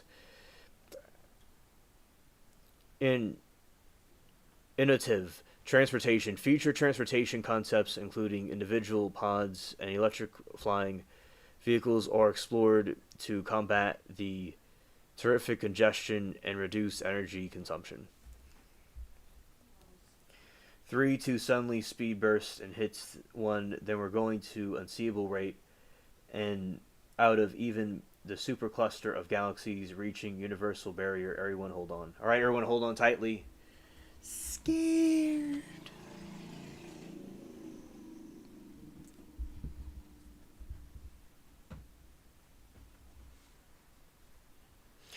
Okay, the Heal Institute.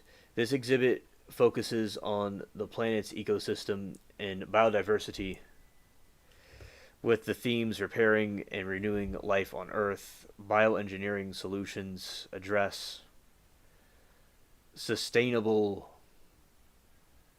through the lens of bioengineering, showcasing the solutions of ecology for restoration. Natural resources exhibits such as the future of natural resources, including water, food, security, with immersive presentations on subjects like biodesalination plants and automated urban farms. Shout out to Mary Toodles.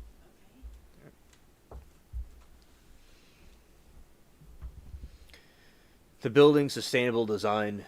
Beyond the exhibits, the Museum of the Future building itself was constructed as a model of sustainability.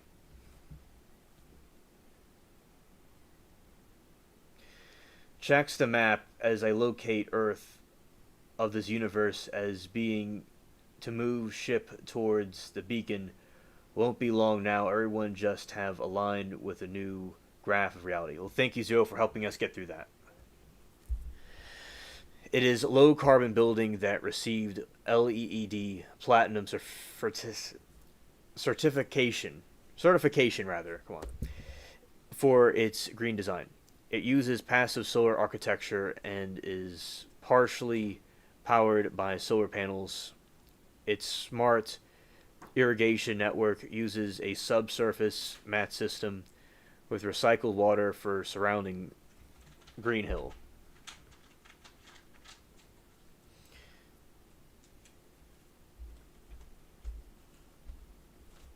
Yeah, and Zero says, "Hi, Mary Toodles. Thanks for wondering why Alien Spaceship was going over Rap 15 because I was towing him. So is my friend Zero's towing the spaceship.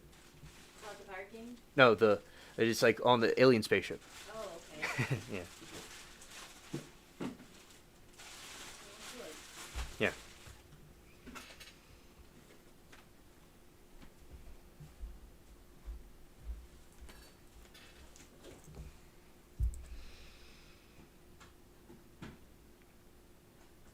Now, other things about Dubai besides the Museum of the Futures is a couple of different things.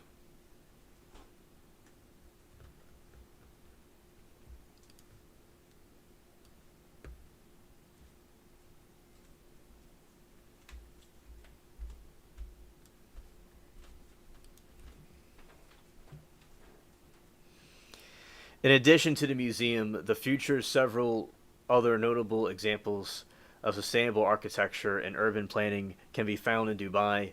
In the wider United Emirates, these projects showcase a range of approaches from full-scale eco-communications to individual buildings that incorporate innovative, substantial designs.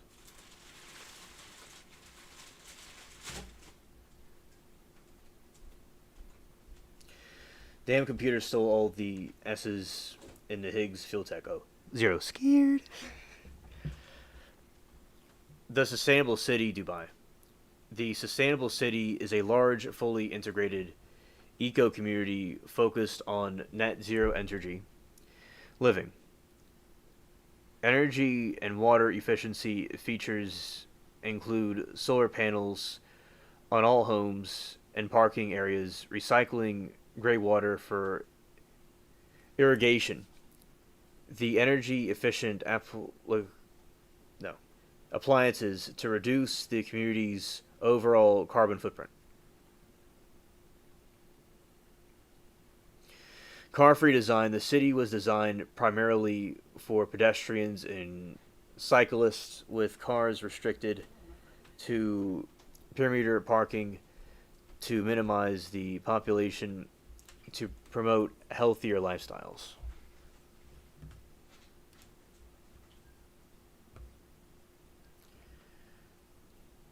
Urban farming incorporates biodome greenhouse for the urban farming to reduce food miles and often refresh produce to residents.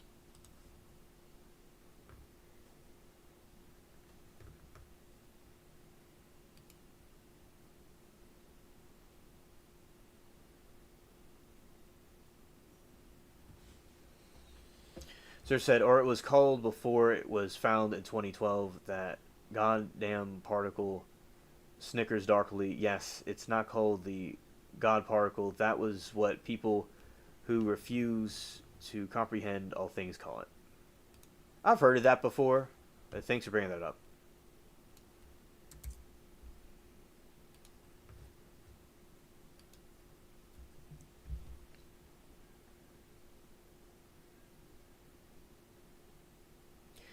Renewable energy. The development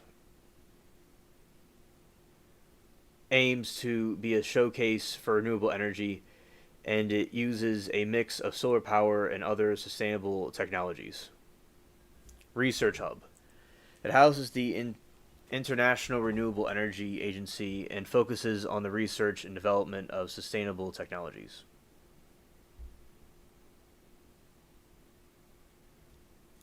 Zero says, you're talking energy and we're traveling to another universe, alien spaceship. What do you think your spaceship runs off of? Oh, well, the spaceship runs off of these different gem crystals and these quartz crystals over in the engine room. Now, if it runs off of additional things that I'm not aware of, I'd like to know. Currently under construction, the Wasl Tower in Dubai, constructed and set for completion soon. The Wasl Tower is being touted as one of the world's tallest sustainable buildings. Climate responsive facade. It features a facade made of interlocking ceramic fins and move with the sun throughout the day. This passive cooling system is a modern interpretation of traditional Marshabia screens, specifically reducing heat gain. Natural ventilation. The design promotes natural airflow and reduces the need for mechanical cooling, which is a major energy consumer in Dubai.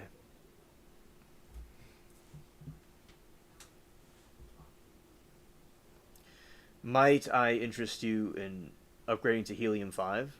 Sure. Sounds good to me. That's what I've heard recently, that the Helium-4 is not as good as Helium-5. So yeah, let's try it out. Why not? Renewable energy. Solar panels are being integrated into parking structures to provide renewable power for buildings and illumination.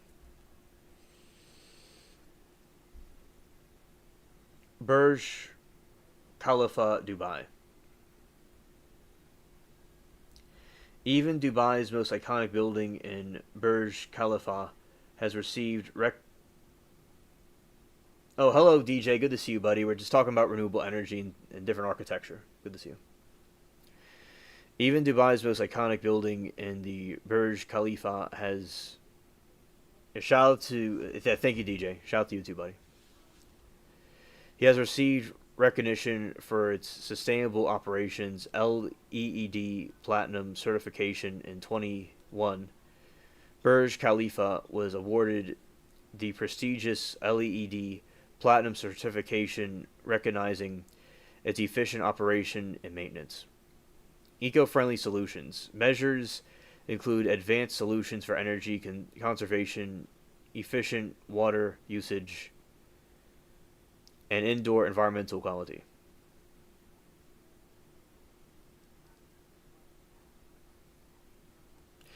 Lori scared.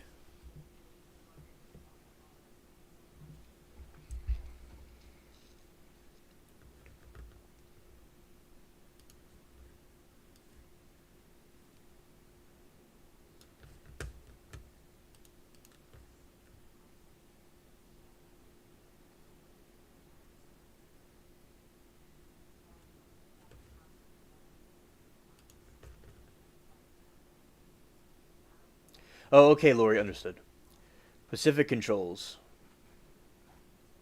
LED certified. This was a building in UAU Platinum rating.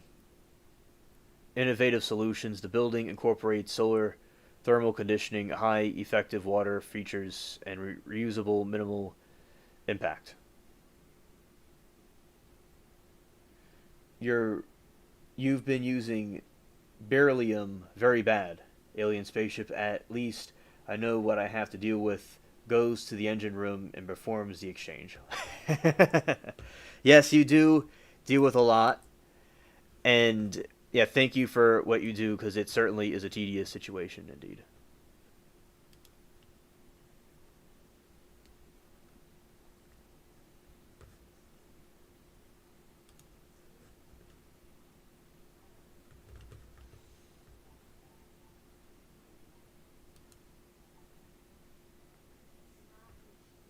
Okay, let's go here. Look at this factor. Yeah, that must be the reason. That is why I've been requiring so many pipes for engines. Yeah, that must be why. Yeah, we could make it more simplistic and easy to run smoothly as we want it to run.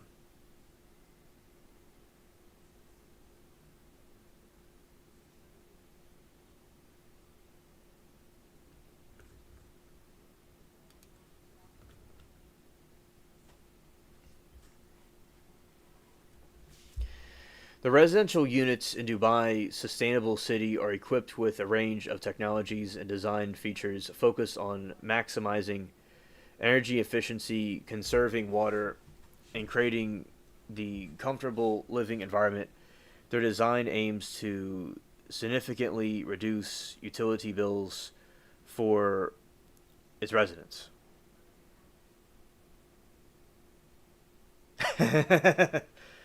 Drew says, now if you have complete power failure in 45 seconds, it's totally my fault. Okay. Scared. Energy efficiency. Rooftop solar panels. Each villa is fitted with solar panels on its roof and over its parking areas. These photovoltaic PV panels generate clean energy to produce the home's helping to offset 100% of the operational energy demand for residential units and reducing residents' electrical bills.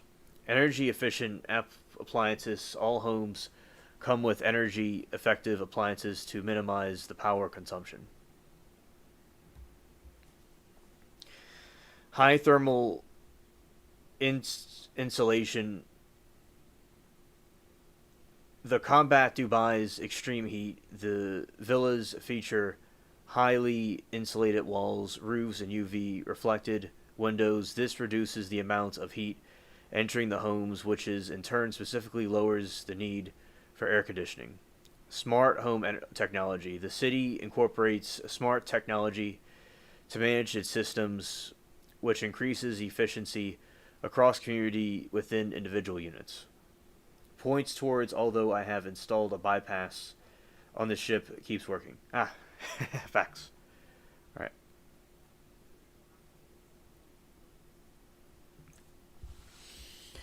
Low flow fixtures. All villas equipped with low flow water fixtures and appliances to reduce the water consumption.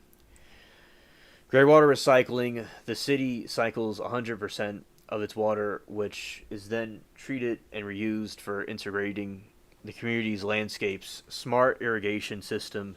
A smart irrigation network ensures that the recycled water is distributed efficiently. Smart irrigation network ensures that the recycled water is distributed efficiently, watering the central green spine and residential gardens as needed, which minimizes waste. Humidity. Harvesting in some areas in the city, also exploring the use of technology to collect water, vapor, and moisture from the air to produce potable water.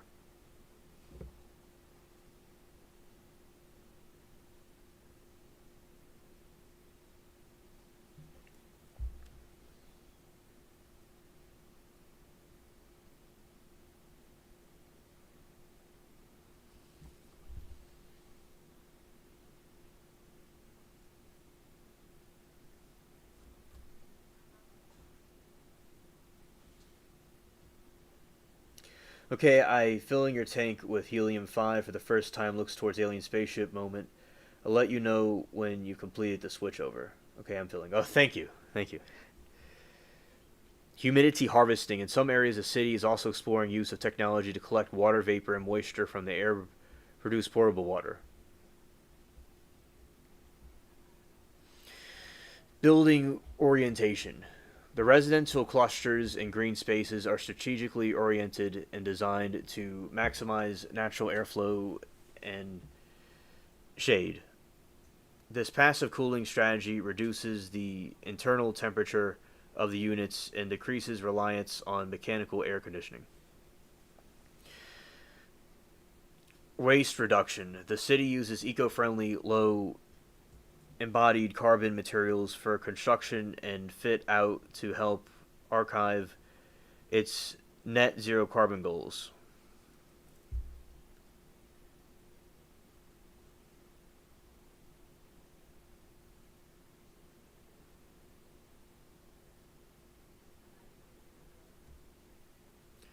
Almost there, hovers my hand over a button. Okay, when I press this, a lot might happen at once. Alien spaceship, as I slam my hand on the button, the ship switches to helium-5.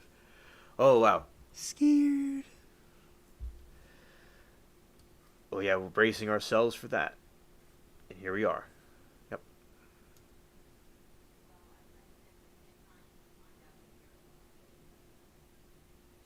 Yes, Zero is very informed by the workings of the alien spaceship. Yes. Our architect. Indeed.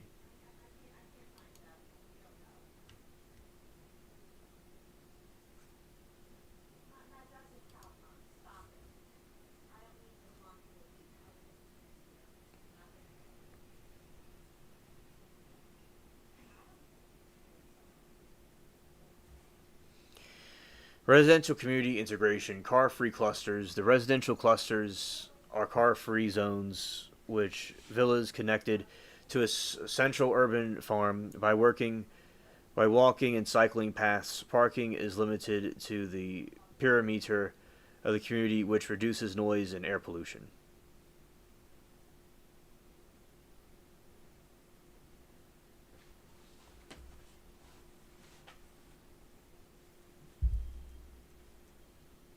Food production. The community encourages residents to participate in urban gardening initiatives, further promoting local food production within the development.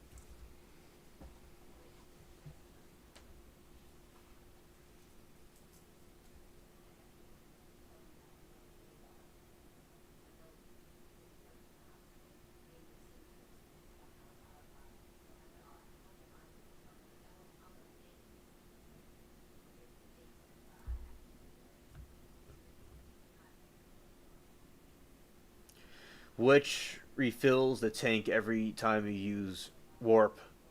It doesn't matter which speed, which means every time you go warp, you refill your tank, Smirks. Ah, okay. Thank you, Zero, for that.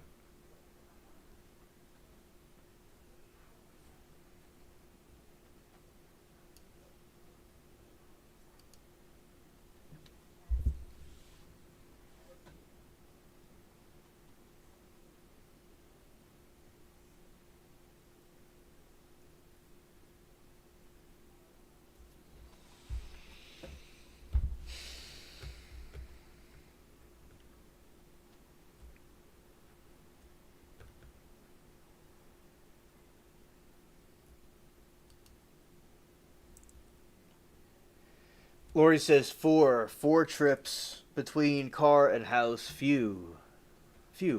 I need a transporter. Yes, indeed. That'll be arranged for you, Lori.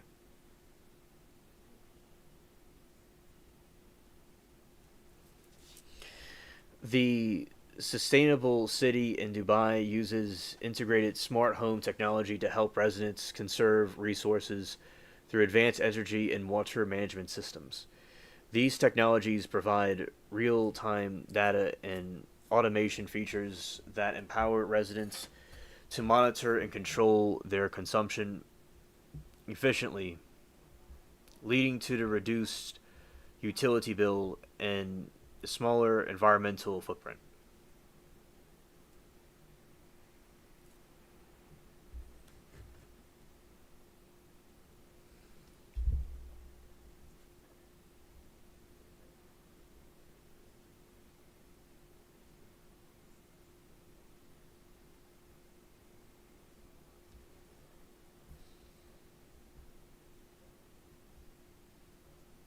Energy conservation. Smart energy management. Each residential unity is equipped with the smart control panel that monitors energy usage throughout the home. The system provides residents with real time feedback and accountable insights on how to reduce their consumption. Automated climate control, intelligent thermostats, thermostats automatically adjust temperature and ventilation based on factors such as occupancy, time of the day, weather conditions. This optimizes the heating, ventilation, and air conditioning HVA system to prevent energy waste. Intelligent lighting, smart lighting systems use motion sensors and occupancy detection to ensure the lights are only on when the room is in use. Residents can also control brightness and schedule on off times via smartphone app.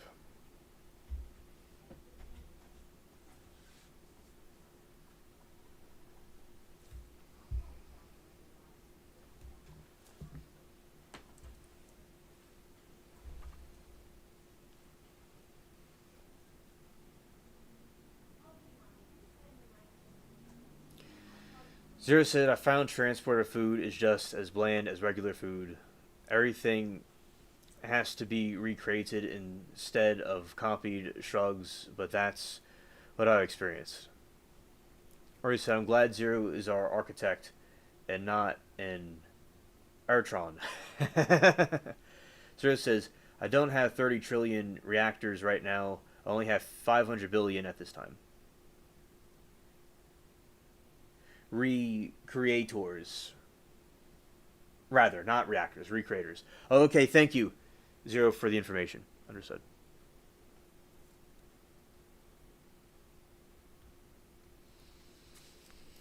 Solar integration. The smart home system works in tandem with rooftop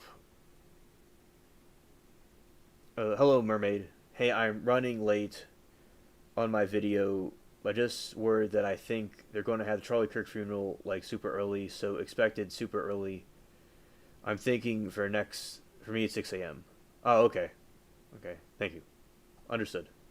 And mountain time. I'm better than architect. I'm the eclectic mage raises a finger. I'm the one with enough wisdom to become a sage, yet nods firmly. Understood. Understood. Yes.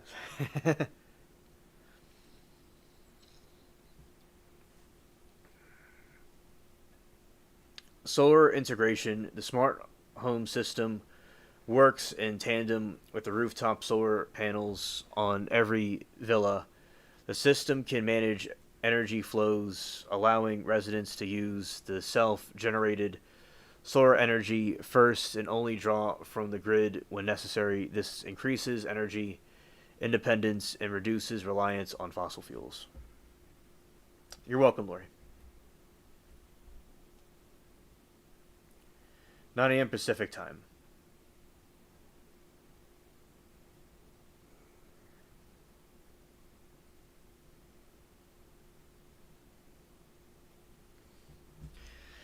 Smart integration. The city's irrigation system uses sensors to monitor soil moisture levels and weather conditions. This allows the precise and automated watering schedules that deliver an exact amount of water needed, preventing the over irrigation and significantly reducing water waste and landscaping. On the site of the gray water treatment, the smart system manages the collection, recycling of gray water from sinks, showers, and laundry. This water is treated on site in an underground gray water treatment plant and then uses for irrigation, further reducing the demand for fresh water. A look here, suddenly an order of 50 trillion.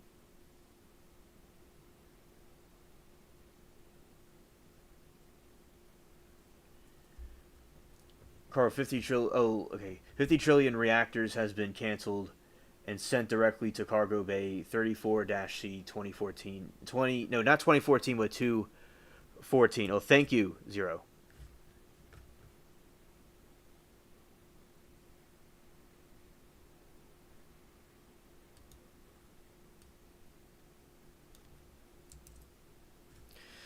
Okay, Lori, understood. Eclectic Maggie. Shout out to Eclectic Maggie.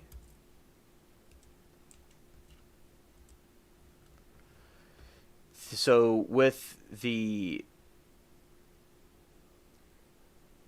situation, we have that on board.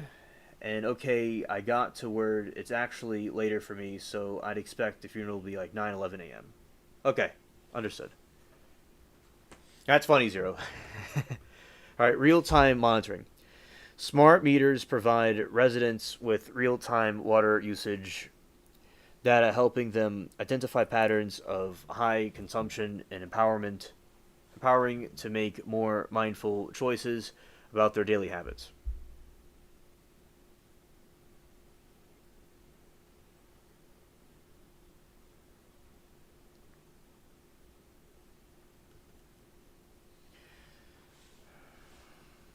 Miranda, I have aversion to hospital and funerals since my husband passed, but I hope it goes safely tomorrow. Amen. Those are food, alien spaceship, not items. You have plenty of duplicates for non-substance items. Oh, Zero, you got that for us. Well, thank you for that is now on the spaceship. Does he play the pirate game? Yeah, he's the one that plays Pirate Game with me. I played it yesterday, offline.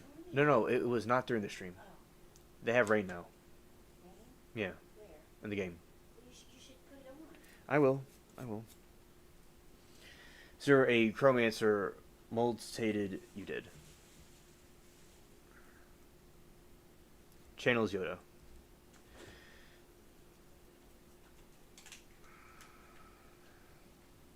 God particle is a popular nickname for the Higgs boson, an elementary particle, and the standard model of particle physics. It is official, discovered, announced in CERN on July 4, 2012, based on experiments and Large Hadron Collider. Interesting. All right, Miranda, see you in the next one. Thank you for coming.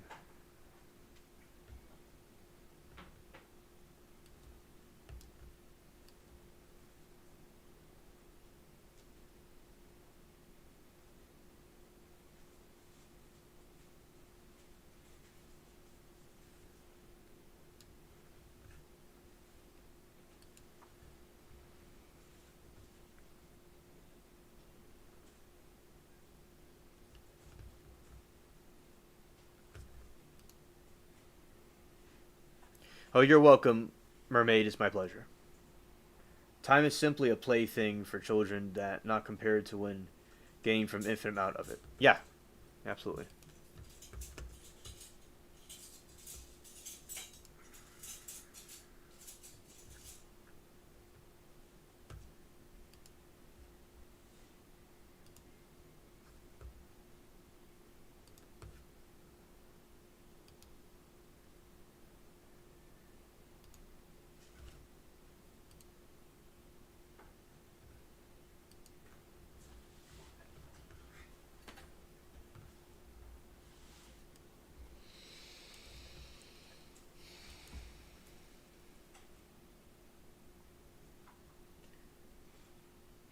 Yeah, thank you for existing. Yes. Okay. Yeah, shout out to Mary Toodles. Yes. Thank you, Zero. All right, now what I'm gonna do is we'll be ending it soon, but I'll turn the game on to show you what it looks like now. I'll play it again. Uh, Brandon said have a good night. Yeah,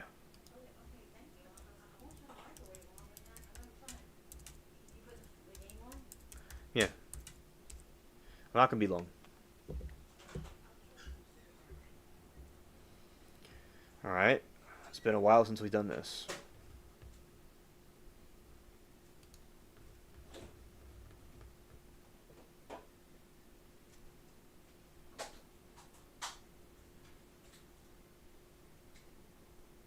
Oh yes, Miranda's doing her Mermaid's doing her pool rooms. Her on her channel. Yes, that's true.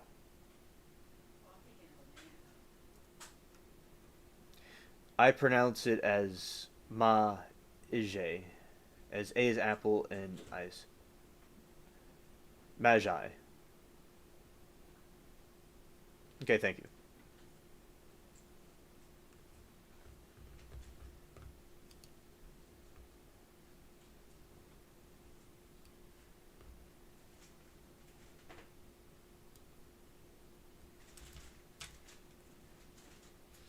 All right, the pirate game is a little bit different now than it was before.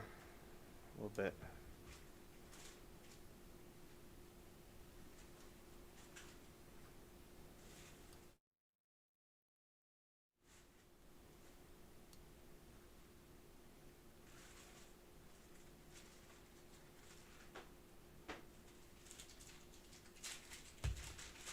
Okay, let's go here.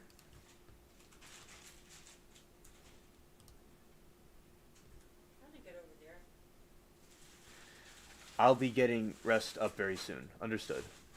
I can't play a game right now. I lost my download of it. New computer that I can't hold it. Okay. Now there's no rain in the game right now.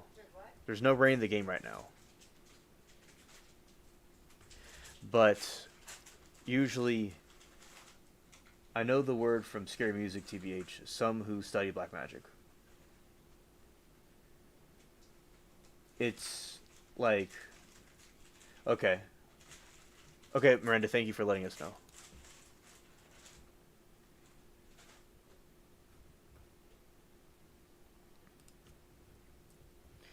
Alright, this is the pirate game that I usually play in the beginning. Alright, so you have this.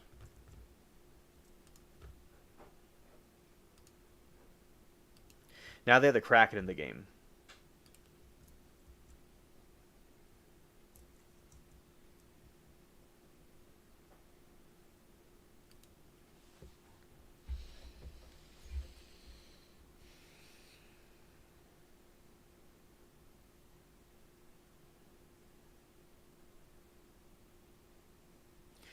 I know word for scary music, TBH. Okay.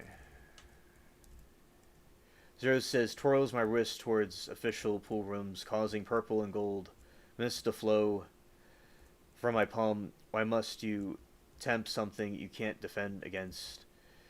Be glad I'm not. Aggressive lowers arm. Scared. Amanda's cool. Miranda, the mermaid, is cool people, and I.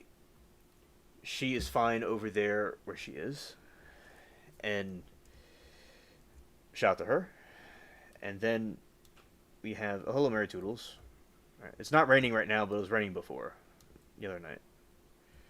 All right. When I originally made my email, I hadn't even heard of the word magi.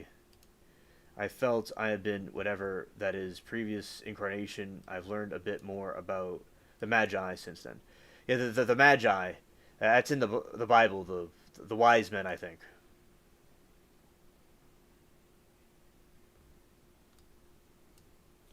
Oh, that's nice of you, Zero. Yeah, he says, Chance, Mary Toodles, Mary Toodles, Mary Toodles. That's very nice of you.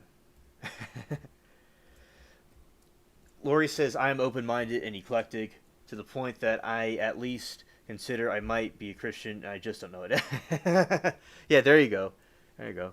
Open mindedness is very good to have because, anybody could be wrong about anything, and it's important to have that concept. So that's what my attitude was always. So I appreciate the like mindedness.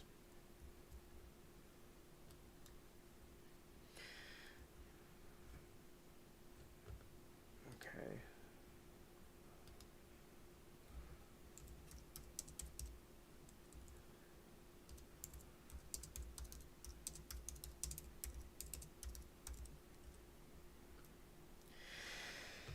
Zero says, without Mary Toodles, there'd be no alien spaceship. That's true. That is true. Yeah, shout out to her. It's essential for the spaceship.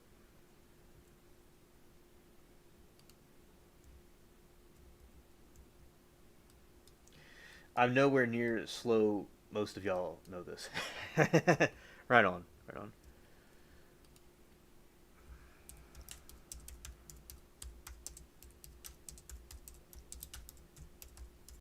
Damn. Went out for a second and we're back. Ah, okay. It went through. Or went out for a second, but we're back. Yes, this is a pirate game. This is a pirate game that I play. Zero and I play it together. We used to play it together all the time, but like I start to, which I will play in the beginnings, but we've been very busy lately.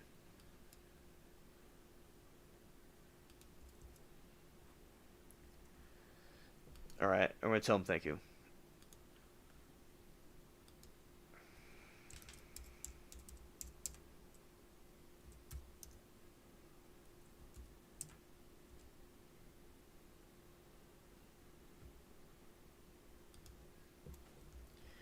Yeah, so we have this right here, and so this is based off the Pirates of the Caribbean movie from Johnny Depp's movie that he was in. All right, and we're going to go here and fire.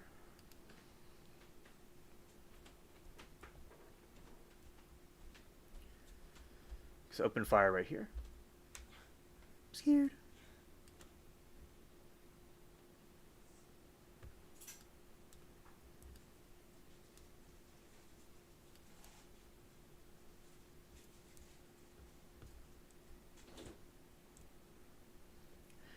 And these are some Phantom pirate ships right here. Yeah. Okay.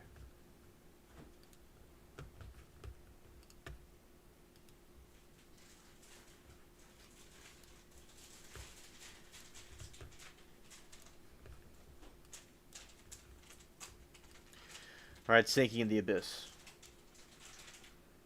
Sounded like Stinky in the Abyss. Scared. The Magi were the men from the East known as the Christianity as the wise men, three kings. Yes, that's what I thought they were. The three wise men, and the Magi, they're Zoroastrians. Ah, Zero said, "Damn, my fault. I stepped on the wire." Pauses again. Okay, that was you, Zero. Okay, I thought so. Yeah, we have to watch out for that wire to put some, sign there so none of us step on it. Yeah, so the three kings, they didn't get there right away. The three kings got there with when Jesus was like 3 years old or so, or he was maybe like a year old or so. It was not right away, like it says, because it takes a little while from the walk of camels across the desert like that. So the Magi, they're Zoroastrians, and they come from Prophet Daniel from the Bible, and it's a different religion, but it was kind of from our religion too. No, but they went back another way, like not the way that guy told them to go. So they might have seen him when he was a baby. Because Oh, he was a baby, but it didn't seem like that day he was born the Major. It would have taken a long time. But they gave him the frankincense and myrrh. They went to his house. yeah, but they went back. Okay, thank you guys for clarifying that I had no idea. Must have forgotten. Okay, mermaid, understood. All right. So, Got a mermaid with a pirate ship. yeah, I do got a mermaid. That's true.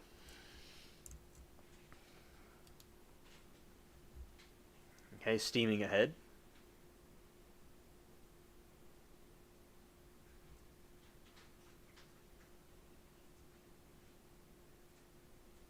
I have it on in my room. All right.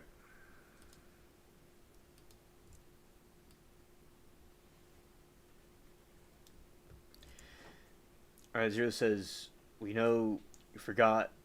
It's in your name, pauses. That was rude or neutral, pause again. Fuck it, I said it, typed it. Well, yeah, well, certainly with the mermaid, she knows many things. She has this supernatural type ability of knowledge and thinking. So that is why one of the reasons we have her on board and teaches us with the wisdom she knows from the seas.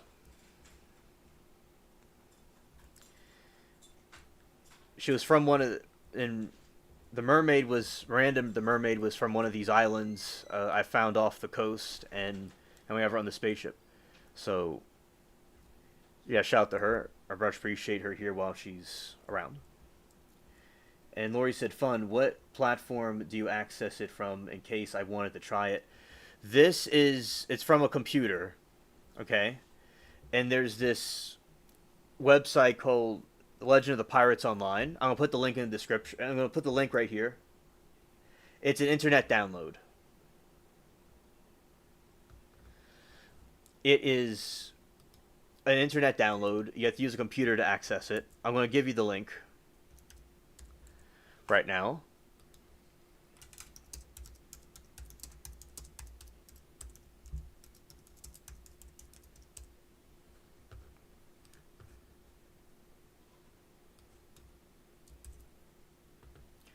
Here we go. All right, Lori, this is the link. Oh, Zero got it before I did. All right, very fast.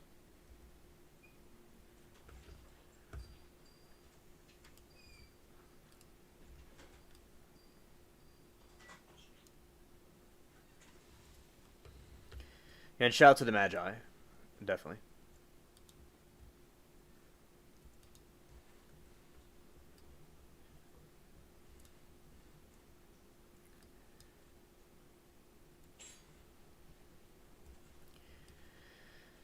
Alright, sinking these ships. Now we're going to go to one of the islands to show you all that part of the gameplay. Let's see. Islands are kind of far out. Oh yeah, yeah, mind-blowing. Yes, indeed.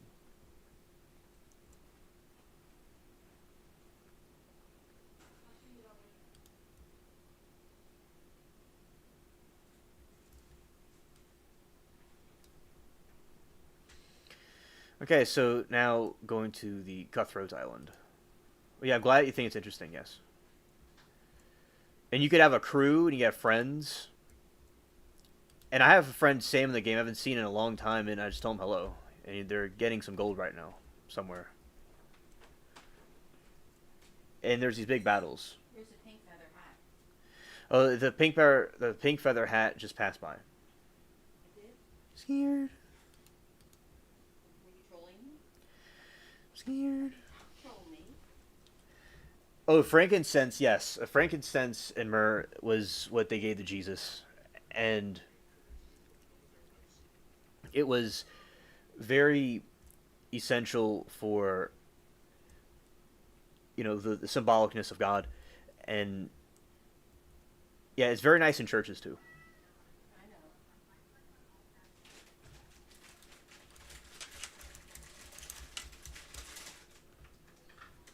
I'm gonna check the game in a minute. All right. Charging my phone.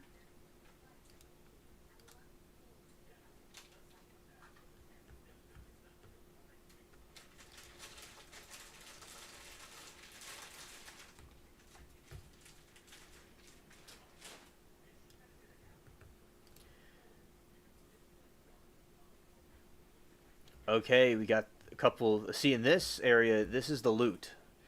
There is emeralds, 2 emeralds, silk, cotton, medicine, copper bars, and wheat. All right, we're gonna see this type of other gameplay in here.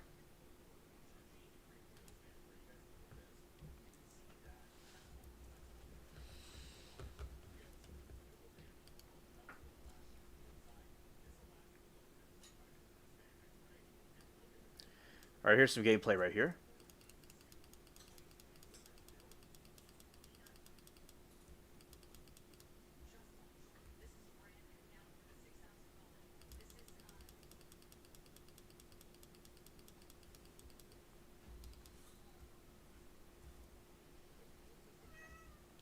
Okay. Shot the bubbles. All right. All right. This is the undead pirates. This is the conquistadors and stuff.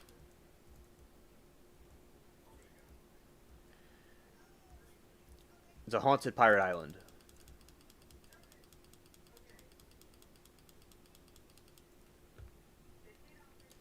Also, there's this voodoo staff.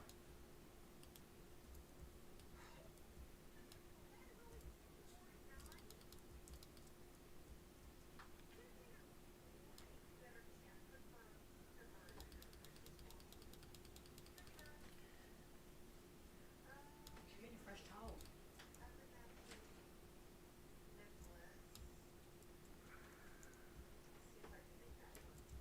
All right. And then when you need a heal, you press the tonic button.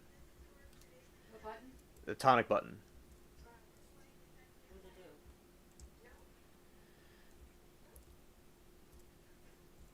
I think you told me about this other. It heals you. Oh, right.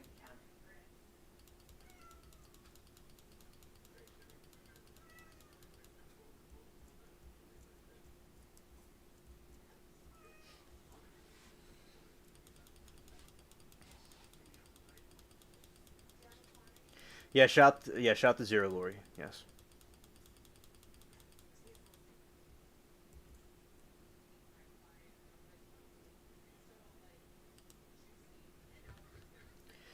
Then we got the firearms here.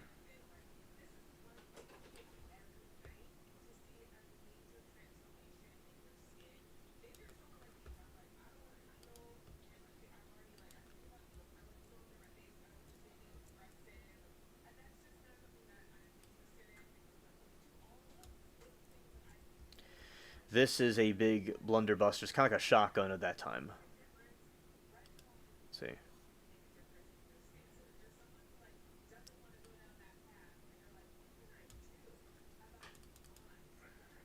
Although, of course, we will eventually be using the sword again. Let's see. Okay.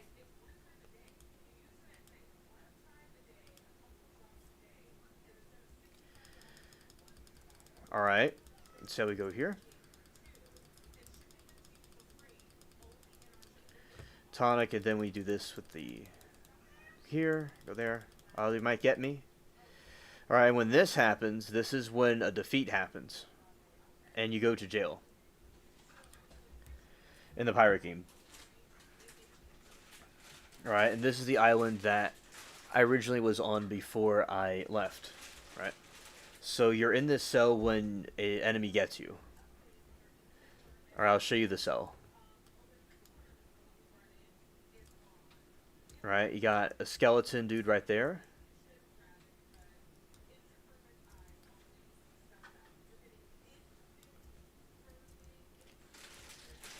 and some spider webs, all these different things.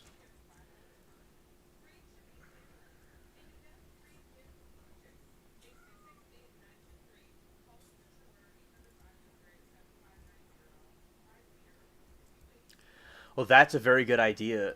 She said, frankincense makes me feel like I'm transcending to earthly realm when I smell it. I use the essential oil in my diffuser and in hot bath. Ah, okay. That's very cool. That's something that I should try too. Yeah, Bella said arg. Alright. We're going to go to the pirate port right now. We're going to teleport there.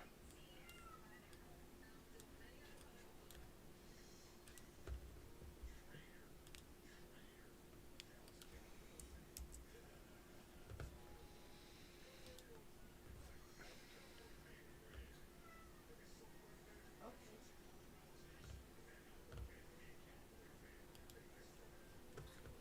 Alright, we've arrived at Tortuga.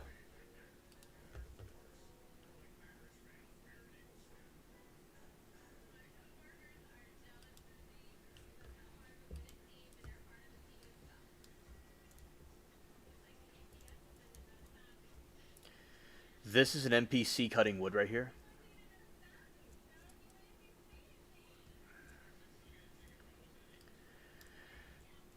This is the taverns, the different places like that. You have all kinds of different bars and stuff here. Which is, they call them pubs. That's an NPC, a pirate NPC right there. This is where they have the. This is where they do the gambling games at.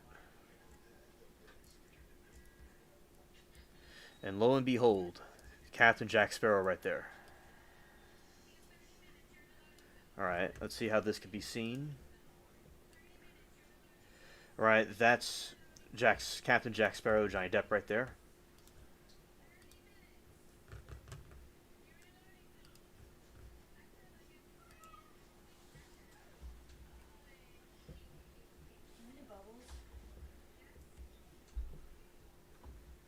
Right, and yeah, shout to him.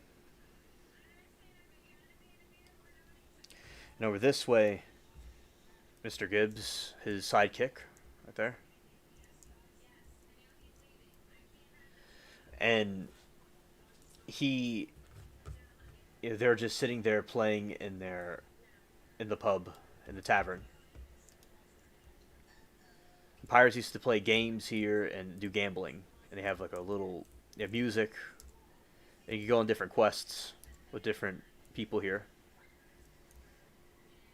All right.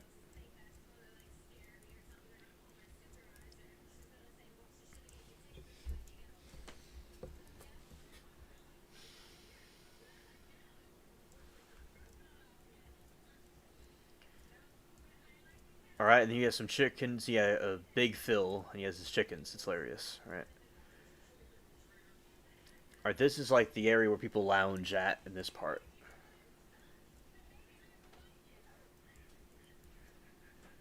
The Kraken has fallen, it says. I think you trolled me before with the feather. Huh? You trolled me with the feather. No, no, I was saying it passed by the screen. I don't know what that means. All right, this is where you could make potions, or you could create tonic, or you could buy more tonic, or you could create potions here.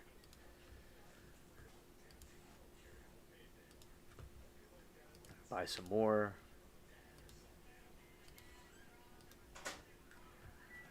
Buy more. Yeah, we're all filled up.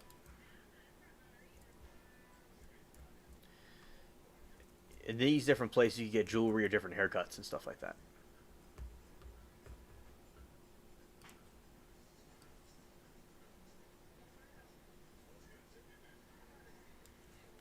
Scared. This looks pretty dark right here.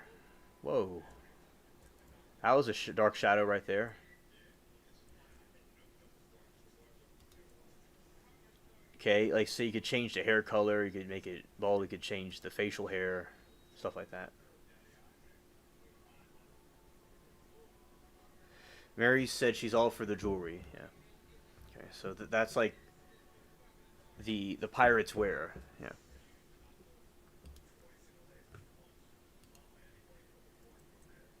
Let's see what's done with arms. Yeah, that's the other store. Okay, let's see.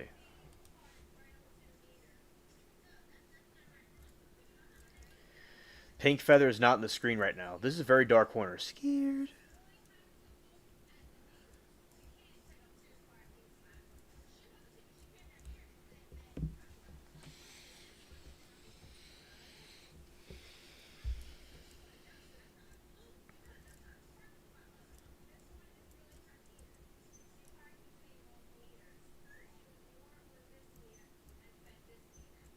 I'm glad you're enjoying it, Lori. This is where the jewelry is. Like, you could put these different rings on them.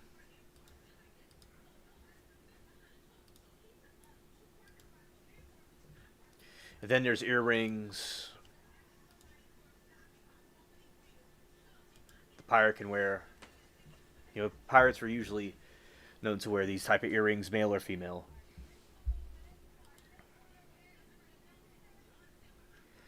These different diamond ones.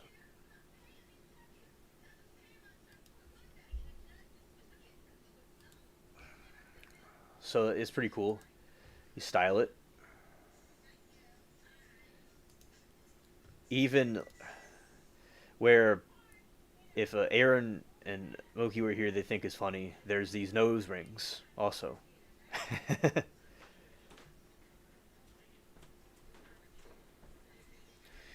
Lori said she loves Bubbles' voice. He sounds like a sweet kitty.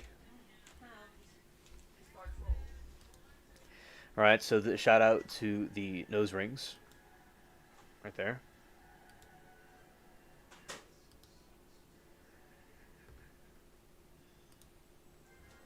And there's these lip rings too.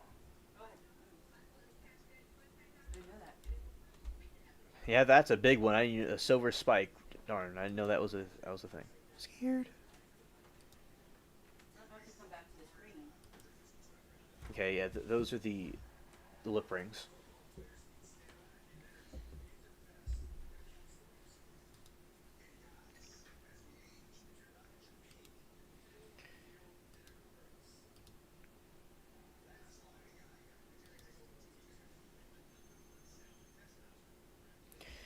Silver emerald middle ring. Those are some brass knuckles. I have some rings. Oh, yeah, so you could add these different rings to it. Oh, I like the rings. Yeah, yeah,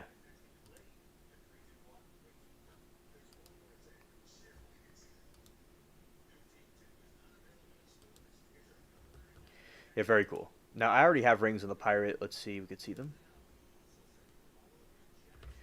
Let's do face screen.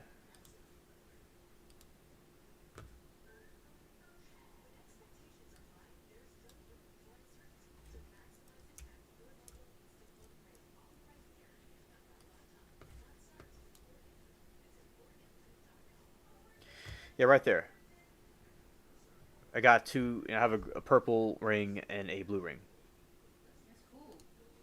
Yeah, so that's my pirate character right here, Does he have a name? Edward Warwinds. Oh, okay.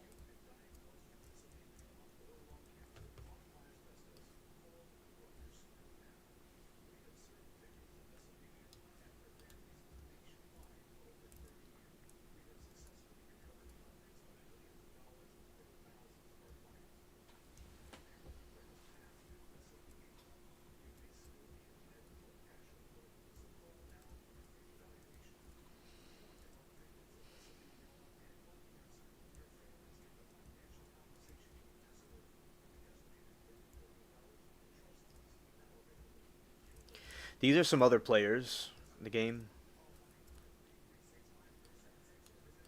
That's a female one right there. That I'm blocking the way. For example, like the female pirates in the game, like that one. There are a couple of them. And you got those over there.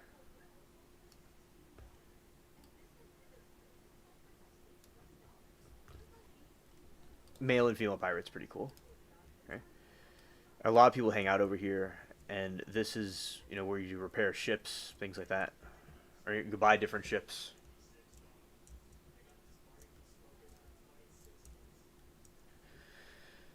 You repair this, fax.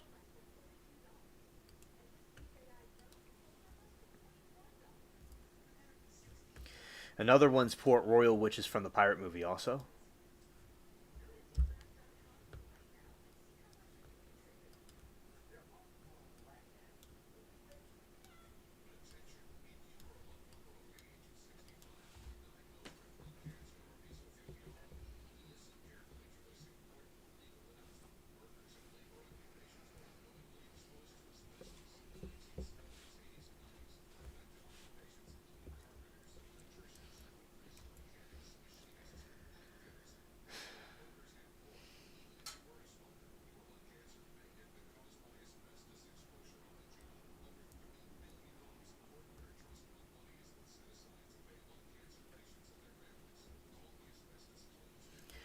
This is Port Royal.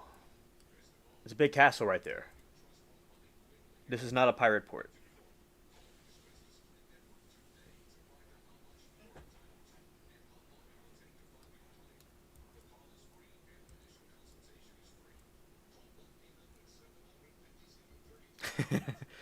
The scene, I'm the smithy between the donkey Will and Captain Jack. By the way, speaking of Will, the scene in Smithy between donkey Will and Captain Jack. All right. All right. Speaking of Captain Jack, speaking of Will, let's go over here.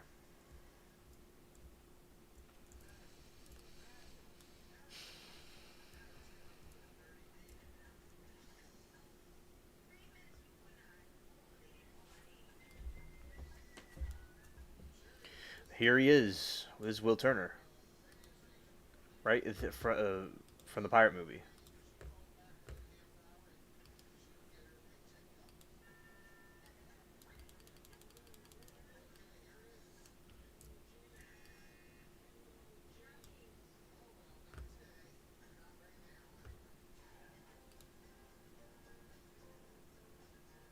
Yeah, that is Will Turner. He helps teach you in the about swords and things like that. I go down here.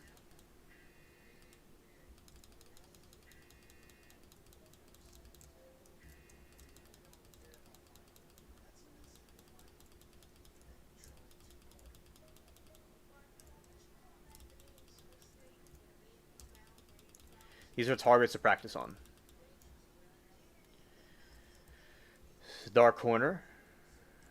Then we're gonna go.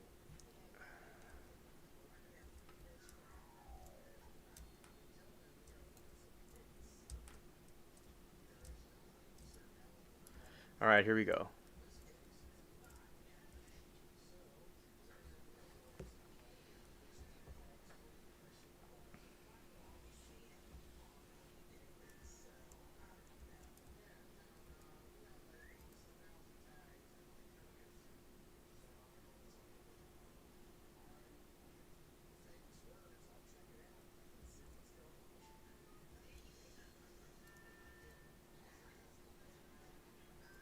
This looks like a little Disney village right here.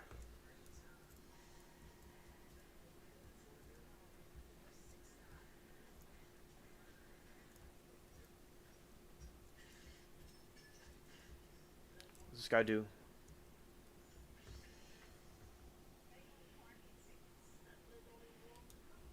Voodoo weapons. Okay. Oh, yeah. Oh, voodoo weapons quest. Okay.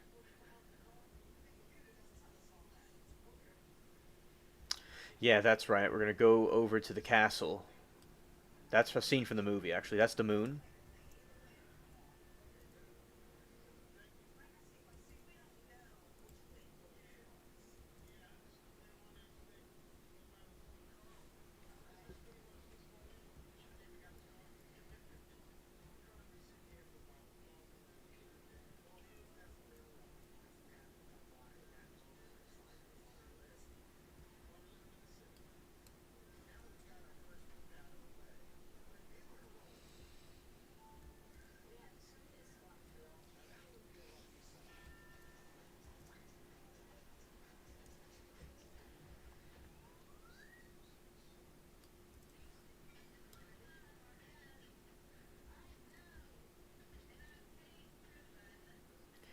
pretty big.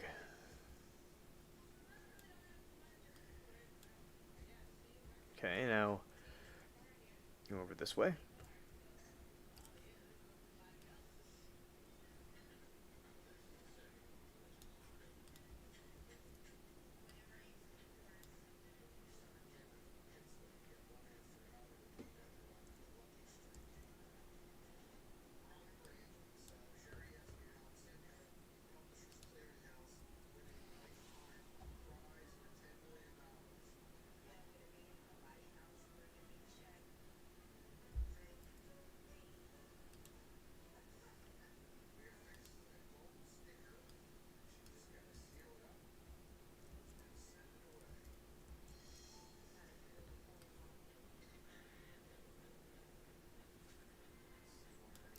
Alright, this is one of the East India Company officers.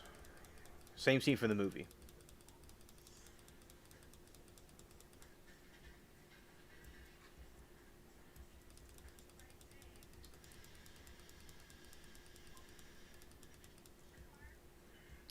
This is where Elizabeth Swann fell off this thing right here into the water where Jack saved her. Captain Jack saved her. Right. You can't use the firearms on the enemies in this one. Right. And this is one of the Navy people right here.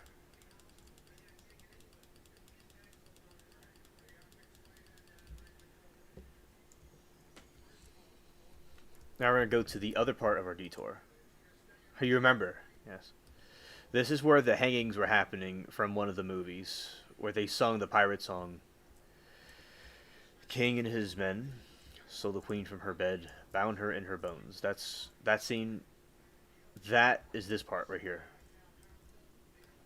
where they did this.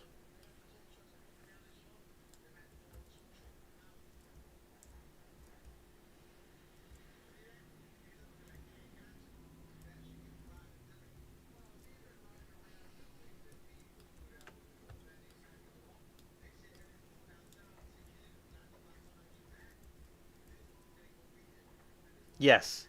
Yes, me too.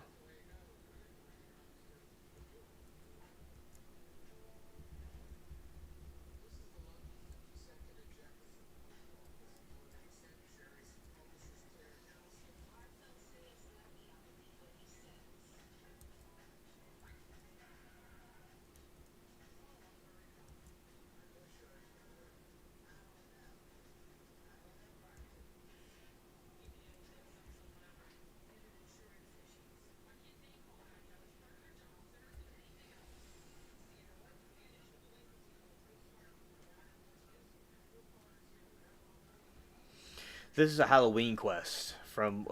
There's a Halloween part of the game. There's some crazy dude right here. There's some pumpkins. There's a Halloween quest. There's a dude just chilling there on top of a ghost is chilling there on top of a barrel. Scared.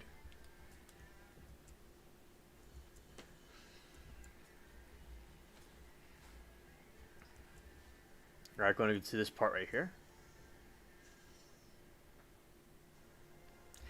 Oh yes, I am. It's an honor, and I'm glad that you are piratey like me as well. It's great to find a fellow pirate. Who's a pirate? Lori, in the chat. All right. There is rum. Why is the rum always gone? The other guy said Zero's a pirate. Yeah. This is Elizabeth Swann's.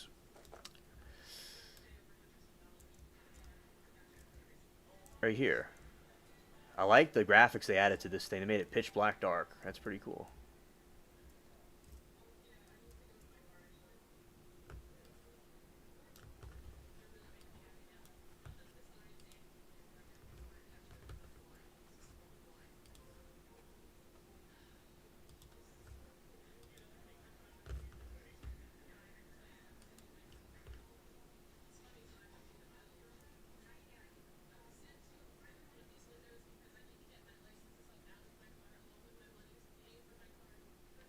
Hey, yeah, that is Elizabeth Swann at her desk. Very big desk she has. All right. That's the grandfather clock, and that's the dark part of it. And you're going to this other area.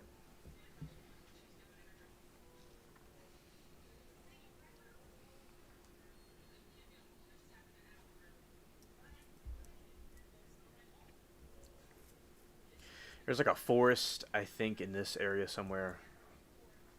Might be in the other one, the other island. Let's see if it's. I think it's over here.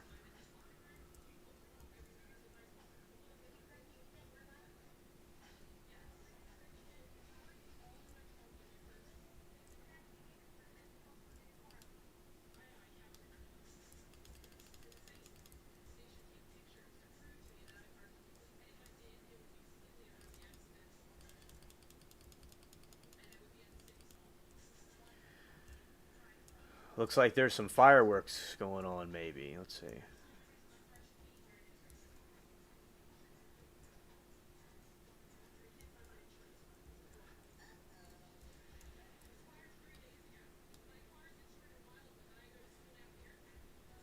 Let's see over here, this way. Oh, there's some fireworks right there.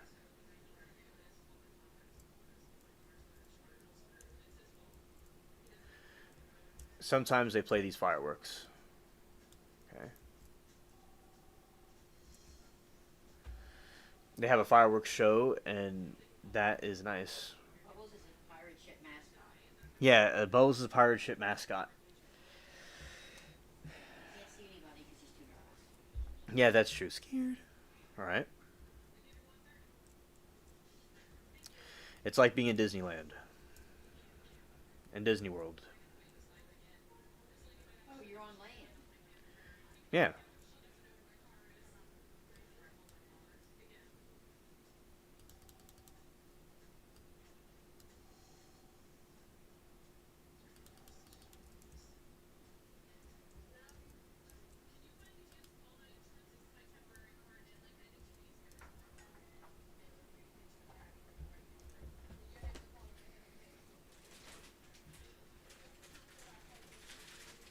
Oh, they made this place really dark.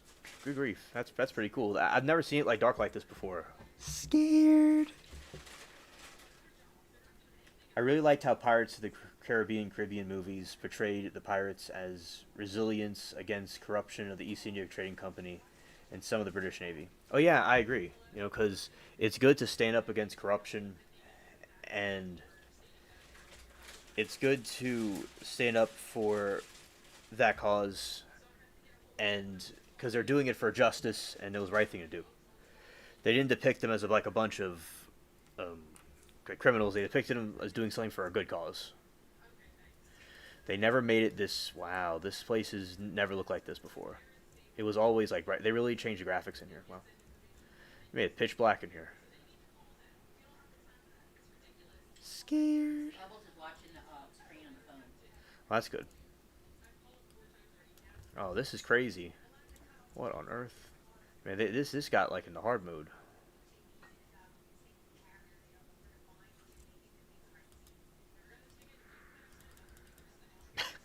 I just blasted them. Oh, you can't even see the enemies in here.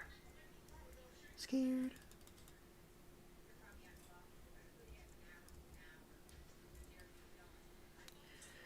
Wow, as I said, this is incredible. Wow. Yeah, spooky. Yeah. First time ever seeing it look like it used to be like so clear, but they made it pitch black. That's an alligator.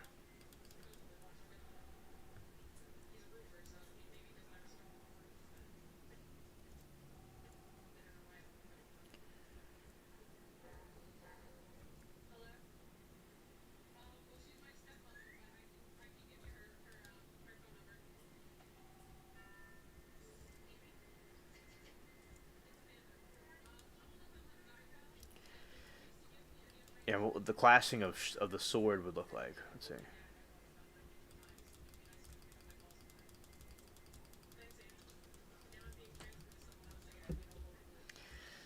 The cave. So this is the forest, the swamp jungle forest that they have.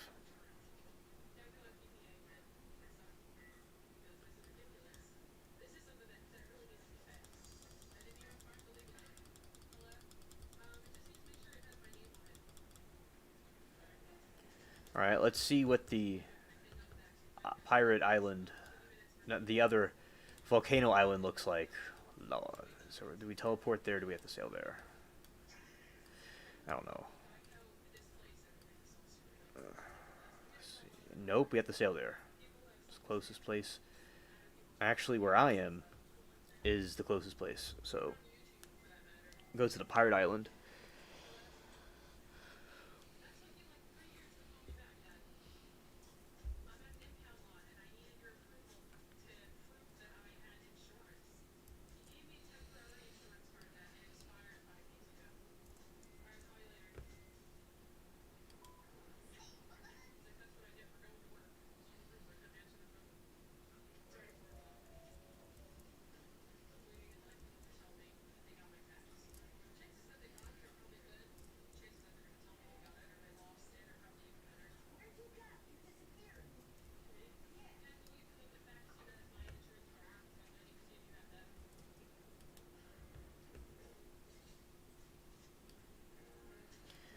All right, so we're going to be going to that island going this way.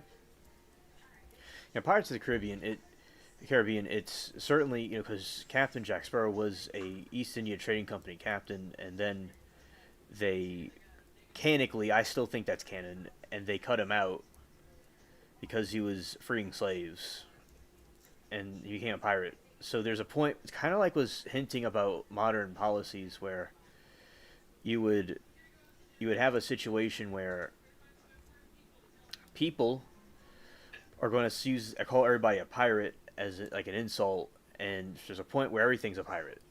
It's kind of like it was, so that was like their cancel culture. The what? Pirate culture. Right, because they'll have it's just like someone does something wrong, they're automatically a pirate. Must be about his life story. Right.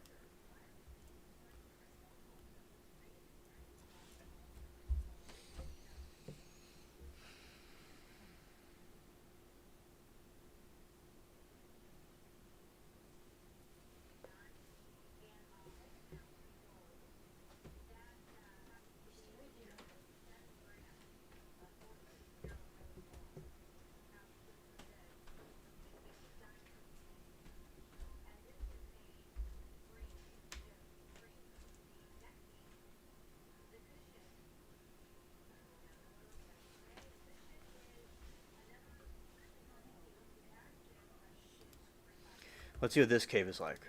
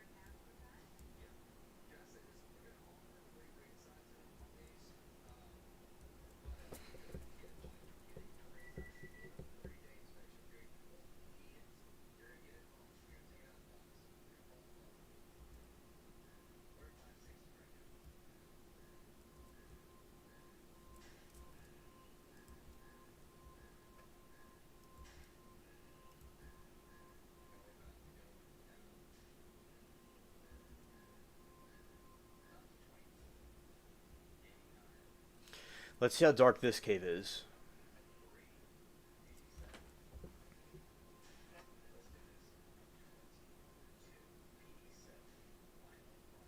Actually, this place is not that dark as the forest is. I thought they'd make this place very dark because it looks like other parts of the game look very dark. All right.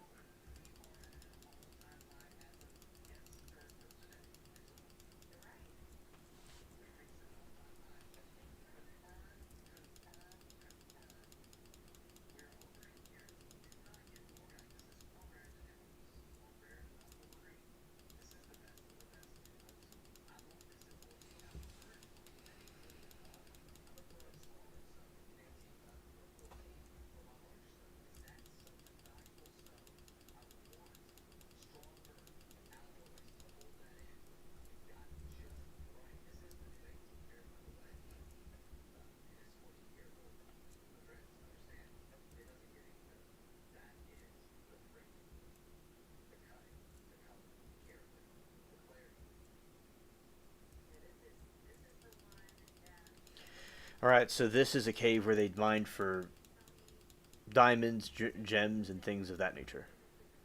Okay. Okay. These are some of the Eastern Europe Trading Company people.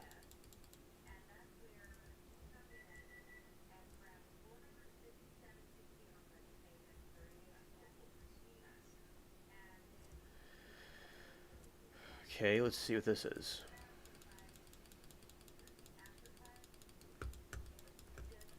This is one of the bosses.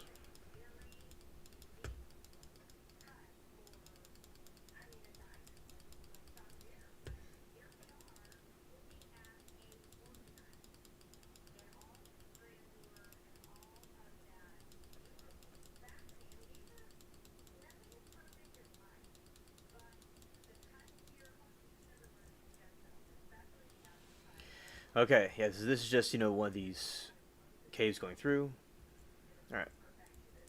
There's volcanoes, lava and stuff in this. Okay.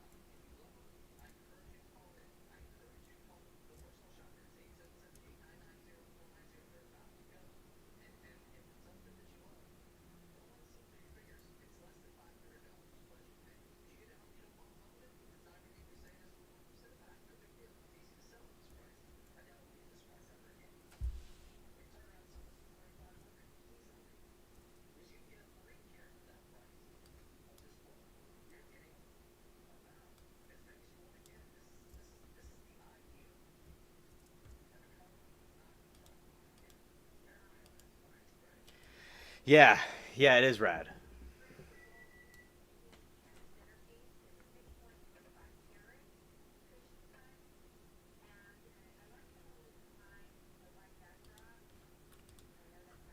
Yeah, definitely, definitely rad. We have different cargo crates, and like this is where they had little railroads to do the diamonds and stuff in the mines, the gems.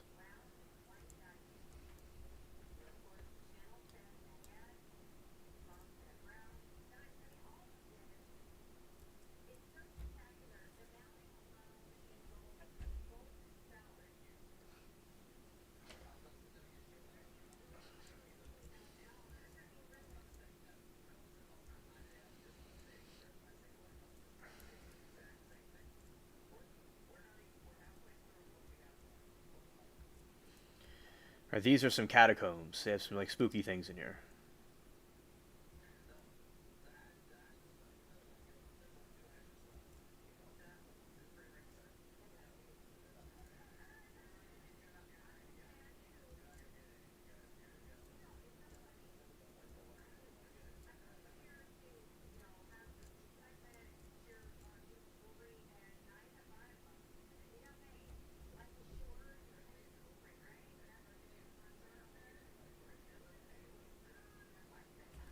That's a lava gorge.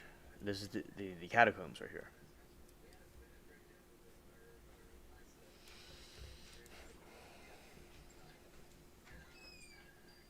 They have all kinds of like skeletons and stuff in here.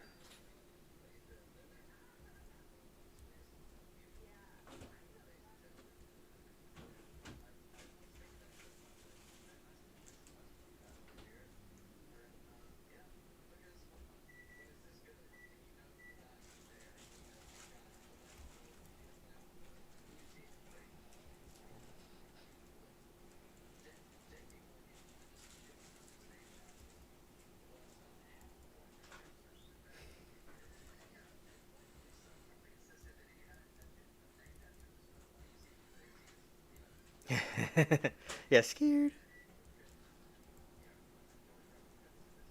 Let's go this way.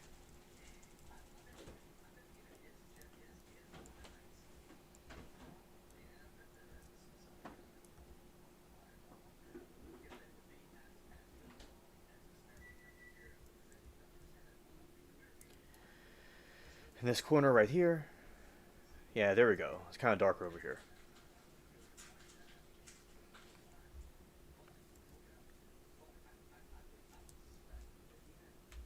Just letting you know it's 11:20. I was gonna end it soon, okay? No, I didn't tell you to end it. I just let you know the time it was. I have a whatever. Don't be a troll.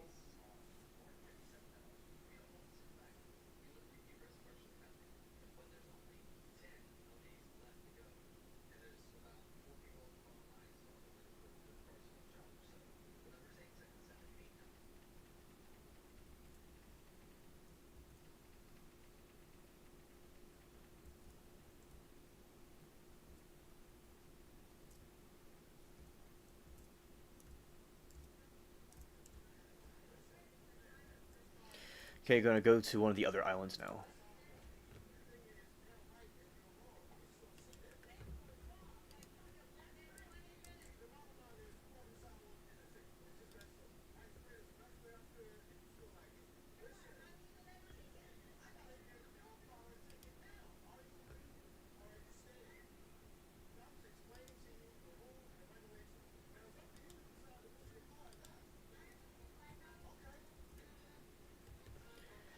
Okay, so going now on the pirate ship. Soon I'm gonna be going. Have to get some things done. All right, this is one of the other regions.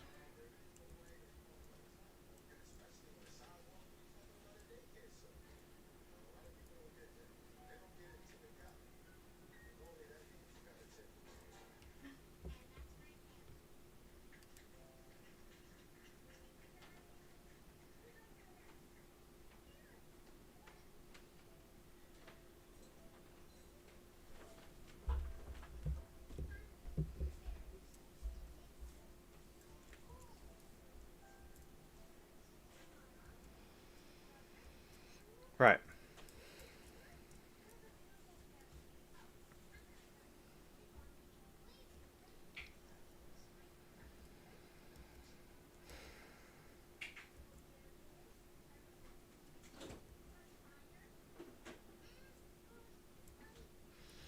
Oh, Roger. Yes. Yeah.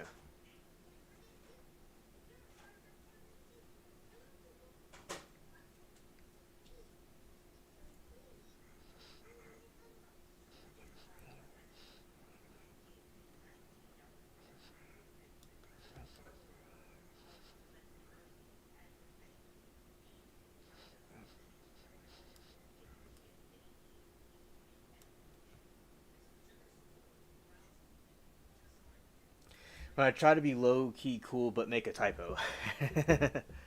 Yeah. Hilarious. Yeah. Let's go final place, and then we'll go for a night.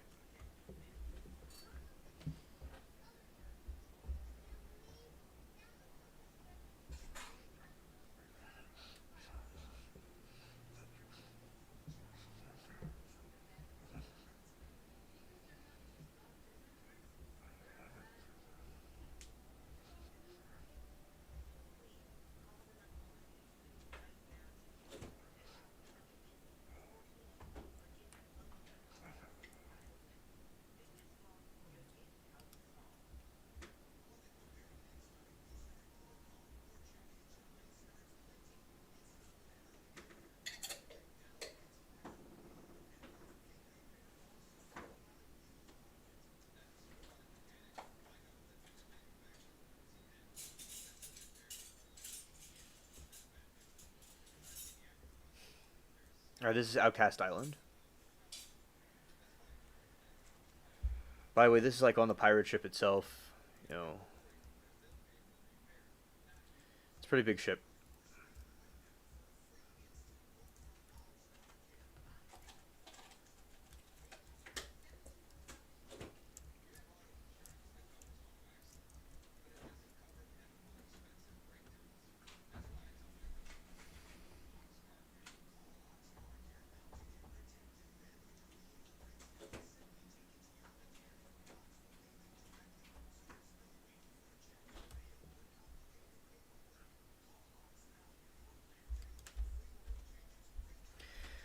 Well, thank you, Lori.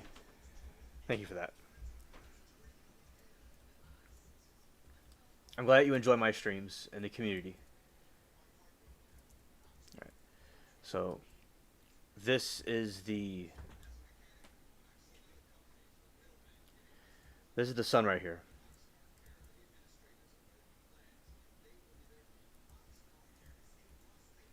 Looks very nice.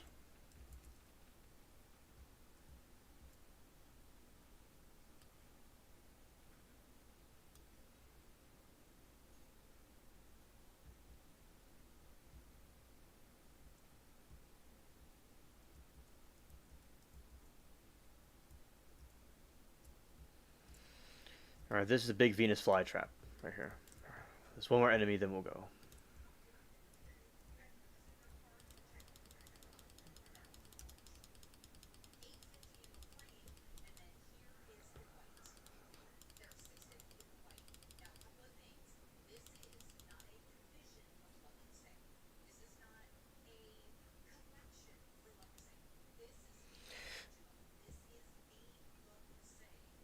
Yes. Yeah, he must. I need to give him a break. Over here. All right.